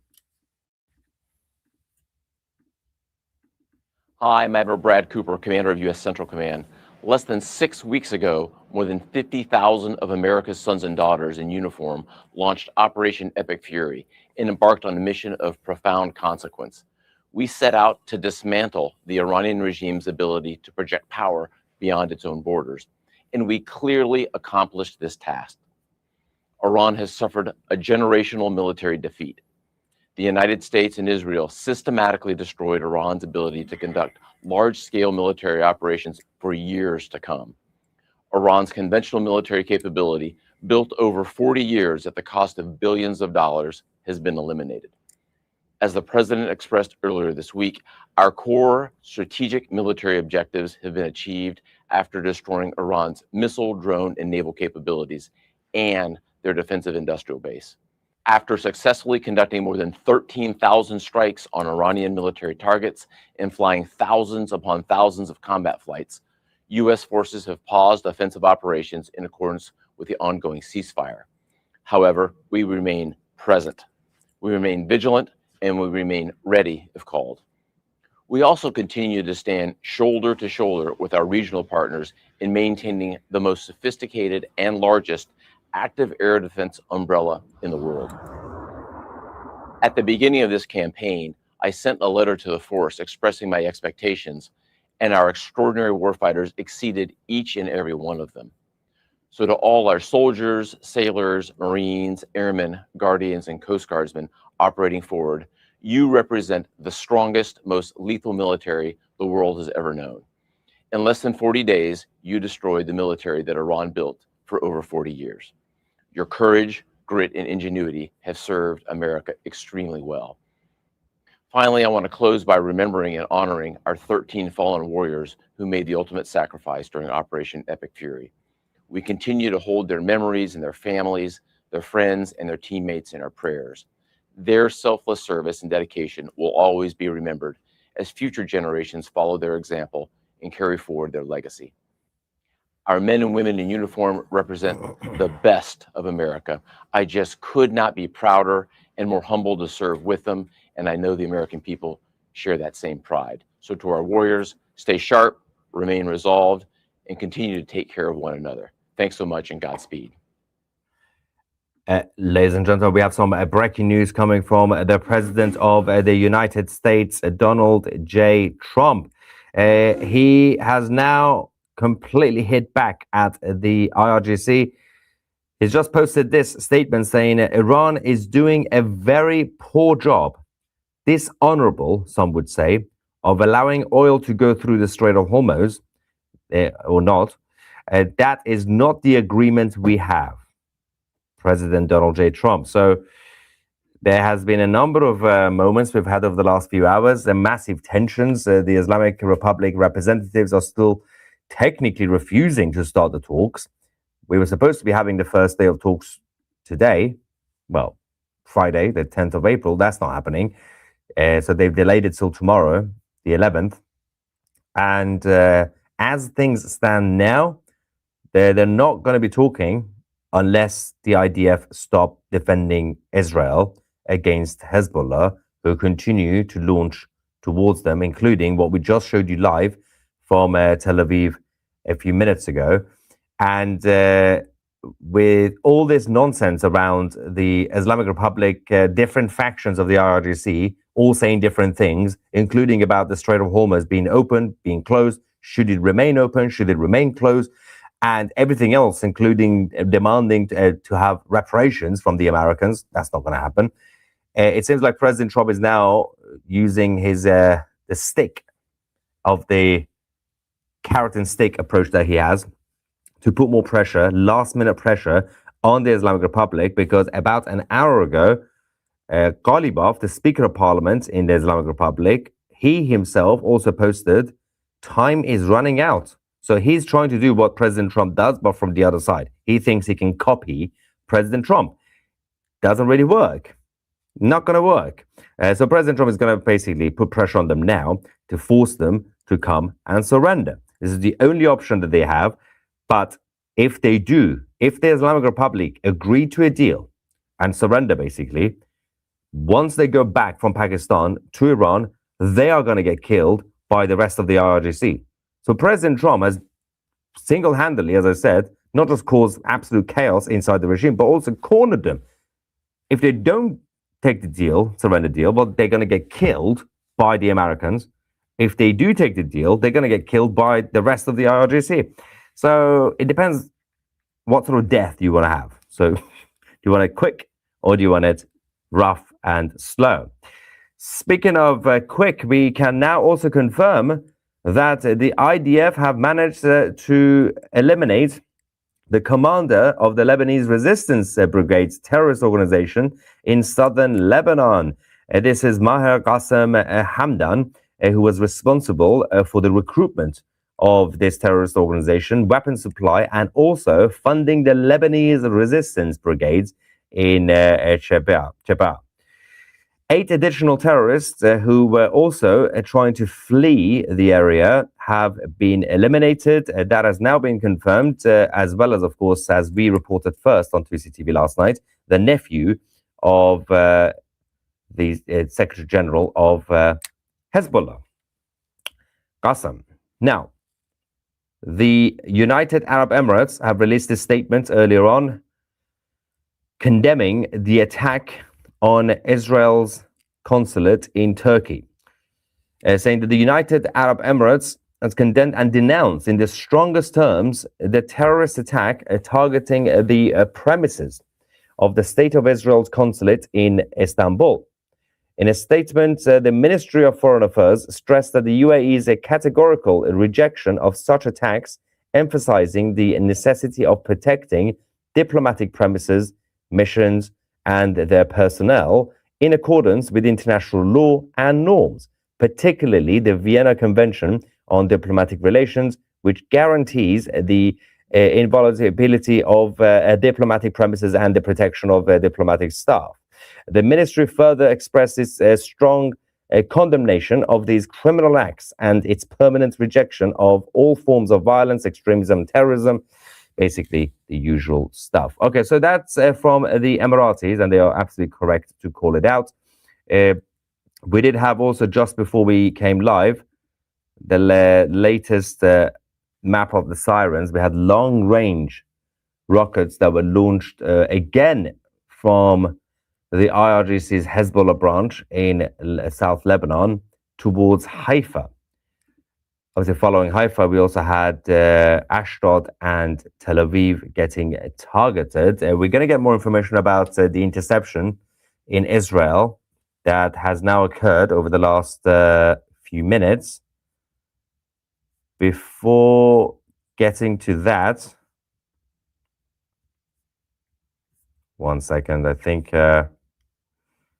All right, yeah. I'm just going to quickly read out the latest statements from President Trump. This is crazy. Okay, so as you guys know, the anti-war nutters, including people like Megyn Kelly and Tucker Carlson and all the other usual suspects, have been causing some chaos. And President Trump is now saying this. I can't.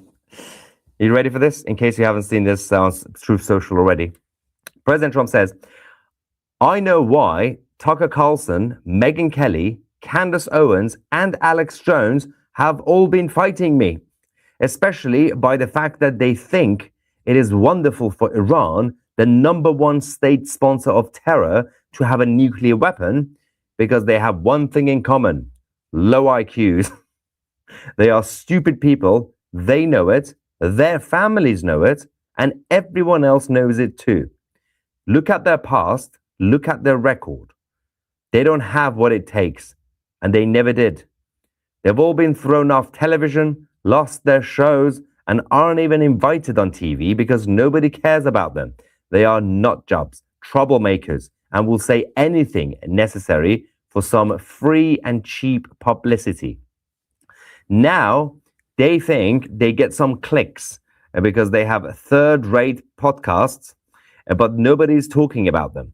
And their views are the opposite of MAGA, or I wouldn't have won the presidential election in a landslide. MAGA agrees with me and just gave CNN a 100% approval rating of Trump, not hand-flailing fools like Tucker Carlson who couldn't even finish college. He was a broken man when he got fired from Fox and he's never been the same. Perhaps he should see a good psychiatrist. I think President Trump watches 2CTV because that's my line. Or Megyn Kelly, who nastily asked me the new famous only Rosie O'Donnell question. Do you remember that? Or crazy Candace Owens, who accuses the highly respected First Lady of France of being a man when she is not, and will hopefully win lots of money in the ongoing lawsuit. Actually, to me, the First Lady of France is a far more beautiful woman than Candace, in fact. It's not even close. Or bankrupt Alex Jones, who says some of the dumbest things and lost his entire fortune, as he should have, for his horrendous attack on the families of the Sandy Hook shooting victims, ridiculously claiming it was a hoax. These so-called pundits are losers, and they always will be. Now, fake news CNN, moved on to CNN now, the failing New York Times, and all of the other radical left news organizations, so-called news organizations, are hailing them and giving them positive press for the first time in their lives. They are not MAGA, they are losers, just trying to latch on to MAGA. As president, I could get them on my side anytime I want to, but when they call, I don't return their calls because I'm too busy on the world and country affairs, and after a few times, they go nasty, just like Marjorie Traitor Brown. But I no longer care about that stuff. I only care about doing the right thing for our country. MAGA is about winning and strength. It's not allowing, strength is not allowing Iran to have nuclear weapons. MAGA is about making America great again. And these people have no idea how to do that. But I do, because the United States is now the hottest country anywhere in the world. That was the longest toast, roast. That was the longest roast that we've seen in a very long time. That had like 50 million paragraphs. That was good. I love how he was primarily going to be targeting those guys, Candace and Megyn and everybody else. And then he was like, let's do a quick segue. Let's also bring in CNN. Armin, are you there? Armin.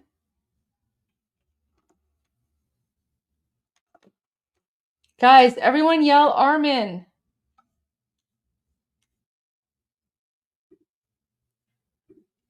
Armin. Yeah, I know. I need to leave soon. Hey. Sorry to interrupt. So I actually need to leave for the rest of the evening because I have plans.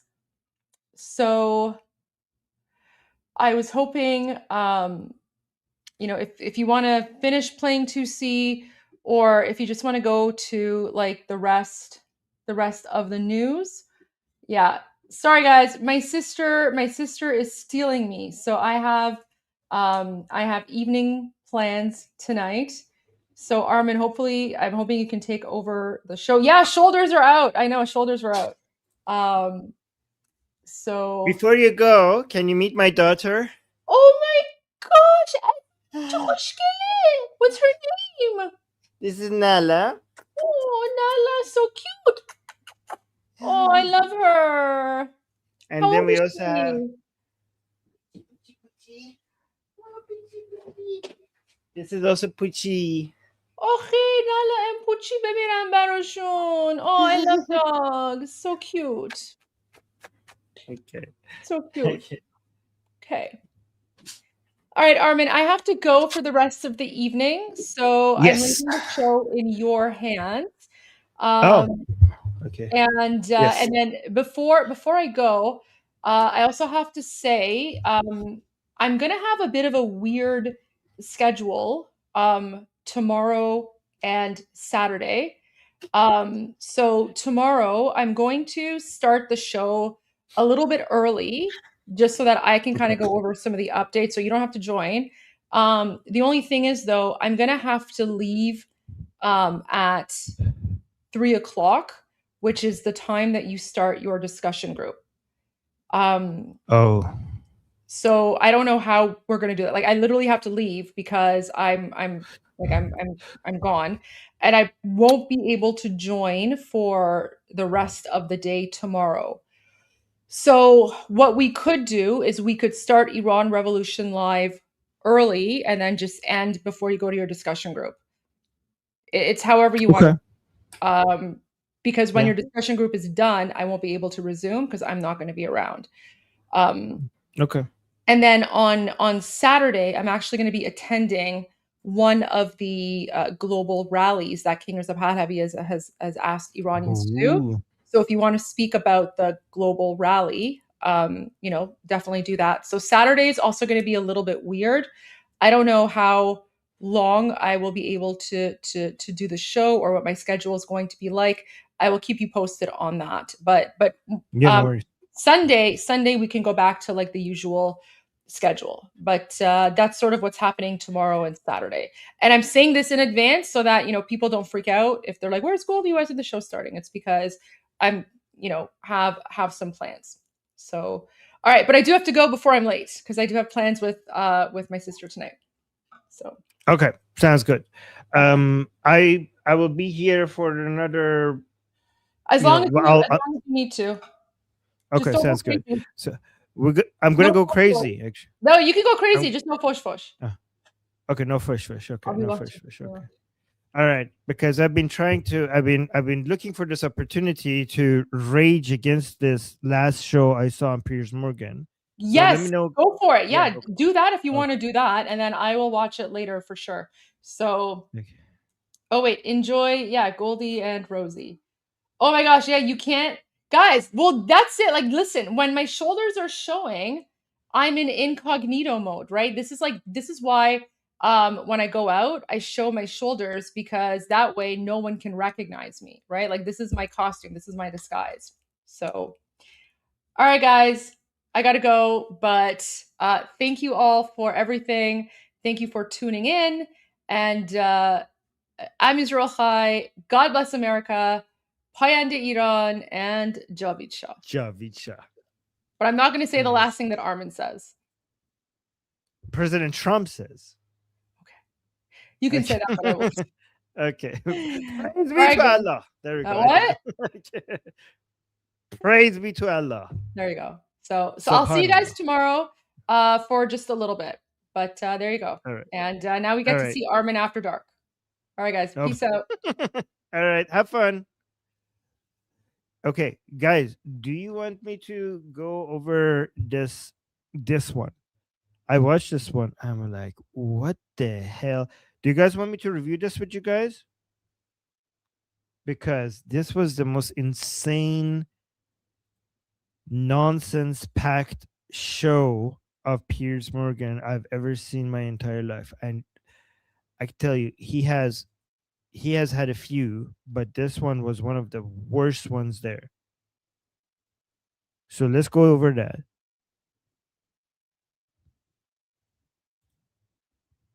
Okay.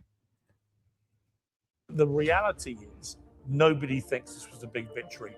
The Iranian people are arguably worse off than they were before, and it's all based on Bibi Netanyahu's special intelligence, which cost at least 15 American lives, the fracturing of the Trump coalition, probably at least the next 2 elections for Republicans. So great job. The Israelis have been slaughtering the people of Lebanon all morning, carpet bombing cities, just out of rage. The first thing that President Trump has to do in order to make sure this lasts is actually restrain the Israelis, take away key components of the military aid that we give them. We would restrain our ally, who, by the way, just helped us achieve one of the greatest military victories of the modern era. We would restrain them instead of trying to use the threat of continued belligerence from them to extract more punitive terms from. By the way, guys, I don't know if I'm going to get to the Merendi area. I'm going to focus on the Megyn Kelly part. But I could tell you that Piers Morgan mostly agreed with Merendi. He mostly agreed with Cherendi Merendi. He basically agreed with him with almost everything except one thing. The Iranians is silly. I'm not responding right now because I'm going to get to this is just the intro. The fury about President Trump's vow to end Iranian civilization was not about a fear he was about to do that or a hope that he would. It was about the foundational idea that the United States is a bulwark against exactly the kind of atrocities he foreshadowed. If the US is capable and willing to eradicate an entire population, entire population? When did President Trump said that they're willing to eradicate an entire population? Look at this. Like, guys, like, did I miss that part? When did that ever happen? When did that? Guys, you could say, if you want to be genuine with your criticism, listen to this part again. Listen to this. The United States is a President Trump's vow to end Iranian civilization was not about a fear he was. When did he say Iranian civilization? Okay. If you want to be fair with your criticism, you could say that it could have been interpreted by saying, by maybe he was referring to Iranian civilization. Maybe you could say he wasn't clear, but you cannot say that it was him suggesting that he's going to wipe out an entire population of Iranian people. Are you Ooh, I stopped myself. Are you retarded? Are you retarded? Look at this. About President Trump's vow to end Iranian civilization was not about a fear he was about to do that. Never said Iranian civilization. Never said Iran. He never said it. Like, why are you so dishonest? Why are you so dishonest? President Trump never said Iranian civilization. He said a civilization. A civilization is about to be completely wiped out. Which civilization is he talking about? Is he talking about the Iranian civilization or the Islamic Republic, the Islamic civilization? Vow to end Iranian civilization was not about a fear he was about to do that or a hope that he would. It was about the foundational idea that the United States is a bulwark against exactly the kind of atrocities he foreshadowed. If the US is capable and willing to eradicate an entire population, how does the moral authority eradicate entire population? Guys, which part of that post suggested that United States is willing to eradicate an entire population? Are you effing kidding me? In fact, the bottom part of that post was praised the Iranian people and talked about the past 47 years of corruption and brutality by the regime. And in fact, President Trump in the press conference before that, he said that if we destroy the infrastructure, that's because the Iranian people are asking for it because they want liberty. And he said that the United States is going to be involved in rebuilding that infrastructure after. How do you get all of that and think that he wants to wipe out an entire population? Is this like, are you guys, have you lost your mind? Like, how is that? How do you get that interpretation? Let's put everything together. Let's put everything side by side. President Trump said this is going to be destruction. It's going to be very devastating. It's going to be damaging. However, the Iranian people are asking for it because they want for liberty, even though this is going to hurt. We know it's going to hurt. And in the very same post that he talked about destroying a civilization, he started praising the Iranian people, and he mentioned make Iran great again. And he also in the press conference said that the Iranian people who want this, if it comes to destroying the infrastructure, United States will be involved in building. Listening to all of that, how could anybody listen to all of that and be like, oh, he wants to wipe out the entire population of the Iranian people based on the post, based on the very post that in it includes the praising of Iranian people and wanting to make Iran great again? Oh my God. Like, guys, are these people stupid? Are these people stupid? Are these, like, I don't understand. Like, they cannot be this stupid because they're so like, oh my God, they're so successful. They have so many viewers. Like, how could you be this dumb and be this successful at the same time? Somebody explain that to me.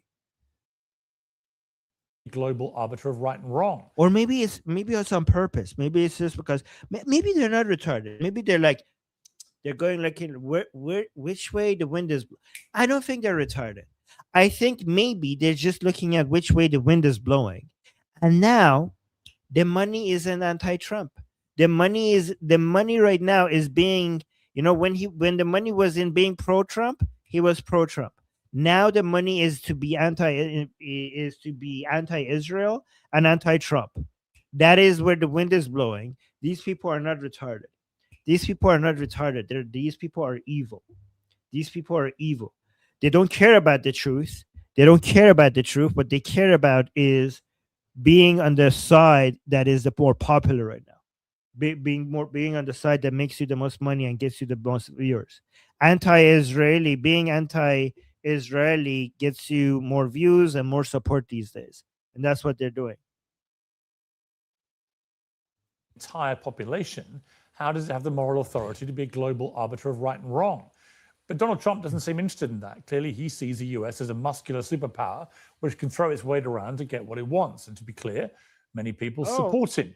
Wait, I got a super chat here. Thank you so much. I'm saying a little gratitude for Armin Rand. We are not. No, oh my God! Don't say that. You are, of course, you're worthy. I am not worthy. Oh, that's so sweet. Thank you, Amir. About that.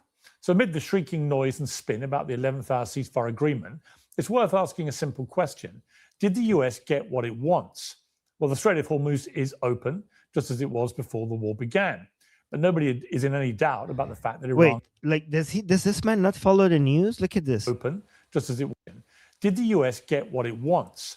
Well, the Strait of Hormuz is open, just as it was before the war began. But nobody is in any doubt about the fact. First off, the Strait of Hormuz is not open. And, oh my God. And people try to make the point like, oh, the Strait of Hormuz was already open before this war started. So you're now negotiating for something that you already had before the war started. This is such a retarded take, because in any negotiation with your enemies, you also negotiate the things that you're losing because starting the military operation. That happens in every war. Also, these people are so stupid that they don't understand that given that we just saw the Islamic Republic's ability to close the Strait of Hormuz, the only criticism we should have for the Americans is that why the hell did you not attack the Islamic Republic earlier? Given that now we know that once they go nuclear, this is going to be the de facto state.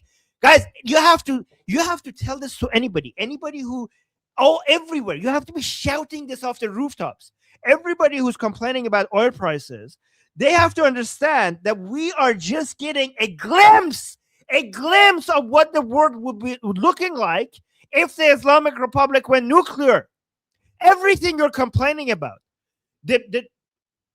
especially the closing of the Strait of Hormuz and the Islamic Republic's control over the energy markets right now, would have been astronomically bigger and more problematic if the Islamic Republic was nuclear. Because given that they know that they could do this, the only reason why they haven't done this so far is because if they had done this so far, people would attack them. If they had a nuclear bomb, they would know that nobody would try to do regime change on them. So of course they would close the Strait of Hormuz at that point, and they would never have let it go. So everything that you're experiencing when it comes to the terrorist proxies, when it comes to the missiles they're throwing at everybody, when it comes to them closing the Strait of Hormuz, this would be astronomically worse if you just sit by like, well, we don't want them to close the Strait of Hormuz, so let's not attack them. Why wouldn't, if they eventually became nuclear, knowing that you never would attack them, why wouldn't they close it and collect the toll from everybody that goes there? Who could do anything about it? In fact, it would be even worse. Right now, they're charging $2 million per ship, and they want to share some of it with Oman. If the Islamic Republic had a nuclear weapon, they would be charging more than $2 million per ship. Because who's going to stop them? And they're not even going to share it with Oman. In fact, if Oman complains, they were like, how about we just take over Oman? In fact, guys, I guarantee it. If the Islamic Republic was nuclear, they would, right now, the discussion that we would be having is how to make sure, given that the fact that the Islamic Republic has taken Oman, like this is like, imagine in the future, they would take Oman, they would take the UAE, they would take Qatar, they would make it part of the territory, and now we would be talking about the Islamic Republic now going over to take Saudi Arabia. This is what we would be talking about. They would already have Iraq, they will already retake Syria again, and they will be going towards Jerusalem. They would be wanting to take over Israel. That would be the world that we will be living in if you didn't do any of these things that President Trump just did. Fact that Iran controls it. In fact, some versions of the text refer to guaranteeing Iran's dominance. The Iranian regime is wounded and weakened, but there's no doubt that it's the same regime. Several branches have been hacked off, but the trunk and the roots remain. Many of Iran's military targets have been destroyed, but Iran still has its uranium, its ballistic missiles, and its proxies across the region. The Iranian... That's okay. Well, thank you for making the argument for why we should continue. Like, oh, they have their uranium, they have their missiles. That means because it's not over. Because it's still not over. You're like, oh, the United States has won. The Islamic Republic... No, the United States has lost. The Islamic Republic has won because they still have the uranium. No, you idiot. The fact that they still have the uranium, the fact that they still have some missiles means that the battle is not over. You can't declare who has won if the battle is not yet over.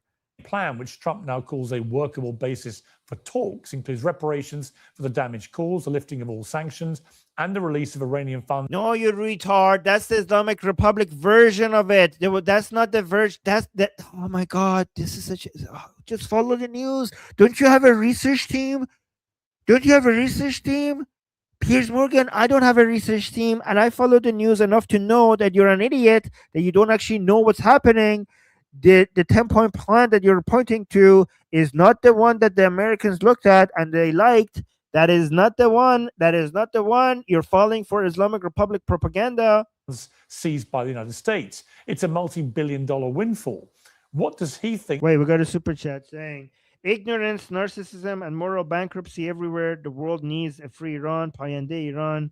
Am Israel Chai. Long live the USA. Thank you so much. By the way, I don't know if the Hebrew part is Am Israel Chai, but given the context of what you just said, I just assumed the Hebrew part is Am Israel Chai. Hopefully I got that right. And thank you so much for the super chat. They'll do with it. And on the question of cost, the US has now spent more than $30 billion on the war so far. 15 US soldiers are dead. Thousands of Iranian civilians are dead. Trump's approval ratings are a record low. And his Wait, what is he saying? More than $30 billion on the war so far. 15 US soldiers. $30 billion is nothing. Okay. $1 billion windfall. What does he think they'll do with it? And on the question of cost, the US has now spent more than $30 billion on the war. 30 billion, more than $30 billion. What would be the cost of the world with a nuclear Islamic Republic? You goddamn idiot. And whatever the cost is of these military operations is nothing compared to the military costs associated with the containment of the Islamic Republic and all its proxies. Getting rid of the Islamic Republic, whatever the cost is to the Americans in both money and lives, is insignificant compared to the amount of money and lives that you Americans would have to spend to continue the containment strategy of the Islamic Republic. So far, 15 US soldiers are dead. Thousands of Iranian civilians are dead. Trump's approval ratings are a record low, and his base is at war with itself, all as the US prepares for elections, which could handicap or even end his presidency. We should all keep an open mind about what happens next. We should all be grateful for a pause in this war. But this is what a historic victory looks like. Well, Mr. President, guys, how many days have we gone through these military operations? Like, this is not what a historic victory looks like. Wars take years sometimes. Like, we are on day what, guys? We're on day what? How many days have we been into this military operation? It hasn't even been 2 months. Like, how is this a victory? How is this a victory? We're only at the beginning. We're only at the beginning of this military operation. Like, what are you, like, 43? Day 43? Day 40. Oh, hey, Goldie is here. Goldie is in the chat. We're done. Day 40. Okay, thank you, Goldie. He's like, oh, this is not what victory looks like. Yeah, maybe because we just got started. Mike, Hey, Piers, pick up a history book. Look how long other military operations usually take. About what happens next. We should all be grateful for a pause in this war. But this is what a historic victory looks like. Well, Mr. President, I wouldn't be so sure to claim that. First tonight, I'm joined by Megyn Kelly, host of the Megyn Kelly Show. Megyn, what's been the point of it all? You got to say the deal sounds very much like surrender on our part, which I'm in favor of. Wow, guys, look how pro-American these people are. Like I'm in favor of America surrendering to the Islamic Republic of Iran in Iran. Look at this. Deal sounds very much like surrender on our part, which I'm in favor of. I mean, there's 2 points here. First of all, that is not a deal. That is the 10 points. That is the beginning of a negotiation, and you're even not looking at the right 10 points, you goddamn retard. You fail for the propaganda of the Islamic Republic. But even if it was the 10 points of the Islamic Republic, that is not the deal that the Americans have agreed to. That is just the beginning points of a negotiation. And and then that's the first point. So you don't even understand what's happening. Second of all, you are in favor of United States surrendering to a terrorist regime, and you think you consider yourself to be pro-American? You're in favor of United States being defeated by jihadis. Guys, ever Megyn Kelly, anywhere, claims to be patriotic and pro-American, you have to throw this clip here right at it. Anybody who celebrates United States losing to a bunch of jihadis is not pro-American. Great. This needed to end. Ugly or any other way. It needed to end. It was folly to begin with. It was folly throughout. It remains folly. I'm sure Mark Levin and Lindsey Graham were feeling really, really good until the end part where we had to end it. And now they're very, very angry. Mark Levin was practically in tears on Fox News last night because we didn't see it. Was Mark Levin in tears? Guys, we watched Mark Levin. We watched the clip that she's talking about. Was he in tears? Oh my God, these people are so desperate. These people are so pathetic. Angry. Mark Levin was practically in tears on Fox News last night because we didn't see it through, I guess, with the nuclear bomb that we were going to drop on Iran. We didn't go in commando style and seize all the... Oh, guys, the plan was to drop a nuclear bomb on Iran, and Mark Levin was in tears. Mark Levin, who keeps on saying that we need to save the Iranian people. It's our moral duty to help the Iranian people. Mark Levin has been the most pro-Iranian American commentator that I've ever seen. Sometimes I wonder, like, well, okay, wow, okay, like, sometimes I'll be honest, sometimes I take Mark Levin, like, maybe focus a little bit on America first because you're American. But no, Mark Levin insists all the time, like, he does focus on America a lot. He's a true patriot, but he also insists on caring for the Iranian people more than any other commentator that I've ever seen in US politics. Do you guys agree?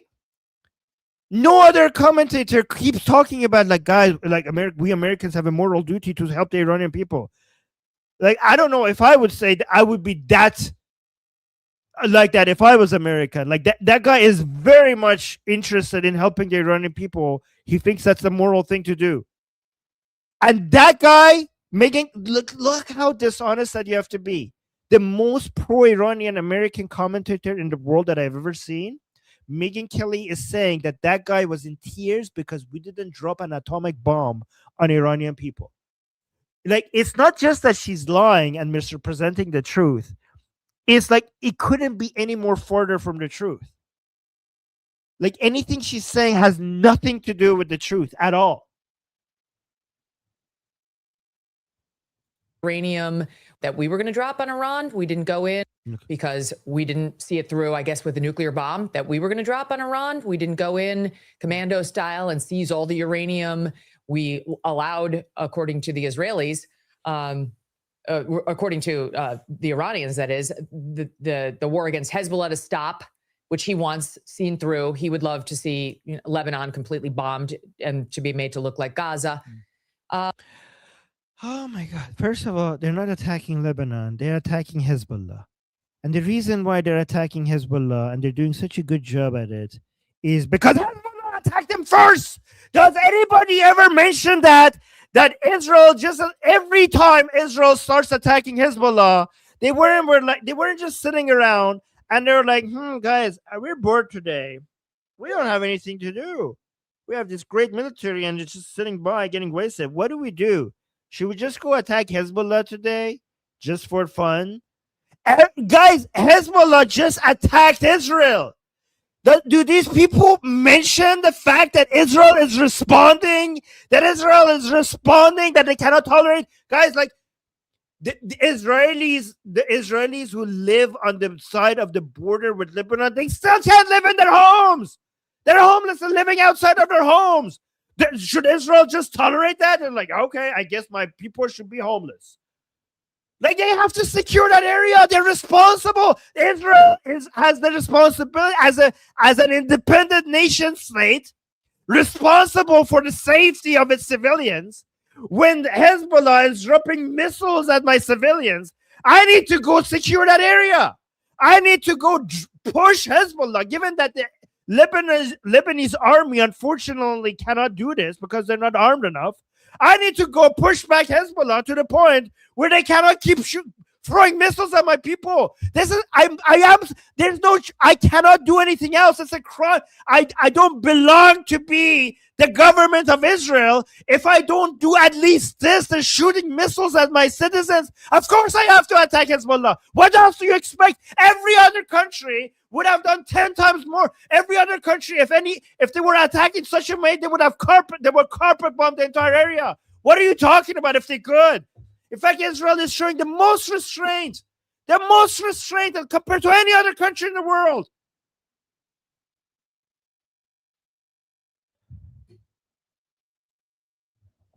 And there was really no point to going forward other than more death and destruction.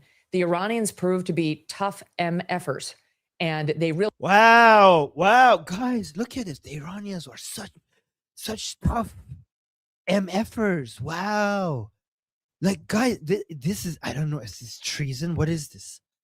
Is this like this? These are, it's so normal for people to do this right now, but I bet you 10 years from now, history will look back at these people the same way that we would look back at somebody during World War II in United States if they were praising Nazis. I will bet you we will look back at this time decades from now with the same level of disgust that we now look back at Americans in United States during World War II who were praising the Nazis. This is so disgusting. If you don't get the same disgust reaction from the way these people talk about the Islamic Republic that you would have if somebody was praising Nazis, then you're missing the point. You're missing what's happening here. realized that they had something far more. And by the way, Piers keeps nodding, like like he's agreeing with Megyn Kelly. Iranians proved to be tough MFers, and they realized that they had something far more powerful than a nuclear bomb. They had control over the Strait of Hormuz, and Trump was warned prior. That is not more powerful than a nuclear bomb. Okay, to be fair, that is powerful. What they have, like that has been influential. But you are, when it comes to geopolitics, Megyn Kelly, you're retarded if you think that is bigger than a nuclear bomb. Are you kidding me? Look at this. Than a nuclear bomb. Tough MFers. And they realized that they had something far more powerful than a nuclear bomb. They had really?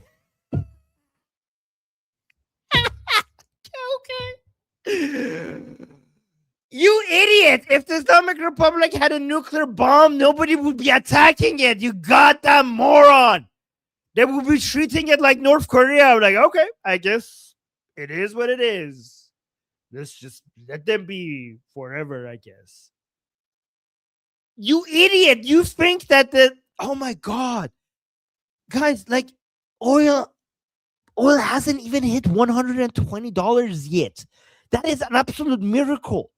Like, it has been bad, but it hasn't been nearly as bad as what usually happens when you would close the Strait of Hormuz? Is anyone old enough here to know what happened the past couple of times? You know, the first Persian Gulf War, like the last, you remember what happened in the United States? People were lining up to get gas. People had to look at their plate numbers to see if this is the day that they could get gas or not. Are you kidding me? Like, you think that the closing of the Strait of Hormuz has been somewhat, damaging to the economy, but not nearly as much as before. Guys, stock markets didn't even adjust 5%. Year over year, the stock market is still up 30%. 30%, that's not even normal. Normal is like 12%, 15%, 30% still, year over year. Like, it has been bad, but it hasn't been devastating. A nuclear bomb is far more devastating. A nuclear bomb going off, you know what that would do to the whole world? The closing of a Strait of Hormuz hasn't even been as bad as COVID. Like, it hasn't been one-tenth as harmful as COVID. And we recovered from COVID. Like, look at the stock market. Everything recovered. All the losses from COVID is all the way back. When this is over, any loss to the economy over this will be back. I mean, at least for most of the world. I don't know if the UAE would. I don't know. We'll see.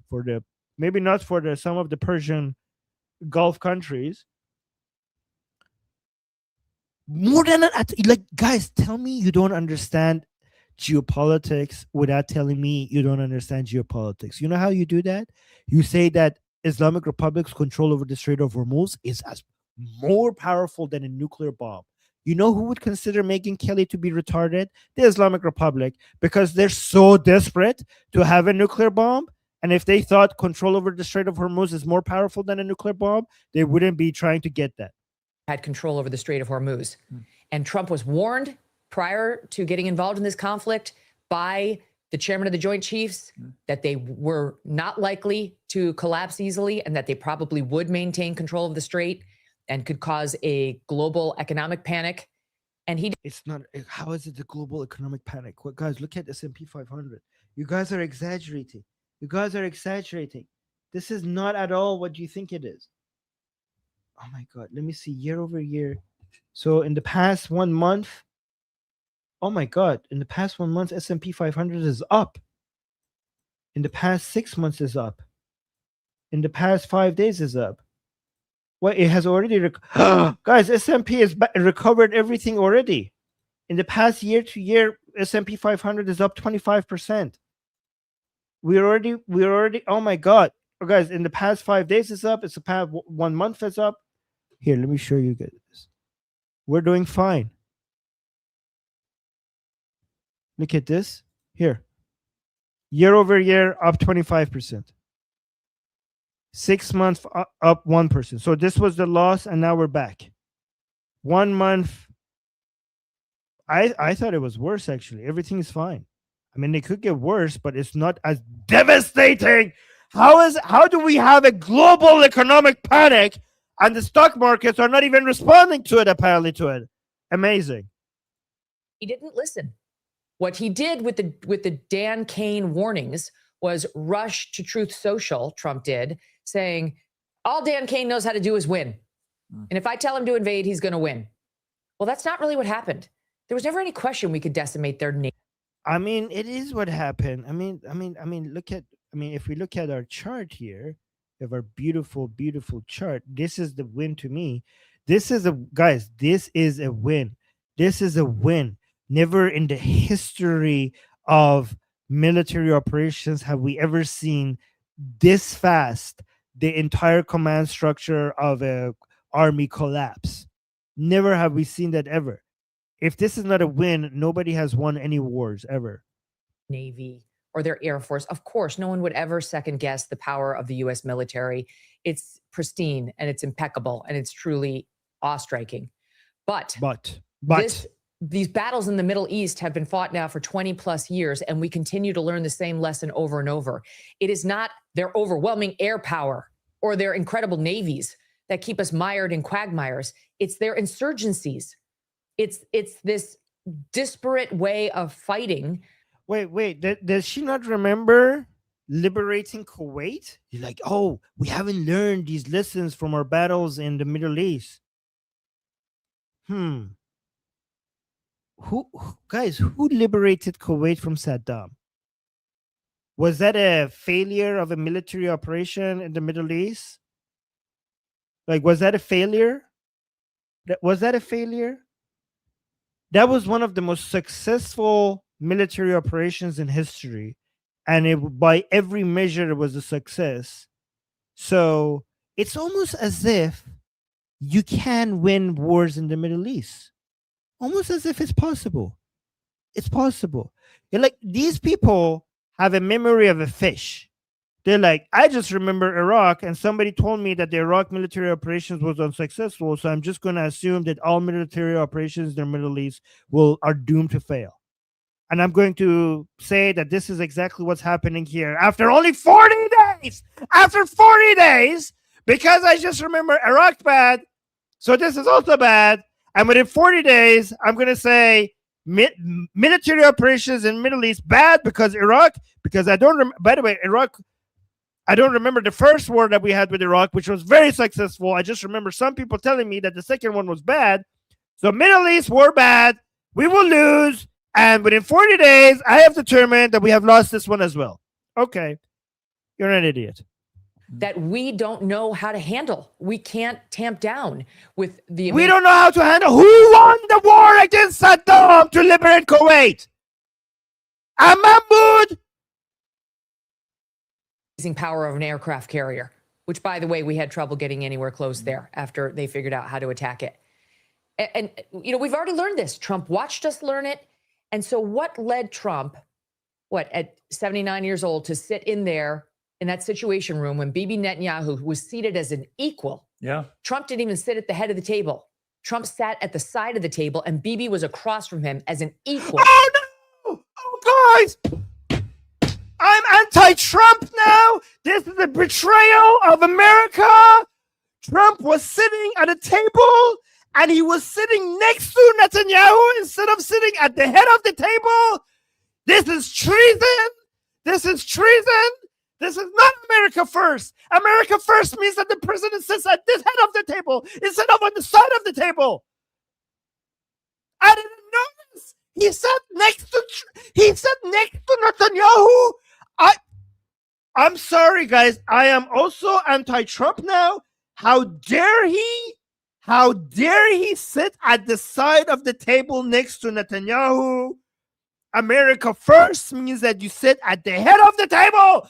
And of course, this is politics. This is geopolitics 101.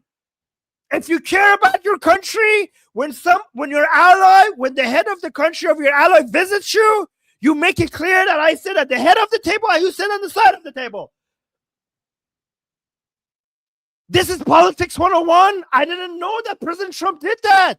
Are you sure this happened? I'm anti-Trump now. I'm anti-Trump. Orange man bad. Orange man bad. He sat at the side of the table.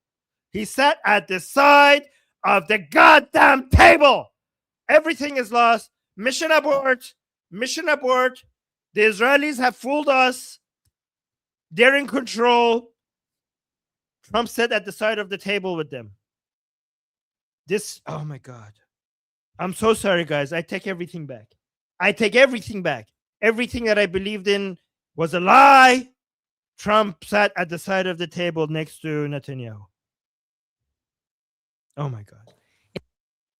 Wow. Situation room when Bibi Netanyahu was seated as an equal. Yeah. Trump didn't even sit at the head of the table. Trump sat at the side of the table, and Bibi was across. Say it ain't so. Say it ain't so. Trump would not do this to us. Trump would not do this to us. Trump would sit at the head of the table. Trump would sit at the head of the table. I know. I believe. He would not do this to us, guys. He would not do this to us. I'm refusing to believe this. I'm not going to believe this. From him as an equal in the American Situation Room. What led him to sit there and buy what that guy was selling hook, line, and sinker when every other president was able to see through that liar. What? Wow, every other president, guys. Biden saw it through. Biden saw Biden, like they're praising when she says every other president, that means that they're praising every other president, including the Democrat ones ahead of Trump. He's saying Biden was wise enough to see through Prime Minister Netanyahu, but Trump was fooled. But Trump fell for it. Was it? Because he was told the next day by our own top advisors, from the chairman of the Joint Chiefs to the Secretary of State to the Vice President, that these are lies and that these objectives are not going to be attainable. You don't even know what Netanyahu said, what Prime Minister Netanyahu said to President Trump. Like these guys are assuming, like, guys, look at this. All of this is with the assumption that Prime Minister Netanyahu came to President Trump and said, like, listen, we know for 100% certainty that regime change will happen if you do this, this, and this. It's like a cheat code. You press it, regime change will happen in Iran. And Trump was like, oh, well, let's do it then. And Netanyahu was like, ha, ha, ha, ha. We fooled him. We know regime change is not possible, but we told him that this is 100% happening, and he went for it. Like, this is the assumption that these people have. A more likely conversation is that, hey, regime change seems more likely than ever before. And even though we know America's goal is not regime change, but given that we are closer to it than ever before, this alongside many other things, including the fact that the Islamic Republic was getting so close to becoming nuclear, which is even more important for the Americans. But the bonus, the point is that, hey, given what the Iranian people did, we might also get regime change out of it. That is a more likely conversation that they had. But these people pretend that Prime Minister Netanyahu promised President Trump that there is no way that this is not going to happen. And President Trump was fooled and he accepted it. Don't believe him. We might be able to wipe out the Ayatollah, not regime change, Ayatollah. And we might be able to decimate some portion of their missiles and their... Wait, what is this distinction? Not regime change, Ayatollah.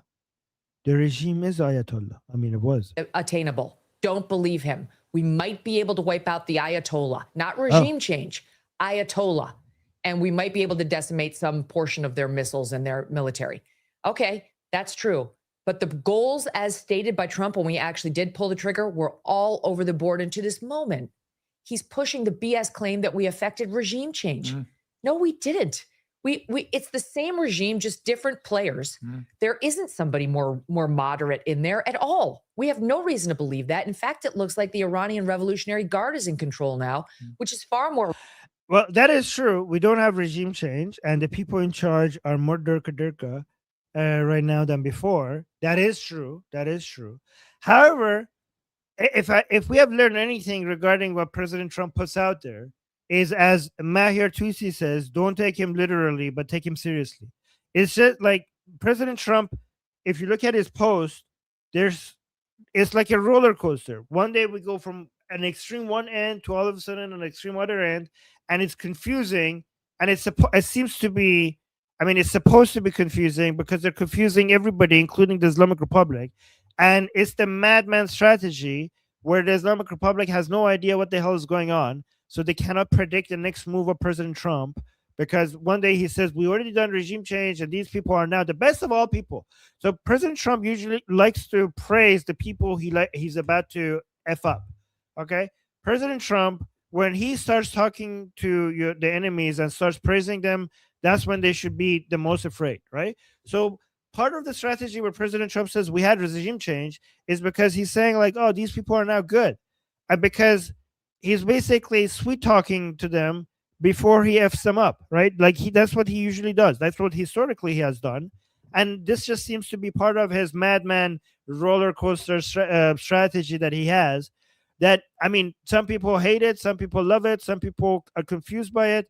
At the end of the day, it has managed to confuse the Islamic Republic and has made President Trump very unpredictable. So far it's working. Radical, and the fatwa that had allegedly been issued by Let me know if you guys agree with that, by the way. That's what it seems like is happening. It's called the madman strategy. Makes your enemy makes your enemy. It achieves two things.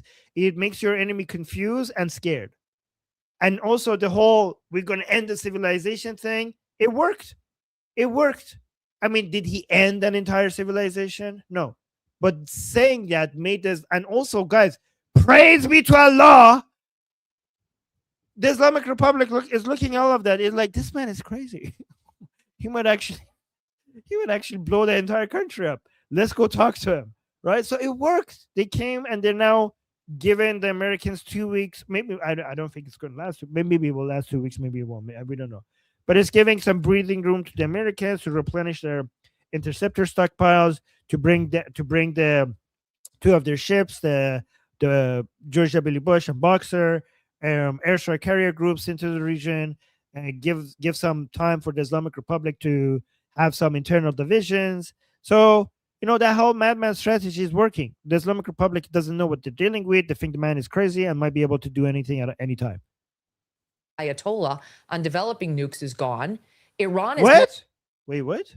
Looks like the Iranian Revolutionary Guard is in control now, which is far more radical. And the fatwa that had allegedly been issued by the Ayatollah on developing nukes is gone. Are you kidding me? You took that... Oh, God. Oh, my God. Oh, it's so cute. You poor person. That's so cute. You took that seriously.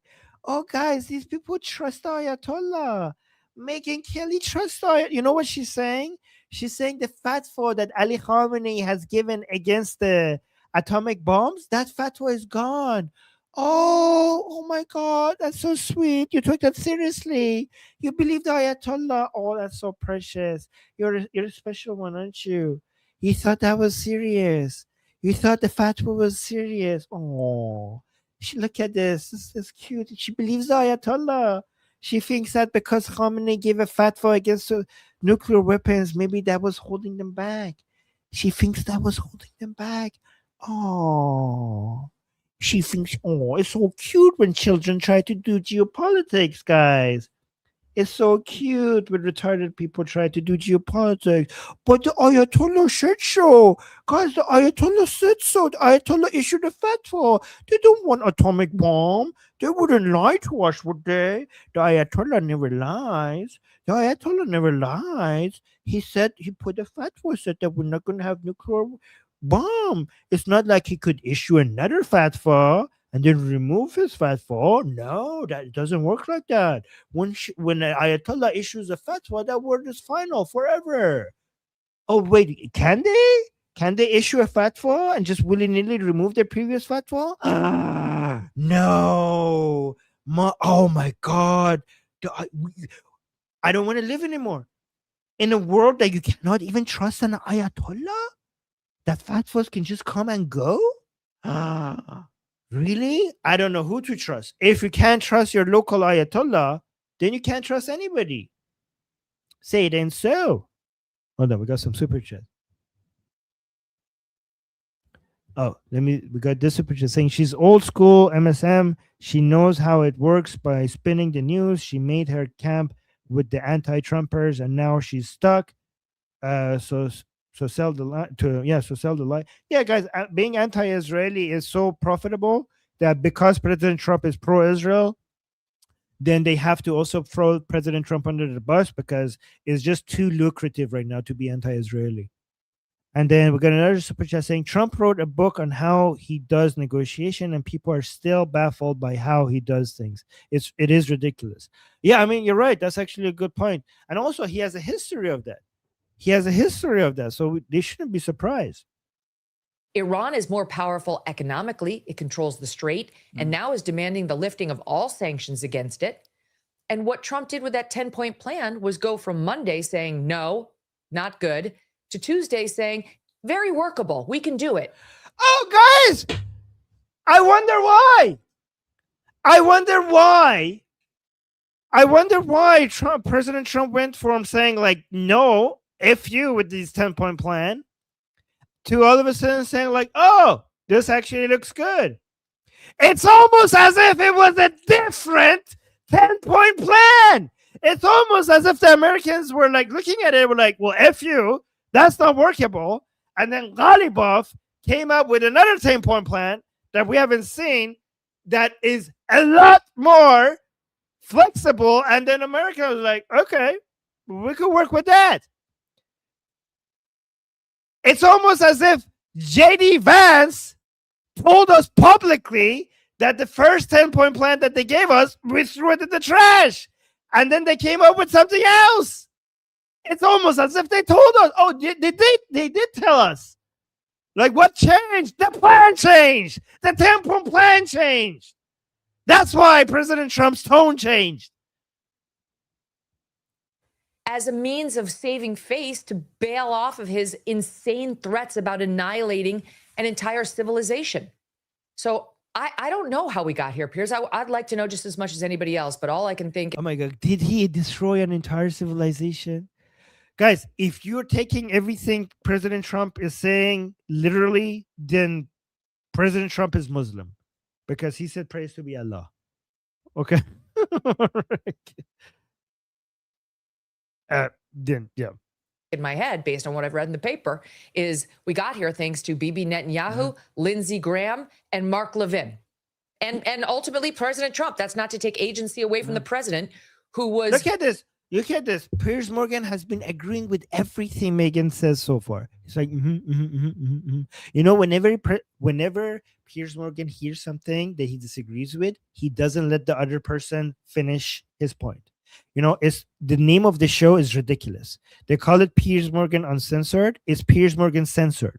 They just have a version of their censorship is like this. Okay, this is the version of censorship. If you have a guest that is saying the things that you agree with, just be like, But when your guest says something that you don't agree, then you say like, but wait a minute. He says, wait a minute. The guy's like, let me finish my point. Like, no, wait a minute. And then Piers Morgan starts talking, and then he goes on and on, and the guest is waiting to make for him to finish, and then like, okay, is it my turn now? Then they talk, and then they say something else. Piers Morgan is like, but wait a minute, and then he talks until that guest time.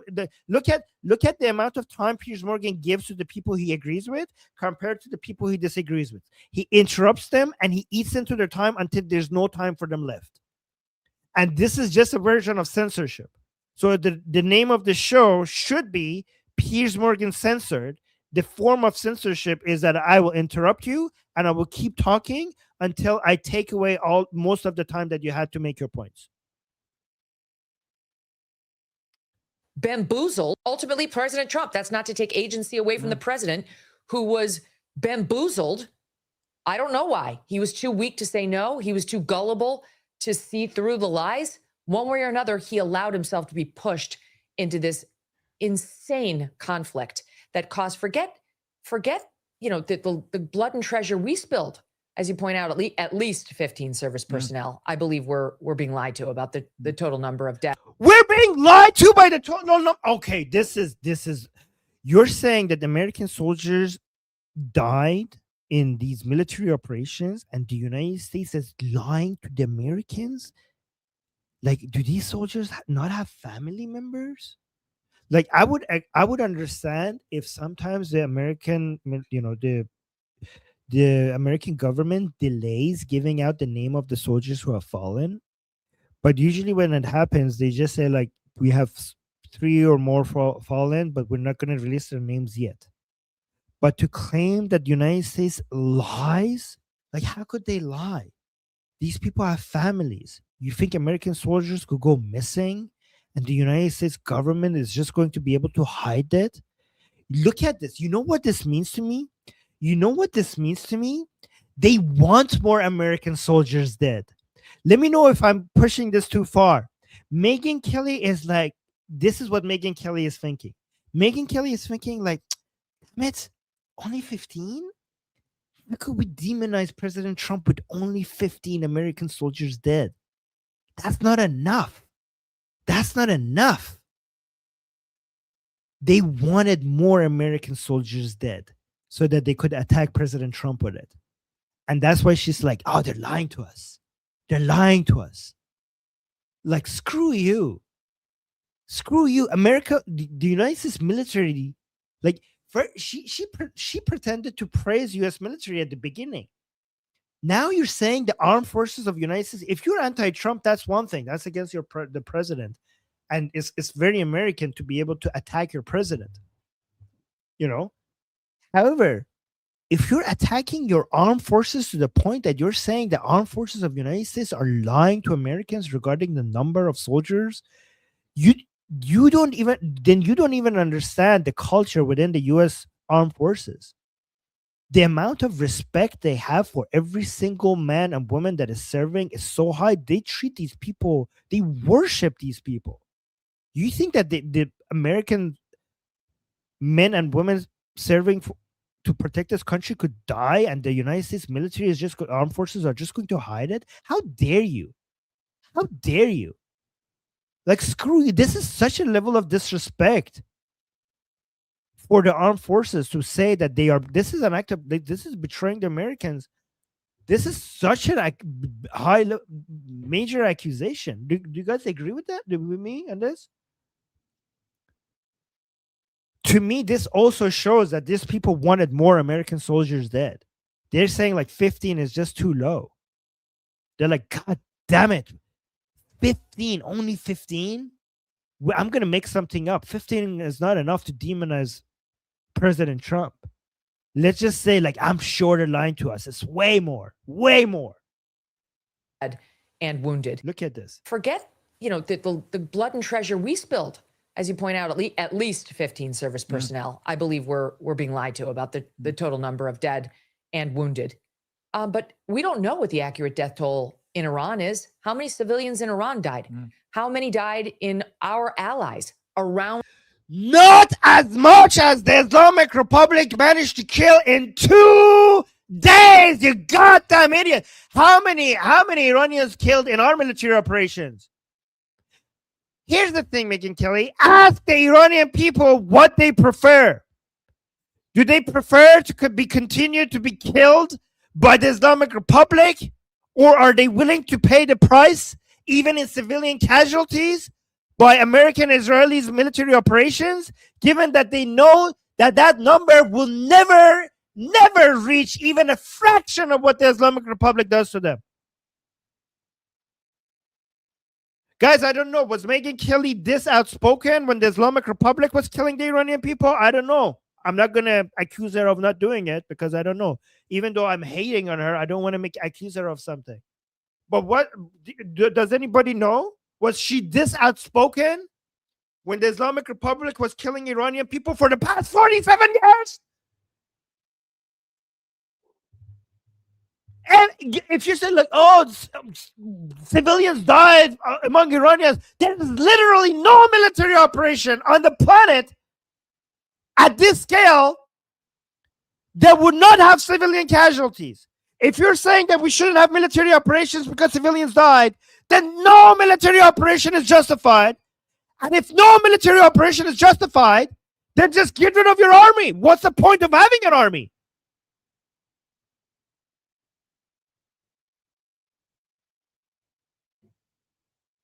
Iran, who now don't trust us. What penalty do we pay? Wait, who doesn't trust us? Who doesn't trust you? Death toll in Iran is how many civilians in Iran died? How many died in our allies around Iran who now don't trust us? What penalty do we pay? Allies around Iran will not trust you if you leave, you idiot. Your allies around Iran are asking you to stay and continue to attack the Islamic Republic. Do you even follow the news? Are you a political commentator who doesn't actually consume the news before you come and embarrass yourself?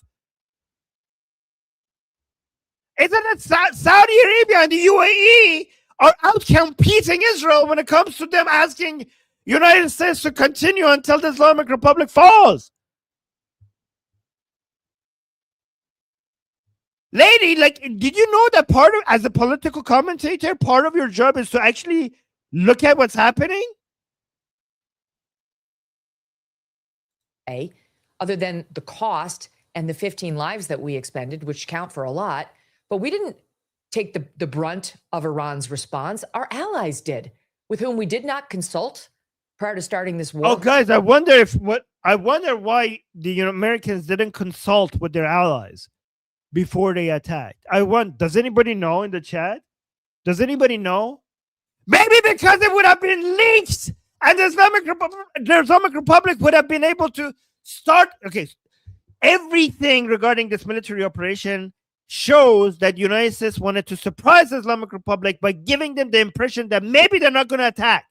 This is why so many Iranians were like, oh my God, what if the Americans don't attack? Because they're talking about negotiations. They're talking about how good these people are. President Trump was talking about only people dying in stampede and not being shot in the streets. All of that gave us the suggestion that maybe the Americans are not going to attack, because it was also giving the Islamic Republic the suggestion that the Americans might not attack, because if they knew that the attack by the Americans are inevitable, they would have started attacking Israel and all the countries around the Persian Gulf and every other country around the region before the airstrike carrier groups got to the region, before the American defense forces were in a position to protect all of these countries. So it was supposed to be a surprise. If it wasn't a surprise, if the Islamic Republic was 100% sure that the Americans would attack, then all of these countries would have been devastated by the missiles and drones of the Islamic Republic, because the Americans would not be in the region to protect them. So if the allies are like, oh, why didn't you tell us? Well, you goddamn idiot, because if we told you, the Islamic Republic would have been leaked, and the Islamic Republic would have attacked you before we got to the region. Isn't it obvious? Were very, very angry, many of them, about what was done to them. Guys, are these people retarded, or am I a genius? Because to me, this is obvious. Like, maybe these people are not retarded and I'm just a genius. Because to me, this is like common sense. You don't need to be a genius. To me, this is common sense. And if this is common sense, either these people are retarded or they're actually not. They know how to follow the money. Prior to starting this war, who are very, very angry. Oh, we got a super chat saying, what? Oh, Sotuna, miss you. Have you watched Sam Harris's recent video? No, I haven't. I'd love to hear your thoughts on his criticism of Trump. Seem rational to me. I haven't. Sam Harris never liked President Trump, so I think that he is a little bit. He doesn't consider the positives as much as he should be. I try to accept fair criticism, but I think Sam Harris is a bit too one-sided against President Trump. But I will watch it if I get the chance. Angry, many of them, about what was done to them. What's going to happen to the trillions of dollars Trump was touting that they donated? They were offered to donate to the United States just to. Go back. Very, very angry, many of them, about what was done to them. What's going to happen to the trillions of dollars Trump was touting that they donated? They were offered to donate to the United States just to be nice guys and have great relations. You think they're going to spend that on us now? Yeah. Well, I mean, I don't know if they were going to send it to begin with, but if anything, they're more desperate now than ever, because they're like, Daddy Trump, save us. They're like, Daddy Trump, save us. They are now more desperate for American protection than ever before. What are you talking about? Hold on, let me see. We got it. Wow, thank you so much. Oh, Leo, that's very generous. Thank you so much. That's a big super chat. Oh, these are from my baby girls, my dogs. She's saying this is for Nella and Pucci. Oh, thank you. I hope we get to see more of them and their cuteness on these live streams. It's hard because they're not like, this is my studio and usually they're in the other house. But whenever they visit, I will bring them. Saying thanks for having me on the discussion group today. Yeah, you were great. Guys, Lior was in the discussion group today and she asked a really good question. Hope to join another one soon. Well, thank you. I appreciate that. And thank you so much for the super chat. That was very sweet. Guys, if Pucci and Nella are ever in this house that I do like my streams, I will bring them up. Okay. But thank you so much. Okay, that's very sweet. All right, let's get back. Spend it on them just to be nice guys and have great relations. You think they're going to spend that on us now? They're going to spend it on themselves. I mean, guys, like they're gonna spend that on us now. They're gonna spend that on themselves. Let me, guys. What is the second superpower in the world that has an army like United States that the UAE and Saudi Arabia and Qatar are going to go to for protection? There's this other country. It's not I'm not talking about United States. There's this other country that is very big, very powerful. I forgot the name. That has an army that is as advanced and as powerful as the United States, that these countries could go to help them protect themselves. What is the name? What is the name of the country? Anybody remember? I think I'm forgetting the name. I think I'm forgetting the name of that country because it doesn't exist. It does not exist. What are your options? There is the United States and there is no one else. Who's going to protect you? Who's going to protect you against the big bad Islamic Republic? Like, oh, we're going to take all our money and we're going to go spend it on ourselves. Okay, good luck.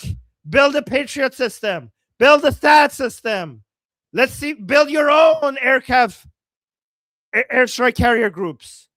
Yeah, sure. Like, you're very well known for your, entrepreneurship and your advanced academia, and you're really good. You're very advanced in technology and everything and military. Yeah, you're really go do that.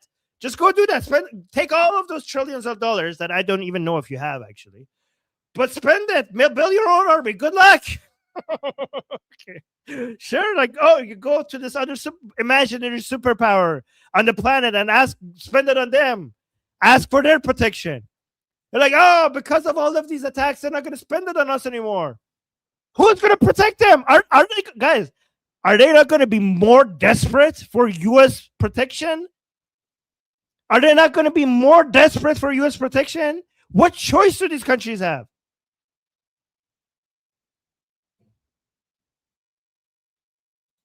If anything, not only is going to push these countries closer to the United States, I think it's going to push them even closer to Israel.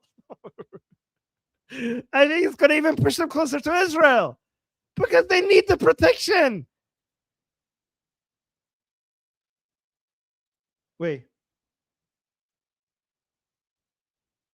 Somebody's saying, I feel proud to be Pakistani for once. Wait, why for once? You should be proud. You should be proud based on your own actions. Okay. There are so many Pakistani people. Guys, if your government does something retarded, don't feel shame or lack of pride. Okay. You had nothing to do with it. You could be proud based on your own individual actions. And thank you for the support. They've got to rebuild massive portions. But why for once now? Like, you need to be more clear. What happened? Are you talking about the negotiations? On us now? They're going to spend it on themselves. They've got to rebuild massive portions of their own countries thanks to the bombing campaign unleashed against them because they were within. I mean, if they want to spend that on themselves, they need to diversify by moving. I don't understand what she's saying. She's like, they're going to spend it themselves. Spending it on investing in the United States is spending it on themselves. I mean, I don't think you understand how diversification in finance works. So I'm not going to educate you on that. Reach by Iran, who couldn't reach us. So we've upset our allies. In fact, another thing is that not only they have to spend more on the United States because they need United States more, so they need to get more favors from the United States. If anything, if Qatar, the UAE, and Saudi Arabia are less safe areas, then you need to diversify your whatever money, whatever finances, capital that you have outside of the area to more safe areas like the United States. Like, it doesn't make sense. Guys, like, this is how retarded she is. They're going to invest more in Qatar, UAE, and Saudi Arabia after they realize that this place is not as safe as they used to be. If anything, capital leaves an area when it's proven to be unsafe. Capital doesn't flow to an area when it's proven to be unsafe. Capital leaves that area and goes to safer places like the United States. Israel, although now they're upset there's a ceasefire. We've upset the American base. The Trump coalition that got him elected is completely fractured and in smithereens. What is she talking about? Hold on. We've upset our allies. We've pleased Israel, although now they're upset there's a ceasefire. We've upset the American base. The Trump coalition that got him elected is completely fractured and in smithereens. And he doesn't care, Piers, because he... Yeah, you know, first of all, a lot of that is inaccurate. But you know why he doesn't care? You know why he doesn't care? Because none of this matters if the Islamic Republic gets a nuclear bomb. Do you guys understand that we're talking about the complete annihilations of certain countries? Do you understand we're talking about the global dominance of a death cult if you did not stop this? They're like, oh, my popularity is being lowered. I'm sure we could accept that sacrifice to be able to stop a death cult taking over half of the goddamn planet. Doesn't care about the... I don't think these people understand what would happen to the world once the Islamic Republic became atomic, because they're comparing it to North Korea. North Korea is more of a regional threat. They don't have global ambitions. And yes, before you get butthurt, I know North Korea does do certain things beyond its borders, like, I don't know, give soldiers to Russia, but those are very limited. North Korea is a local problem. North Korea being atomic means that you don't mess with them, but they also don't spread around. Okay, they don't have global domination. Global domination is not part of their agenda. It's a local issue. But Islamic Republic becoming nuclear, it's not at all comparable to North Korea. They will have the same level of protection of North Korea, but with global domination agenda. Oh my God. I don't understand. People don't know how close we were to basically entering a very dark chapter of history, a very, very, very dark chapter of history. And no matter how much faults and criticism you could find for President Trump, he was the only one who actually stood against it. Like, no president did this. No other president did this. And you know what? I actually have some criticism for President Trump sometimes myself. Okay, but at the end of the day, nobody stood against the Islamic Republic, and somebody had to. Even if for somehow all of these military operations doesn't achieve many of the things that we hope it achieves. At the end of the day, the Islamic Republic was about to become nuclear, and President Trump stopped it. Even if, I'm not saying this will happen, even if the Iranian people are not saved, and I think they will be at the end of this at some point, right? The minimum we have achieved is that we have avoided a nuclear Islamic Republic. And the world could not have tolerated that. And I don't think enough people understand how devastating it would have been to the entire world if the Islamic Republic became a nuclear power. You see all of these terrorist groups in Europe, Canada, United States, all around the world, they would have been exponentially higher.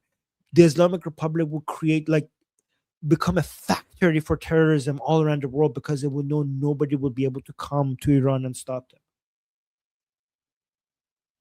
Closing off the Strait of Hormuz would not even begin to address all the problems that the whole world would have to deal with. They would take over the entire Middle East and they will have so much dominance over the entire global, because it wouldn't just be their oil anymore. It would be Iraq's oil. It will be Qatar's oil that they will have control over. Eventually, they will have Saudi Arabia's oil as well. They will spread their terroristic ideology so far and wide, and they will cause mass migration. They will have their proxy. They will have their think tanks basically grow within leftist democratic parties and whatever leftist parties all over the world.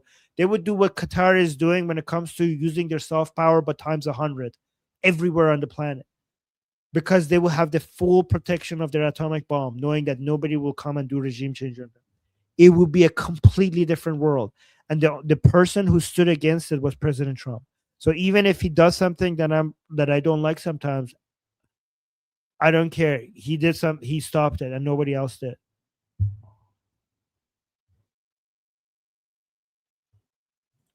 Oh, somebody gave us a super chat saying your opinion on Pakistani's current role with Trump.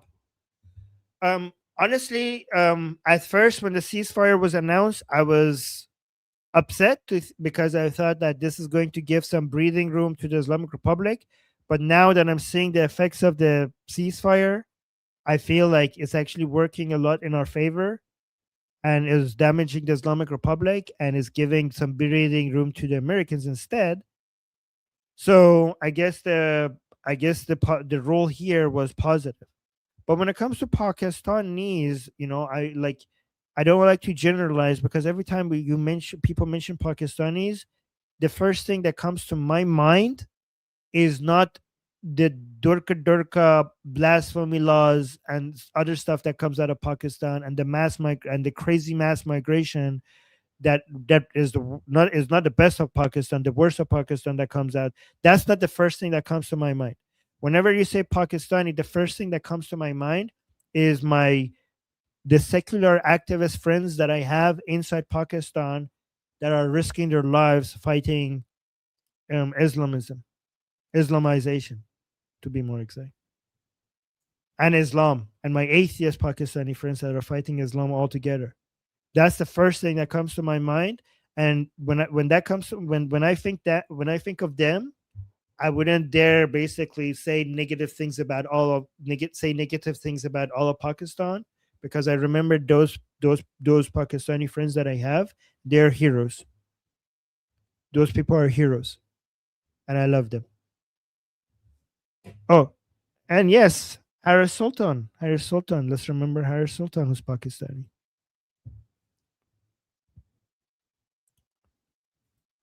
And he doesn't care, Piers, because he doesn't care about the Republican Party. He cares about himself. If Trump had to get reelected, he probably would have handled this a little differently. But he doesn't care that the Republicans are going to lose the midterms. I think he thought that was a foregone conclusion. And I don't think he cares that J.D. Vance or Marco Rubio wins the presidency next time around. I think there's a piece of Trump that would like to say, I'm the only one who could do it. The Republican Party's nothing without me. And the rest of us are going to be around to pick up the pieces. I mean, a fascinating assessment. I mean, I remember early on you picking up, as I did, on what Rubio had said about the you guys see zero disagreements. Piers Morgan had zero disagreements with Megyn Kelly. Reason why America went in, and then the immediate backtracking the next day when they panicked and realized they'd let the cat out of the bag. This was clearly a Netanyahu-driven operation. This is BS. Like, I don't know how many times this needs to be explained to Piers Morgan. I don't know if he's that retarded. But let me listen to this part again. I mean, a fascinating assessment. I mean, I remember early on you picking up, as I did, on what Rubio had said about the reason why America went in. And then the immediate backtracking the next day when they panicked and realized they'd let the cat out of the bag. This was clearly a Netanyahu-driven operation. He had persuaded Trump to come with him. Then we had Antony Blinken. No, guys, somebody please explain this to Piers Morgan as if he's retarded. So like in very simple terms, because I don't know. I saw somebody explain it to him, but he still doesn't get it. What Marco Rubio was talking about, and again, I don't know, is my English better than Piers Morgan? I don't think my English is my second language, but I think maybe I understand English better than Piers Morgan, because what Marco Rubio clearly was saying is that because of what the Israelis did, it influenced the timing of their attack, not whether or not they would attack. The attack was already planned A month ago, before they attack Operation Epic Fury, did not happen because all of a sudden the Israelis planned to do something and then the Americans were like, okay, we have to go in. They already planned it a month ahead of time, a month before the event that Marco Rubio was talking about. Marco Rubio was talking about something that the Israelis figured out that they were going to respond to that made the Americans change the timing of the strike. Not whether or not they would strike. They already knew that they're going to go in. How are you so stupid? I saw somebody explain this to you. Why are you continue to repeat this lie?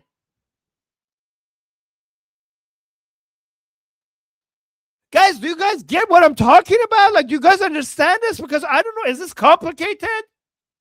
The Israelis and Americans were on the same page for a whole month on the fact that they were going to do this. They even picked their name and everything for the operation. And then all of a sudden, the Israelis came up with a piece of information regarding the meeting. Are like, okay, we have to move. And then the Americans realized, like, oh my God, the Israelis are going to move. So because of that, the Islamic Republic is going to respond. So we have to move as well right now. And then Rubio said that, and these retards are like, oh my God, this means that we wouldn't have participated. And the Israelis dragged us into it. No, it just changed it from a Saturday to a Friday. It just changed the timing. It didn't change. It didn't drag the Americans. In fact, the Americans were even more insistent on this happening. In fact, the Americans wanted to do that in January. The Americans were going to go in January. The Israelis were like, wait, let's do this properly.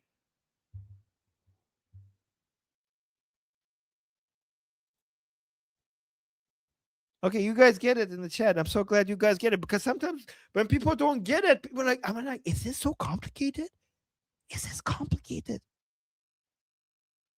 Somehow I want this to become, somehow I actually prefer this for these people not to be retarded, because that would mean I'm a genius, because that means these things are so complicated that the fact that I'm understanding it makes me a genius.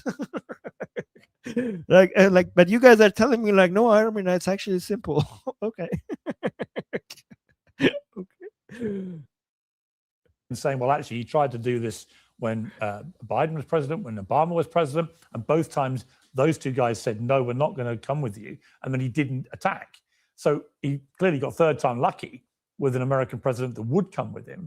But I remember early on, you and I and others who dared to suggest that we take Rubio at his word, that actually this was all at Israel's behest. Once again, He did not say that. He did not say that. Oh my God. He did not say that. Oh, guys. Yes, guys. Piers Morgan thinks Rubio came out and said, like, guys, we're just puppets. We're just puppets. The entire American government is just a puppet. Our military. We have no free will. And the puppet master is Bibi Netanyahu. Rubio just came out and said that. Sure.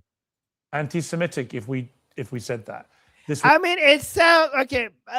It sounds, if it's not anti-Semitic, it's pretty close, given that this whole controlling from behind the scene accusation, from the shadows is always an anti-Jewish trope. It's an anti-Jewish trope. So even if it's not anti-Semitic, it's pretty damn close. It's pretty damn close, I would say. It's pretty damn close. The Jews are scheming, they're controlling things from behind the scenes in the dark rooms. They're like, it's pretty, you keep saying Israelis, and okay, that sounds like, it sounds anti-Semitic. Are you sure it's not? Like, no, it's not. Okay, sure. Okay. If you say so. Okay. Wait, hold on. We got some super chats.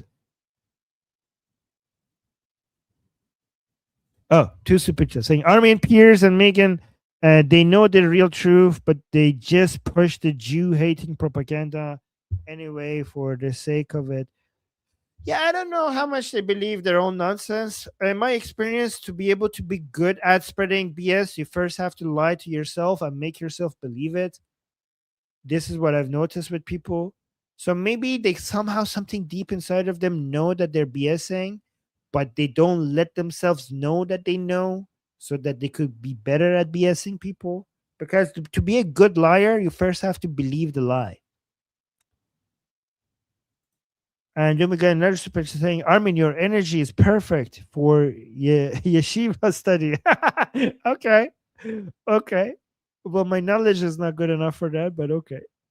Well, maybe in another life. There was a hatred of Israel that was driving our warped, crazed minds. And then you read this deep dive in the New York Times. Fascinating.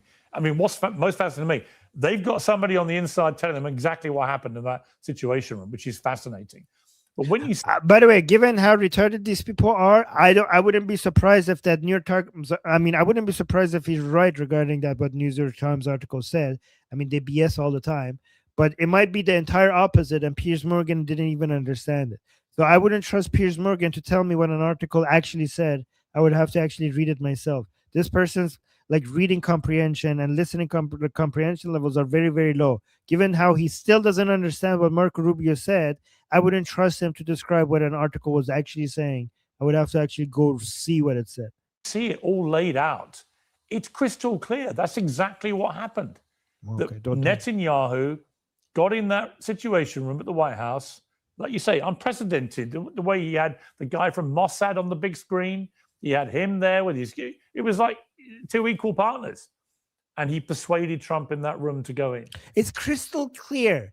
I don't think you get to say that, Piers Morgan, given that you still don't understand what Marco Rubio was saying after all of this time.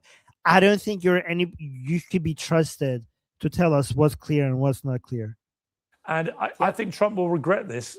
Well, you're right. He may not care. He may want to just say, moving on, it's a big victory, blah, blah, blah. But the reality is nobody thinks this was a big victory for the United States. Nobody can see anything but actually. Nobody, guys, nobody. Really? Have you talked to everyone? A bit of a humiliation, not militarily, because America can beat anyone. A humiliation. A humiliation. Guys, this has been the most impressive America has ever been. And this man thinks that this has been a humiliation for America. It's embarrassing. This level of retardation is embarrassing. When it comes to a military punch, militarily, because America can beat anyone when it comes to a military punch-up. But what Iran has now discovered is that as long as it can control the Strait of Hormuz, it can control the global economy. First of all, it's not Iran, it's the Islamic Republic. And they did not discover this. Just because you don't follow geopolitics in the Middle East and you just realized this yesterday, that doesn't mean the rest of the world realized this yesterday. This was always known. Like, oh, the Islamic Republic has just realized this. No, Piers Morgan. Piers Morgan has just realized this. The Islamic Republic knew that this is what they're going to do. Israel knew that this is what they're going to do. And the United States knew that this is going to do. And every other political analyst that actually knows the Middle East knew that this is what the Islamic Republic was going to do. In fact, they had game wars. They had basically simulation wars that they went through, Americans, because they knew exactly that this is what they have to deal with eventually. There has been books written about that. There has been so many articles and papers discussing and analyzing exactly what the Islamic Republic would do at every single second of different scenarios that the Islamic Republic was going to do when it comes to closing to the Strait of Hormuz has been discussed, analyzed, has been thought in military academic circles everywhere. This has been analyzed at a level that you would even ever be able to comprehend. And the U.S. intelligence has access to all of that. And they knew exactly that this is what the Islamic Republic is going to do. If anything, based on what I've seen, what the economists have been saying, their predictions, the part that didn't come true, is that they expected that this would be a lot more devastating to the world energy markets by now. So I don't know what's going to happen, but in the future, but at least in the short term, the damage that this caused to the global economy was far less than what most people anticipated. We were talking about getting to $200. Like a lot of these people, a lot of these like fake analysts were talking about like, oh my God, we're going to hit 200 immediately. As the second the Islamic Republic closes the Strait of Hormuz, we're going to hit $200 per barrel. We didn't even hit 120. Again, I don't know, like in the future, things might get worse, but within the time frame that we're talking about, that they were analyzing, nothing nearly as damaging as what people expected. I mean, guys, this is the first major disruption in the Persian Gulf. First military, this scale of military operation in the Persian Gulf. This is the first time that we're seeing all green. Look at this. What the hell is happening? Look at this. If I go, I mean, 5 years, obviously, it's going to be green. 1 year, green. Year to date, maybe not. But year to date is not a really good benchmark. 1 year, year to date is basically arbitrary. But year to year, green. 6 month, green. 1 month, green. 5 day, green. 1 day, green. So year over year, we're up 25%. 6 months, we're up 1%. Like, look at this. How do we recover? This was the damage to the stock market. How do we recover everything that we lost in the past 6 months? Or in the last month? Look at this. We went from 6,800, we went down to 6,300, and now we recovered everything back. Like, how is this? Like, actually, I'm even surprised. Like, has this been this insignificant? Like, I would have expected at least a 10% correction, a 10%, the market's being 10% down. And I expected for me to come and say, guys, the markets are 10% down, but year over year, we're still up. And just like COVID, we recovered everything from COVID. Even if we're 10% down, after all of this is over, the market is going to recover all of that. That's what I thought I would be saying. But instead, I'm saying we're not even down. How is it that we're not even down? we're not down 10%. We're not down 8%. We're not down 5%. We're not even down 2%. We're up. How are we up? This is the least consequential, the least damaging war in the Persian Gulf that I've ever seen in my entire life. So what is this economic leverage that the Islamic Republic has again? Brent didn't even hit 120. Brent didn't even hit 120. What is Brent right now? Did we get back to 100 right now? Oh my God, we're at 96. How is this? Like, this is the least level of, like, I didn't predict the Islamic Republic to be this insignificant. And therefore, it can, if it has enough patience, play out the long game with the President of the United States, who will have to cave, because ultimately it's going to cause him so much economic and political damage. He has no choice. That's what's happened here. Trump hasn't brought this to an end out of some great desire for peace. He's brought it to an end because he could see that the economic and political damage was getting worse by the day. Because the Iranians wouldn't fold. They realized what the pressure point. Oh my God, she loves them.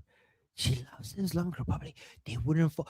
Hey, Megyn Kelly, you know, guys, we should tell her something. You know what you should say? Say, hey there. Hey there. Megyn Kelly should say, hey there. Look at this. They wouldn't fold because the Iranians wouldn't fold. Just follow up and say, hey there, hey there. Like, why not? Why stop there? Why stop there? Stop, do an Allahu Akbar or something. Because the Iranians wouldn't fold. They realized what the pressure point was and that it was working.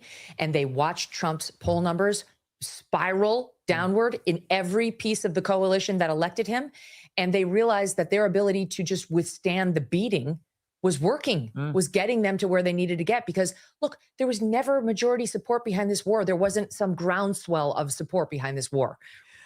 You know, Megyn, I know you don't know much about the Middle East, but I think you don't also know much about your own country, the United States, because your country, I don't know if you know this, but it's a republic, okay? It's representative democracy. It's not a direct democracy, and it's not absolute democracy. So the popularity of a war is not the only factor that goes into deciding whether or not you're going to have war. That's the whole point of having a republic. That's the whole point of being a representative democracy instead of being a direct democracy. Last time I checked, you don't do a referendum of every action that politicians make. It's not based on the popularity. It's not based on a referendum of every action. That's how republics work. And you should know that if you knew anything about politics. Right? There was a majority support behind this war. There wasn't some groundswell of support behind this war, right? There was a Republican-based support. By the way, this is why you need to have a republic instead of a direct democracy, because you're supposed to. Because not everything is supposed to be by popular opinion. There needs to be limitations. That's why you have a constitution. And the reason why you have a representative democracy instead of a direct democracy is because the average voter is not going to be informed enough to know exactly what is the right decision at every time. You pick the representatives that will have access to information that the average voter either does not have access to or does not have time to study to have a better understanding on whether or not this is a good decision or not. You pick representatives, and it is their job to decide whether something is the right thing to do or not yours. And that's how sometimes unpopular but necessary things gets done, by having the right form of a government.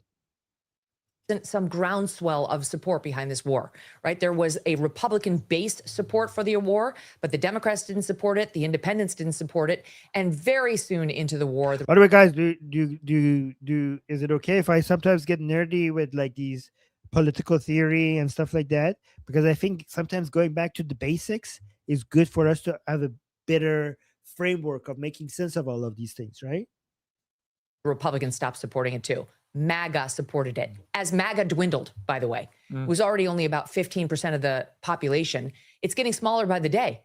President Trump 3 weeks ago declared that to be MAGA, you have to support Mark Levin, where upon which most.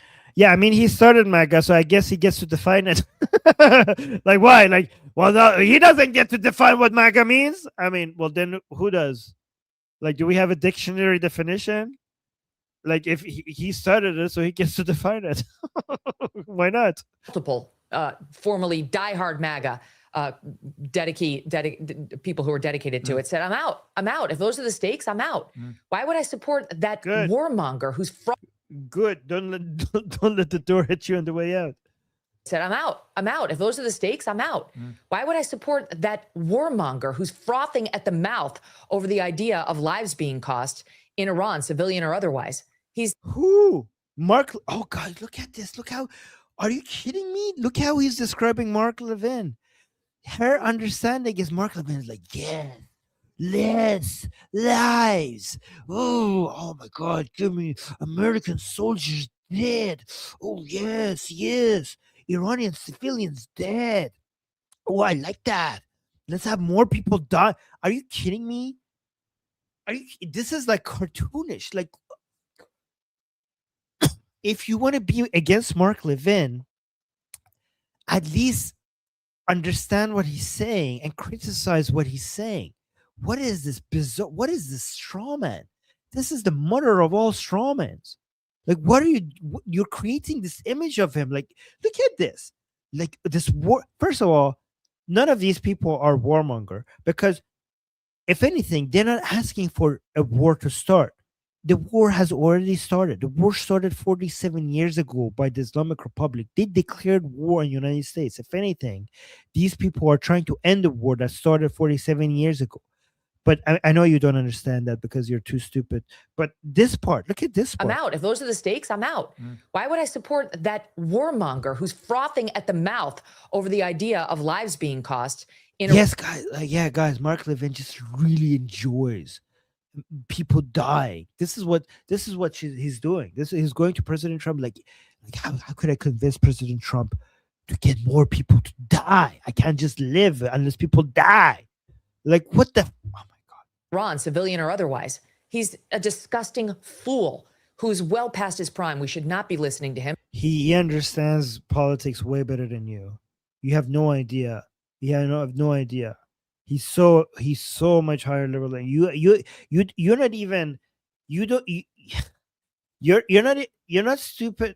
You're not stupid at this in the sense that you're dumb and he understands things that you don't. You're so dumb compared to him. You're so uneducated and uninformed that you can't even comprehend how far away he is from you. Like you don't even know what you don't know. That's the problem. Like there's a level of ignorance where some people have, but it's not so ignorant that they're ignorant of their ignorance. They just say like, okay, I don't know this. No, I don't know these things, and that person knows. So I just don't know it, and that person knows. But there's a level of ignorance that is so much worse, that it's at the level that you think you know. And when people who know history, who know politics, they talk, your level of ignorance is so high that you think you're at their level. And you can't even appreciate how far away you are from them. Wait, hold on. We got a super chat. Oh, Jewish Samantha saying the global economy and stock market. Oh, bomb the global economy and the stock market to the ground. Wait, what? What? What the hell? That's like terrorism. Jewish Samantha, you're supporting terrorism. And also, the global economy and stock markets are basically people's livings. They're a measure of people's prosperity, and you know, it basically is the stock market and whatever metrics we have to measure the economic progress. And when we talk about these numbers, sometimes people think it's just like, oh, you care about money, you care about stocks, you care about GDP, but I care about lives. I care about people's lives. Those are people's lives. Those numbers are people's lives. That stock market is someone's pension. That GDP number going up is the difference between somebody being able to, you know, buy a bike for their child or not. In somewhere else, it's about being able to put some food on the table. It's the difference between your fridge being empty or full. That stock market going up or down means whether or not somebody would be able to, there would be enough job opportunities for someone. Would mean if somebody is going to be able to take care of their husband, take care of their wife, take care of their children, take care of their parents. Poverty kills. Poverty kills more than war. So excuse me if I care about economic indicators and GDP numbers and stock market. When I see economic progress, when I see these charts go up, I get happy. And people think like, oh, you evil capitalists. You care about money. You care about dollars. Yeah, I do care about numbers go up. I do care about, because when those numbers go up, I know that means that more people get to provide for their children. I know more people will be able to pay for their healthcare. I know somebody is going to be able to afford that chemotherapy. I know somebody else is going to be able to afford that medicine. So yes, those are people's lives. Poverty kills more than war.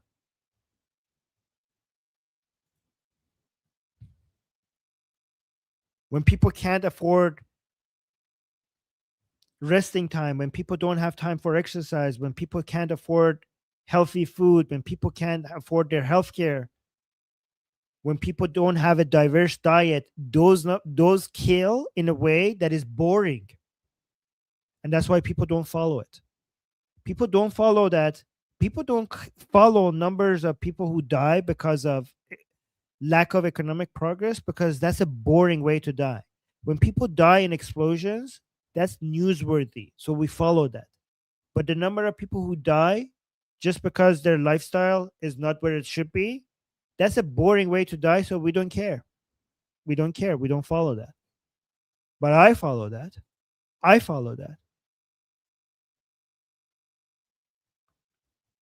Oh, somebody say Mark Levin has a moral compass. Megyn Kelly has hatred for Israel instead. Yep. Thank you for the super chat. Thank you for the support. But President Trump is obsessed. On Sunday, he tweeted out that the Supreme Court should be listening to Mark Levin. I know. I just all don't. nine justices, I don't get which it would because, double his viewership. Yeah, I don't get it because you've been loudly calling out the folly of this war from day one. I have. Tucker has. Candace Owens has. Joe Rogan has. Theo Von has. I mean, there is a massive cross-section of people in our world, which is what I call the unfiltered world, where you're not controlled perhaps by other forces that own networks and so on, that sort of send out a directive about what you should. You're completely controlled, Piers Morgan. You're completely controlled. You're controlled by the direction of the wind. You're completely controlled. The viewership right now and the money making comes from hating on Israel, and you are basically following the direction of the wind. And not only you are controlled by that, you're also control people. Your show is Piers Morgan censored because you would, if anybody you're allowing Megyn Kelly to just go on and on and on. I know for a fact that if she was somebody who you disagreed with, you would have interrupted her 10 times by now, and then go on to just give your own speech instead, and not letting the person speak nearly as much as you're allowing Megyn Kelly. And that's your form of censorship. So you're controlled, and you also control people. You control the guests that you have on your show by censoring them whenever they disagree with you. Shouldn't be saying. So in the free spirit world, where you can say what you really think, pretty much everyone has been agreed. This looked like madness. There's a very interesting piece, I think, with Stephen Chung pops up in the New York Times piece, who emerges as one of the smarter characters, actually, that Trump has around him, who said, well, how does all this sit with we're not going to go and wage war in the Middle East, which is what we campaigned on? They didn't wage war in the Middle East. The Islamic Republic was waging war in the Middle East. President Trump is trying to stop the Islamic Republic from waging war in the Middle East. How do you not get that? How does it sit with America first? This will happen. It is America first because the Islamic Republic is anti-American. You goddamn idiot. There's nothing more America first than destroying America's enemies. An obvious effect on prices, on inflation, on gas pump costs and so on.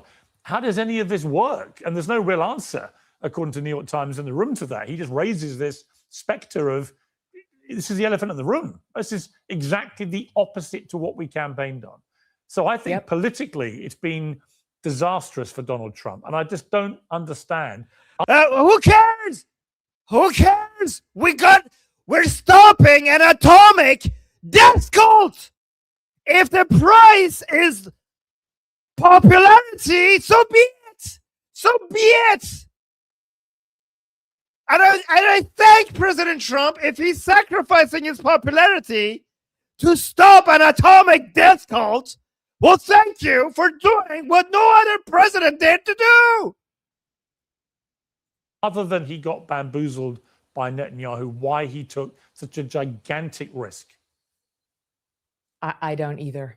And it wasn't Because just you're Steve retarded. Chung, who is a master messenger and saw the storm coming. It was J.D. Vance, who, according to the New York Times, was in there specifically saying it's going to fracture the coalition. And boy, is that an understatement.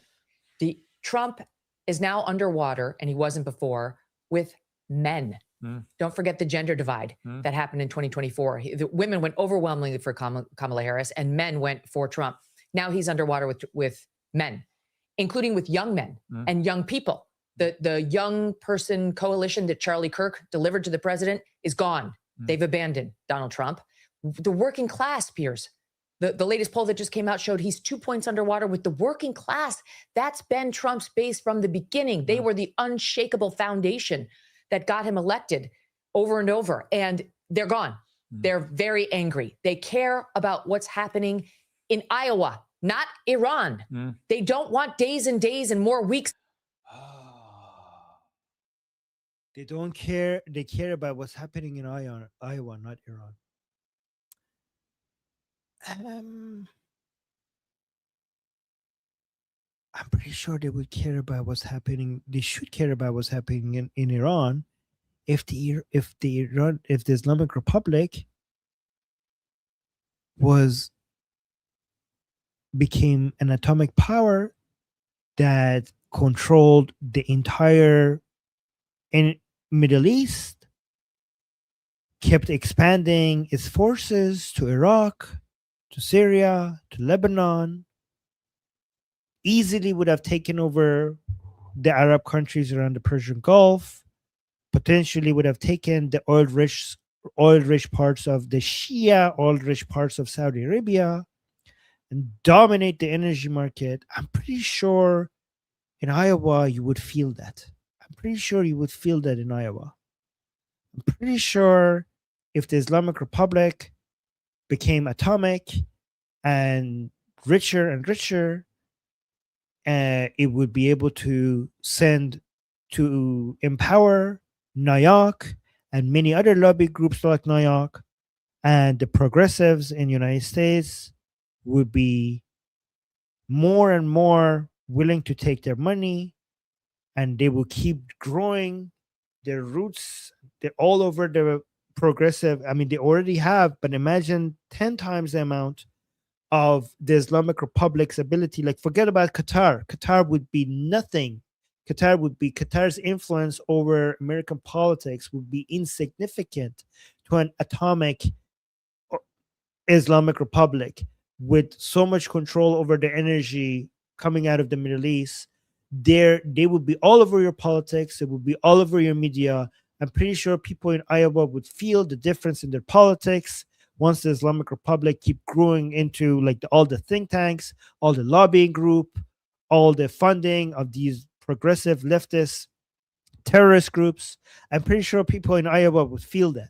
I'm pretty sure if the Islamic Republic starts creating Shia versions of ISIS, lone wolf people inspired by their supreme leader all around the world, putting out, pamphlets and PDF guidebooks on how to carry out terrorist attacks. They wouldn't even need to send their people. You wouldn't even need to have to be worried about migration. They would just keep radicalizing your own native population. They will come to your younger generation. They will radicalize them. They will turn them into terrorists, as they already have been doing. They will go. They already have the progressives who think. I mean, you just saw somebody saying that we should be blowing up the entire, stock market. Leftists, communists, progressives, woke people will be very susceptible. They would be very willing to accept the Islamic Republic as the greatest force against Western imperialism. Guys, think about this. Think what would happen if the Islamic Republic grew stronger and stronger and stronger. If their missile arsenal, if they had 10 times the number of missiles that they have right now, which became such a serious threat to the whole world, if they became atomic, and if they became richer and richer because they dominated the entire Middle East and the oil-rich areas of the Middle East, what do you think would happen to young American communist progressives, leftist woke people who want to destroy Western imperialism? Do you know why they love the Islamic Republic right now? Because it's the greatest force in their mind against Zionism and Western imperialism. So if the Islamic Republic became atomic, if the Islamic Republic became richer, they would worship the Islamic Republic. Not only they would worship the Islamic Republic, if the Islamic Republic put out orders and PDF guides on how to carry out, terrorist operations and resistance operations in Western countries, they would guide them. They would get trained by it. They would have online classes about these things. And I'm pretty sure you would experience that in Iowa. I'm pretty sure you would experience that in Iowa. the Islamic Republic would be a far greater adversary if you just allowed them to grow than the Soviet Union ever was. Than the Soviet Union ever was to the United States. It would be horrible. And you would feel, you're like, oh, they care about what happens in Iowa, not about what happens in Iran. Well, if they don't care about what's happening in Iran, they don't understand how the world works. This is kind of like, this would be like in the middle of World War II, you're telling Americans, like, I don't care what's happening in Germany. I care about what happens in Iowa. This would be like in the middle of the Cold War, you're saying, I don't care what's happening in Moscow. I care about what's happening in Iowa. Like after this, all of the years of like pick up a history book and read it to see how much the world is connected and how what happens in Iran directly influences what happens in Iowa, especially because of the Islamic Republic. Of debates over the Strait of Hormuz. No one cares. They care about their own lives. They care about the fact that their lives is connected to the Strait of Hormuz, you goddamn idiot. The gas that you put in your goddamn car comes from the Strait of Hormuz. They don't care about the Strait of Hormuz. They care about, they care about their own lives. You might tell me, actually, no. United States is an oil exporter. So it's not the same oil. Well, the global energy market is connected.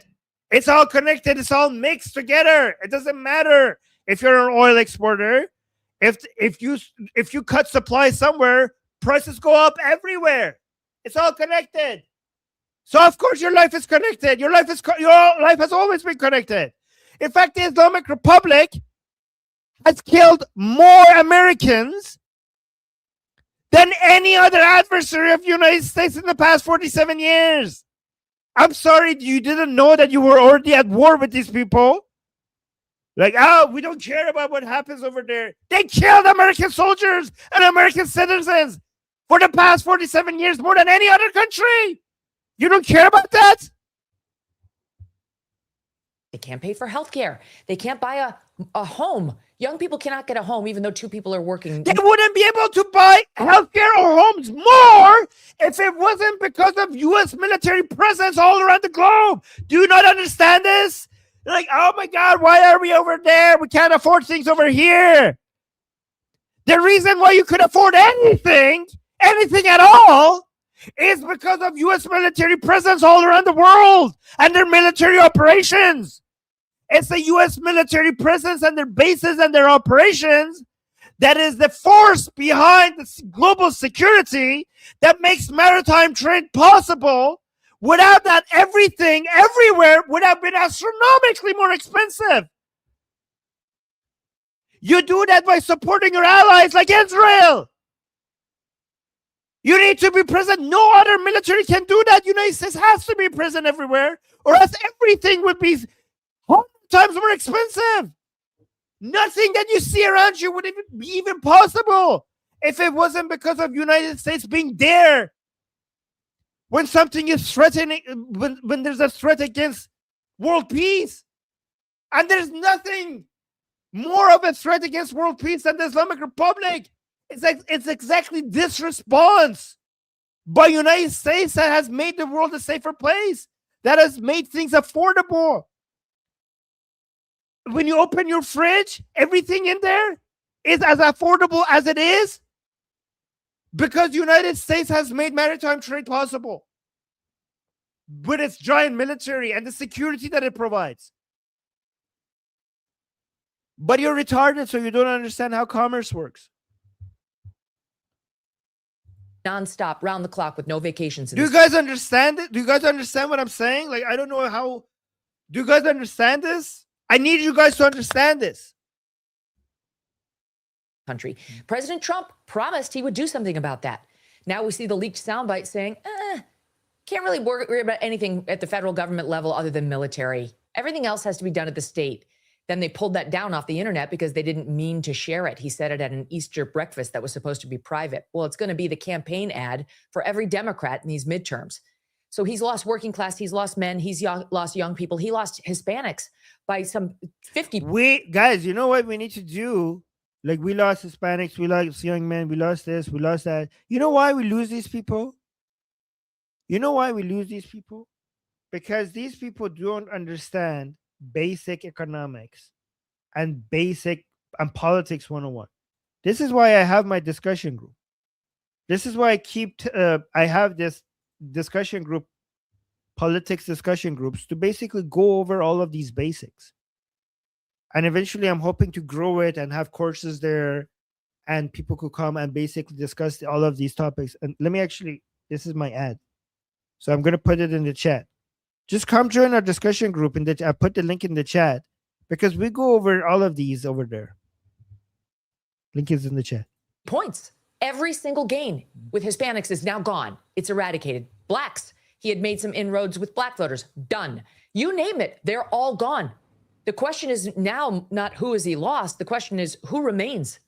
And sure, it's the diehard MAGA. Trump can do no wrong.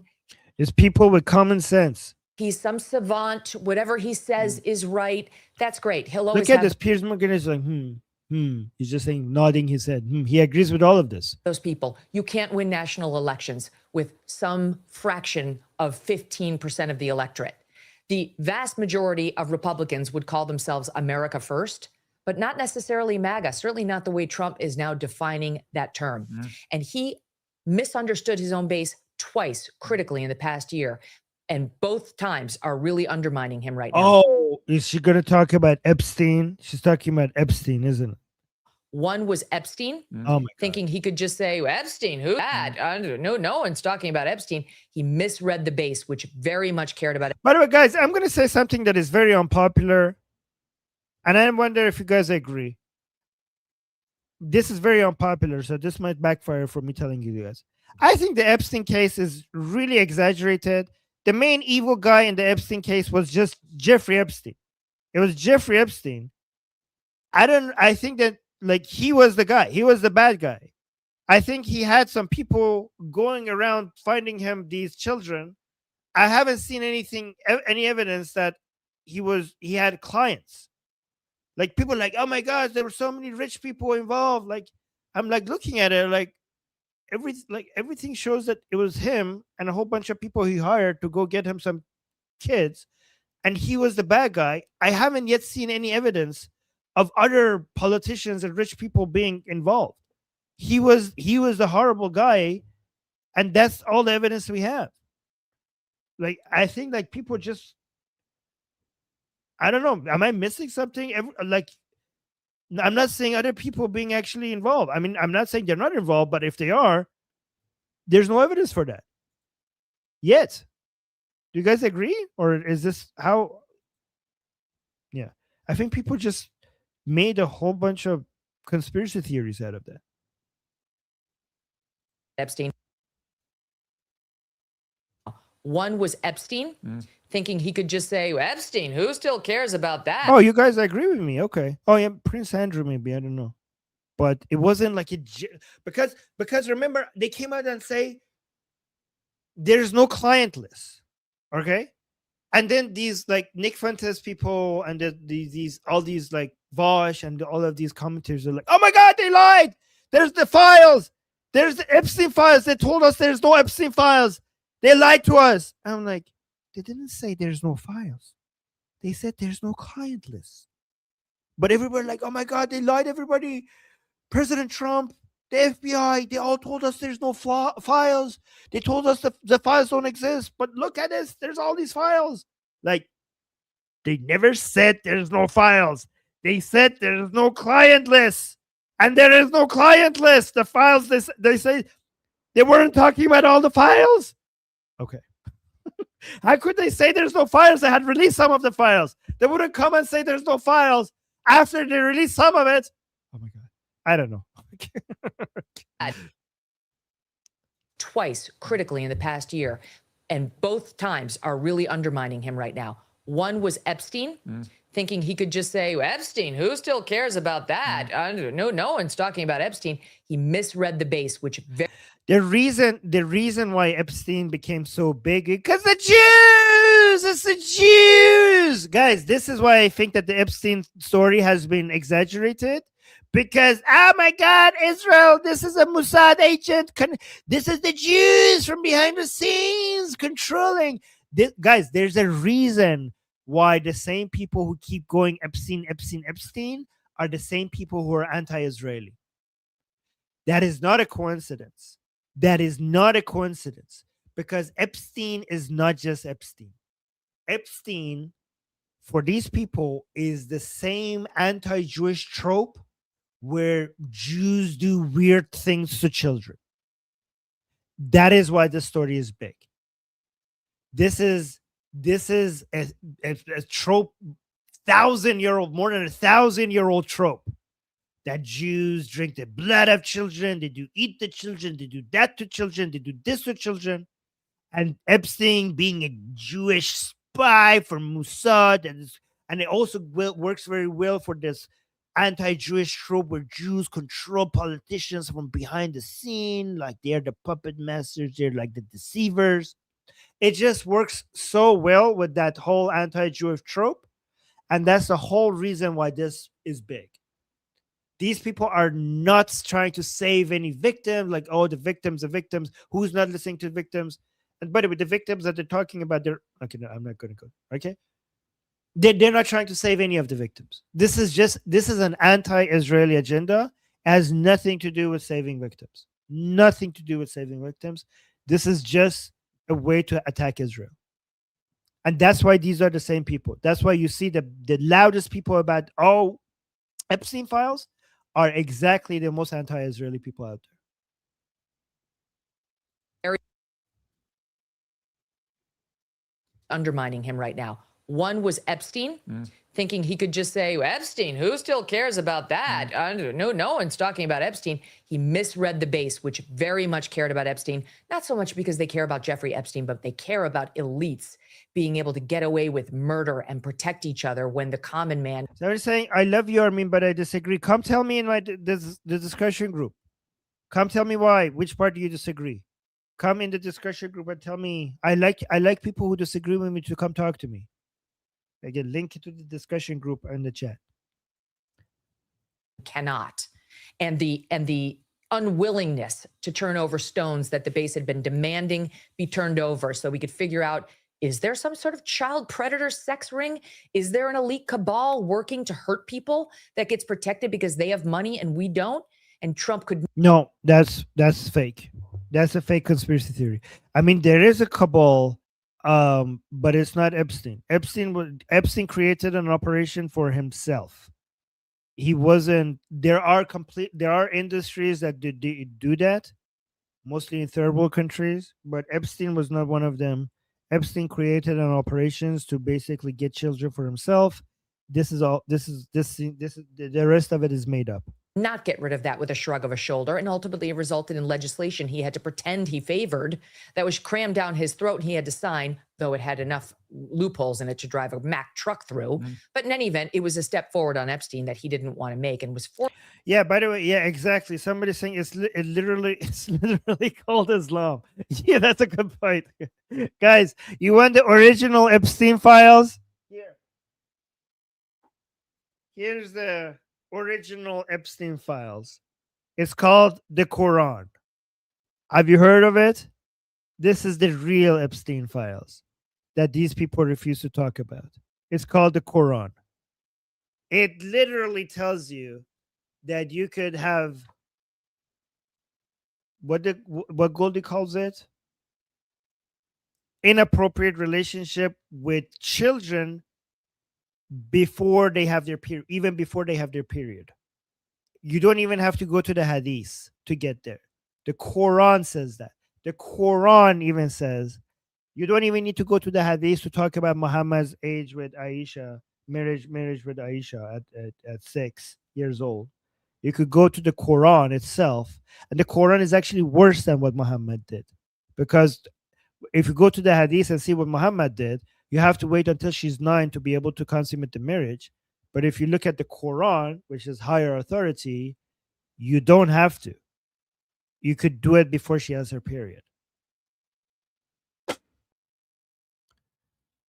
I mean, these people say Epstein file, Epstein file. Do they talk about the fact that in Iran we have brothels where you could go and get 9-year-old girls? Do they tell you that? We just covered that today. It's called Sireh. First two.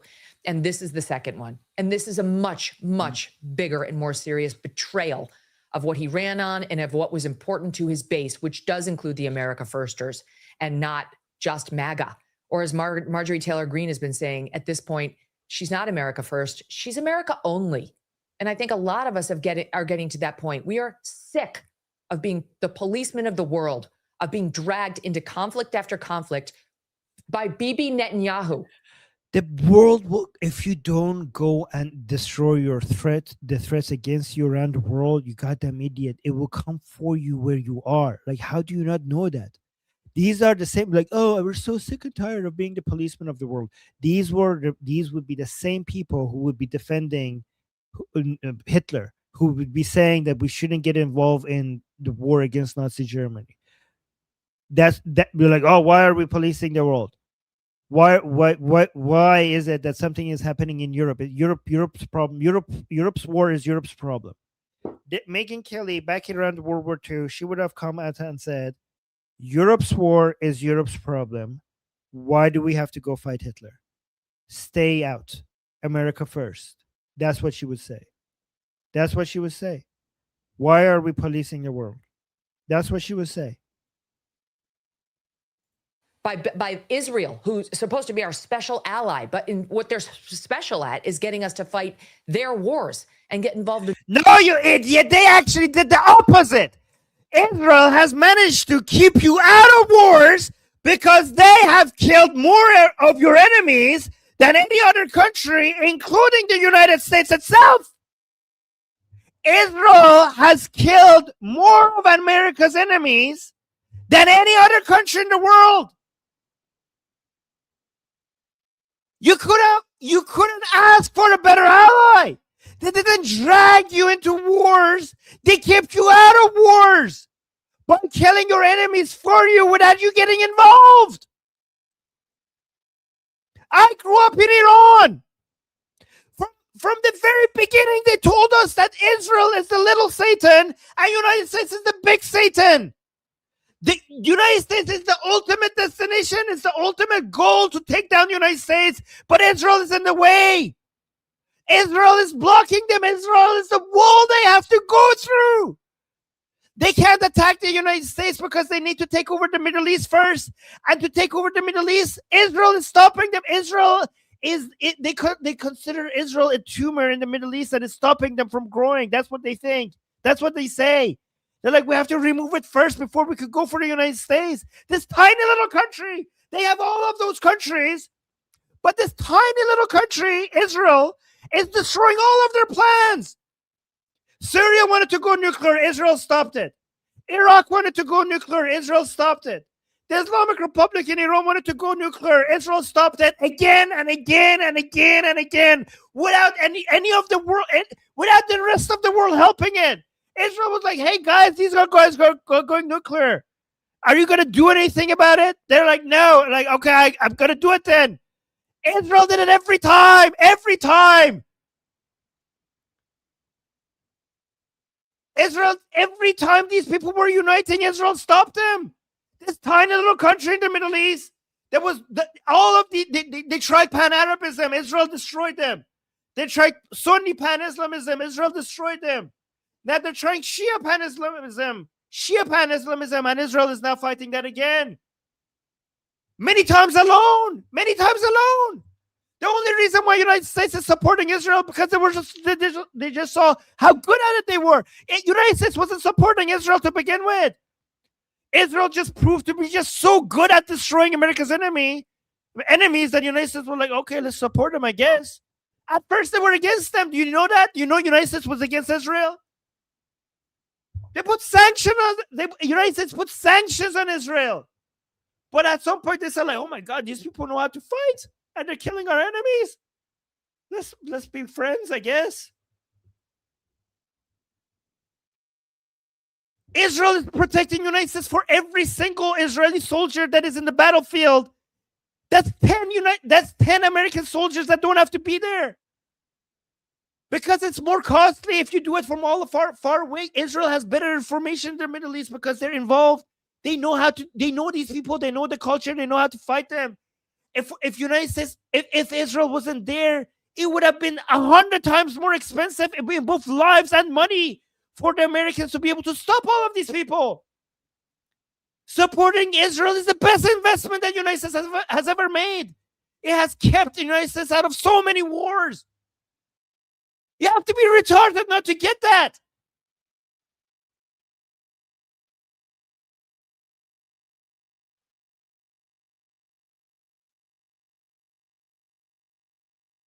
Israel is the shield. Pahlavi was the first shield. They took that down. Look what you're living with after that. The world, we Iranian people, we were warning you. Like the Shah was warning you. Don't trust these people. The Shah was in their way. The Americans didn't support the Shah. The Shah fell. The Pahlavi dynasty fell, and you've been suffering. You have been paying the price for it for the past 47 years because you didn't support your ally. You didn't support your ally, the Shah. You didn't support him.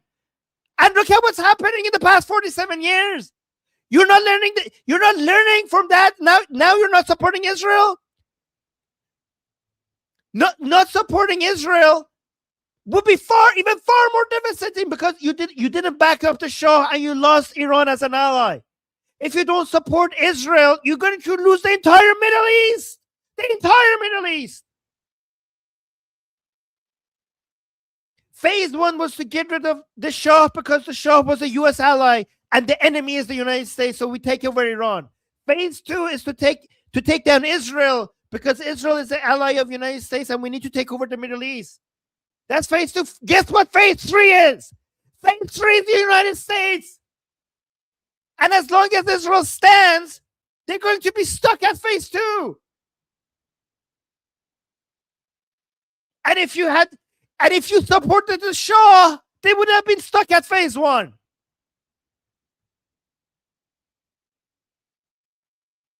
How do you not learn from your mistakes? Abandoning Israel is the same as abandoning the Shah in 1979. It's a repeat of the mistake of Carter. It's the same thing. United States needs to support its allies. That's how it manages to maintain its control and provide stability globally, which the whole world needs. The whole world needs. Nobody. There's no other country that has an army that resembles the United States Army. Nobody can provide that. Nobody can provide the global security that the United States provides. But the United States needs its allies globally too, and the bases that they have, and the fact they allow, like, even if you have a giant military, you need allies. You could see that even though the United States is such a powerful country, without Israel, they wouldn't be able to manage the Middle East. They wouldn't have the intelligence, they wouldn't have the know-how, they wouldn't have the experience. It's a combination of having a giant army and your allies that has made the United States so effective in providing the global stability that has made the world such a better place to live in the past 150 years. We never had anything like this. Everything is better. I know it's hard to believe because you turn on the news and you see war and destruction and you think everything is falling apart. But the world has never been this good. Based on every metric, the world has never been this peaceful. I know it's hard to believe because the news just shows you war.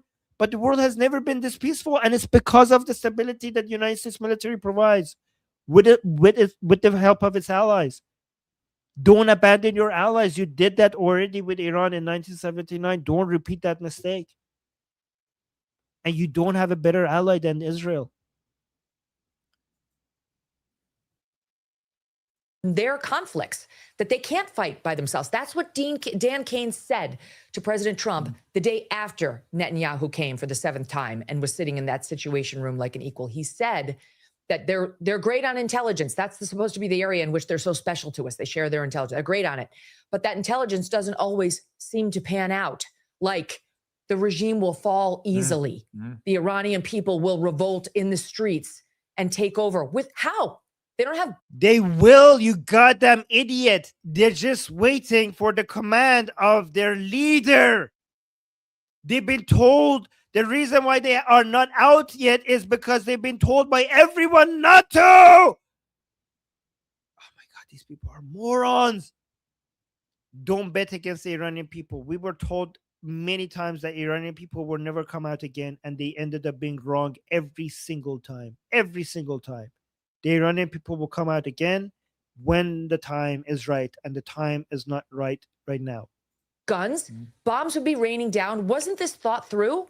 No, it was thought through. They was thought through. That's why they told them not to come out with bombs are raining down, to wait. They didn't expect the Iranian people to come out in the middle of the military operations. And we know that they didn't expect that because they kept on telling them not to.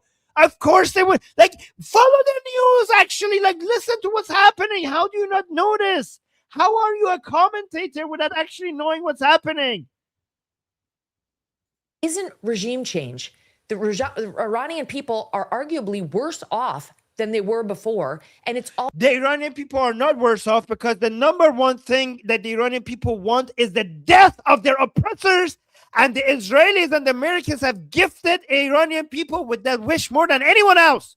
All based on Bibi Netanyahu's special intelligence, which cost at least 15 American lives, the fracturing of the Trump coalition, probably at least the next 2 elections for Republicans, not to mention the amount of lives and blood and treasure that was spilled in the Middle East. So great job. Megyn, got to leave it there. Wish I could talk to you for another hour because it's blistering stuff, but you're so right. As you said at the start, one word, folly. What a folly it's been. And I think the repercussions are going to be enormous. Thank you very much indeed for joining me. You're both idiots. Both of you, room temperature IQ. Anyways, so that was that. Again, guys, if you want to talk to me, I'll put the link to the discussion group in my chat. I'm there almost every day. So, and we have a really good group there. So check the link in the chat and come talk to me. And this was fun. Let me know how was it? Like, let me know in the comment section if you want me to do more of this, like reviewing of shows like this, like Piers Morgan shows, and responding to people's bad takes. Because I actually find it very, what is it called? Like, it's like therapy to me. Because I watch these alone and I'm like, what the hell? Like, I wish I could tell somebody how wrong this is. So I really like doing this because I get to, you guys are like free therapy for me when you just listen to me say these things. Let me see. We got some super chats.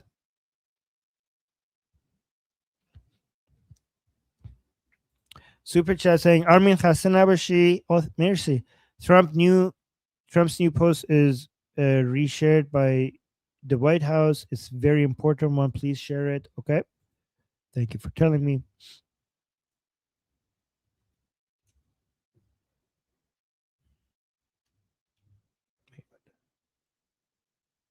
One second.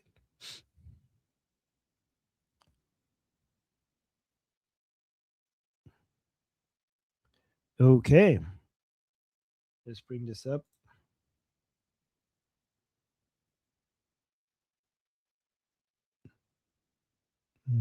Oh. Ooh, guys. Look at this. President Trump just posted this. Iran is doing a very poor job, dishonorable, some would say, of allowing oil to go through the Strait of Hormuz. That is not at the agreement we have. President Donald J. Trump.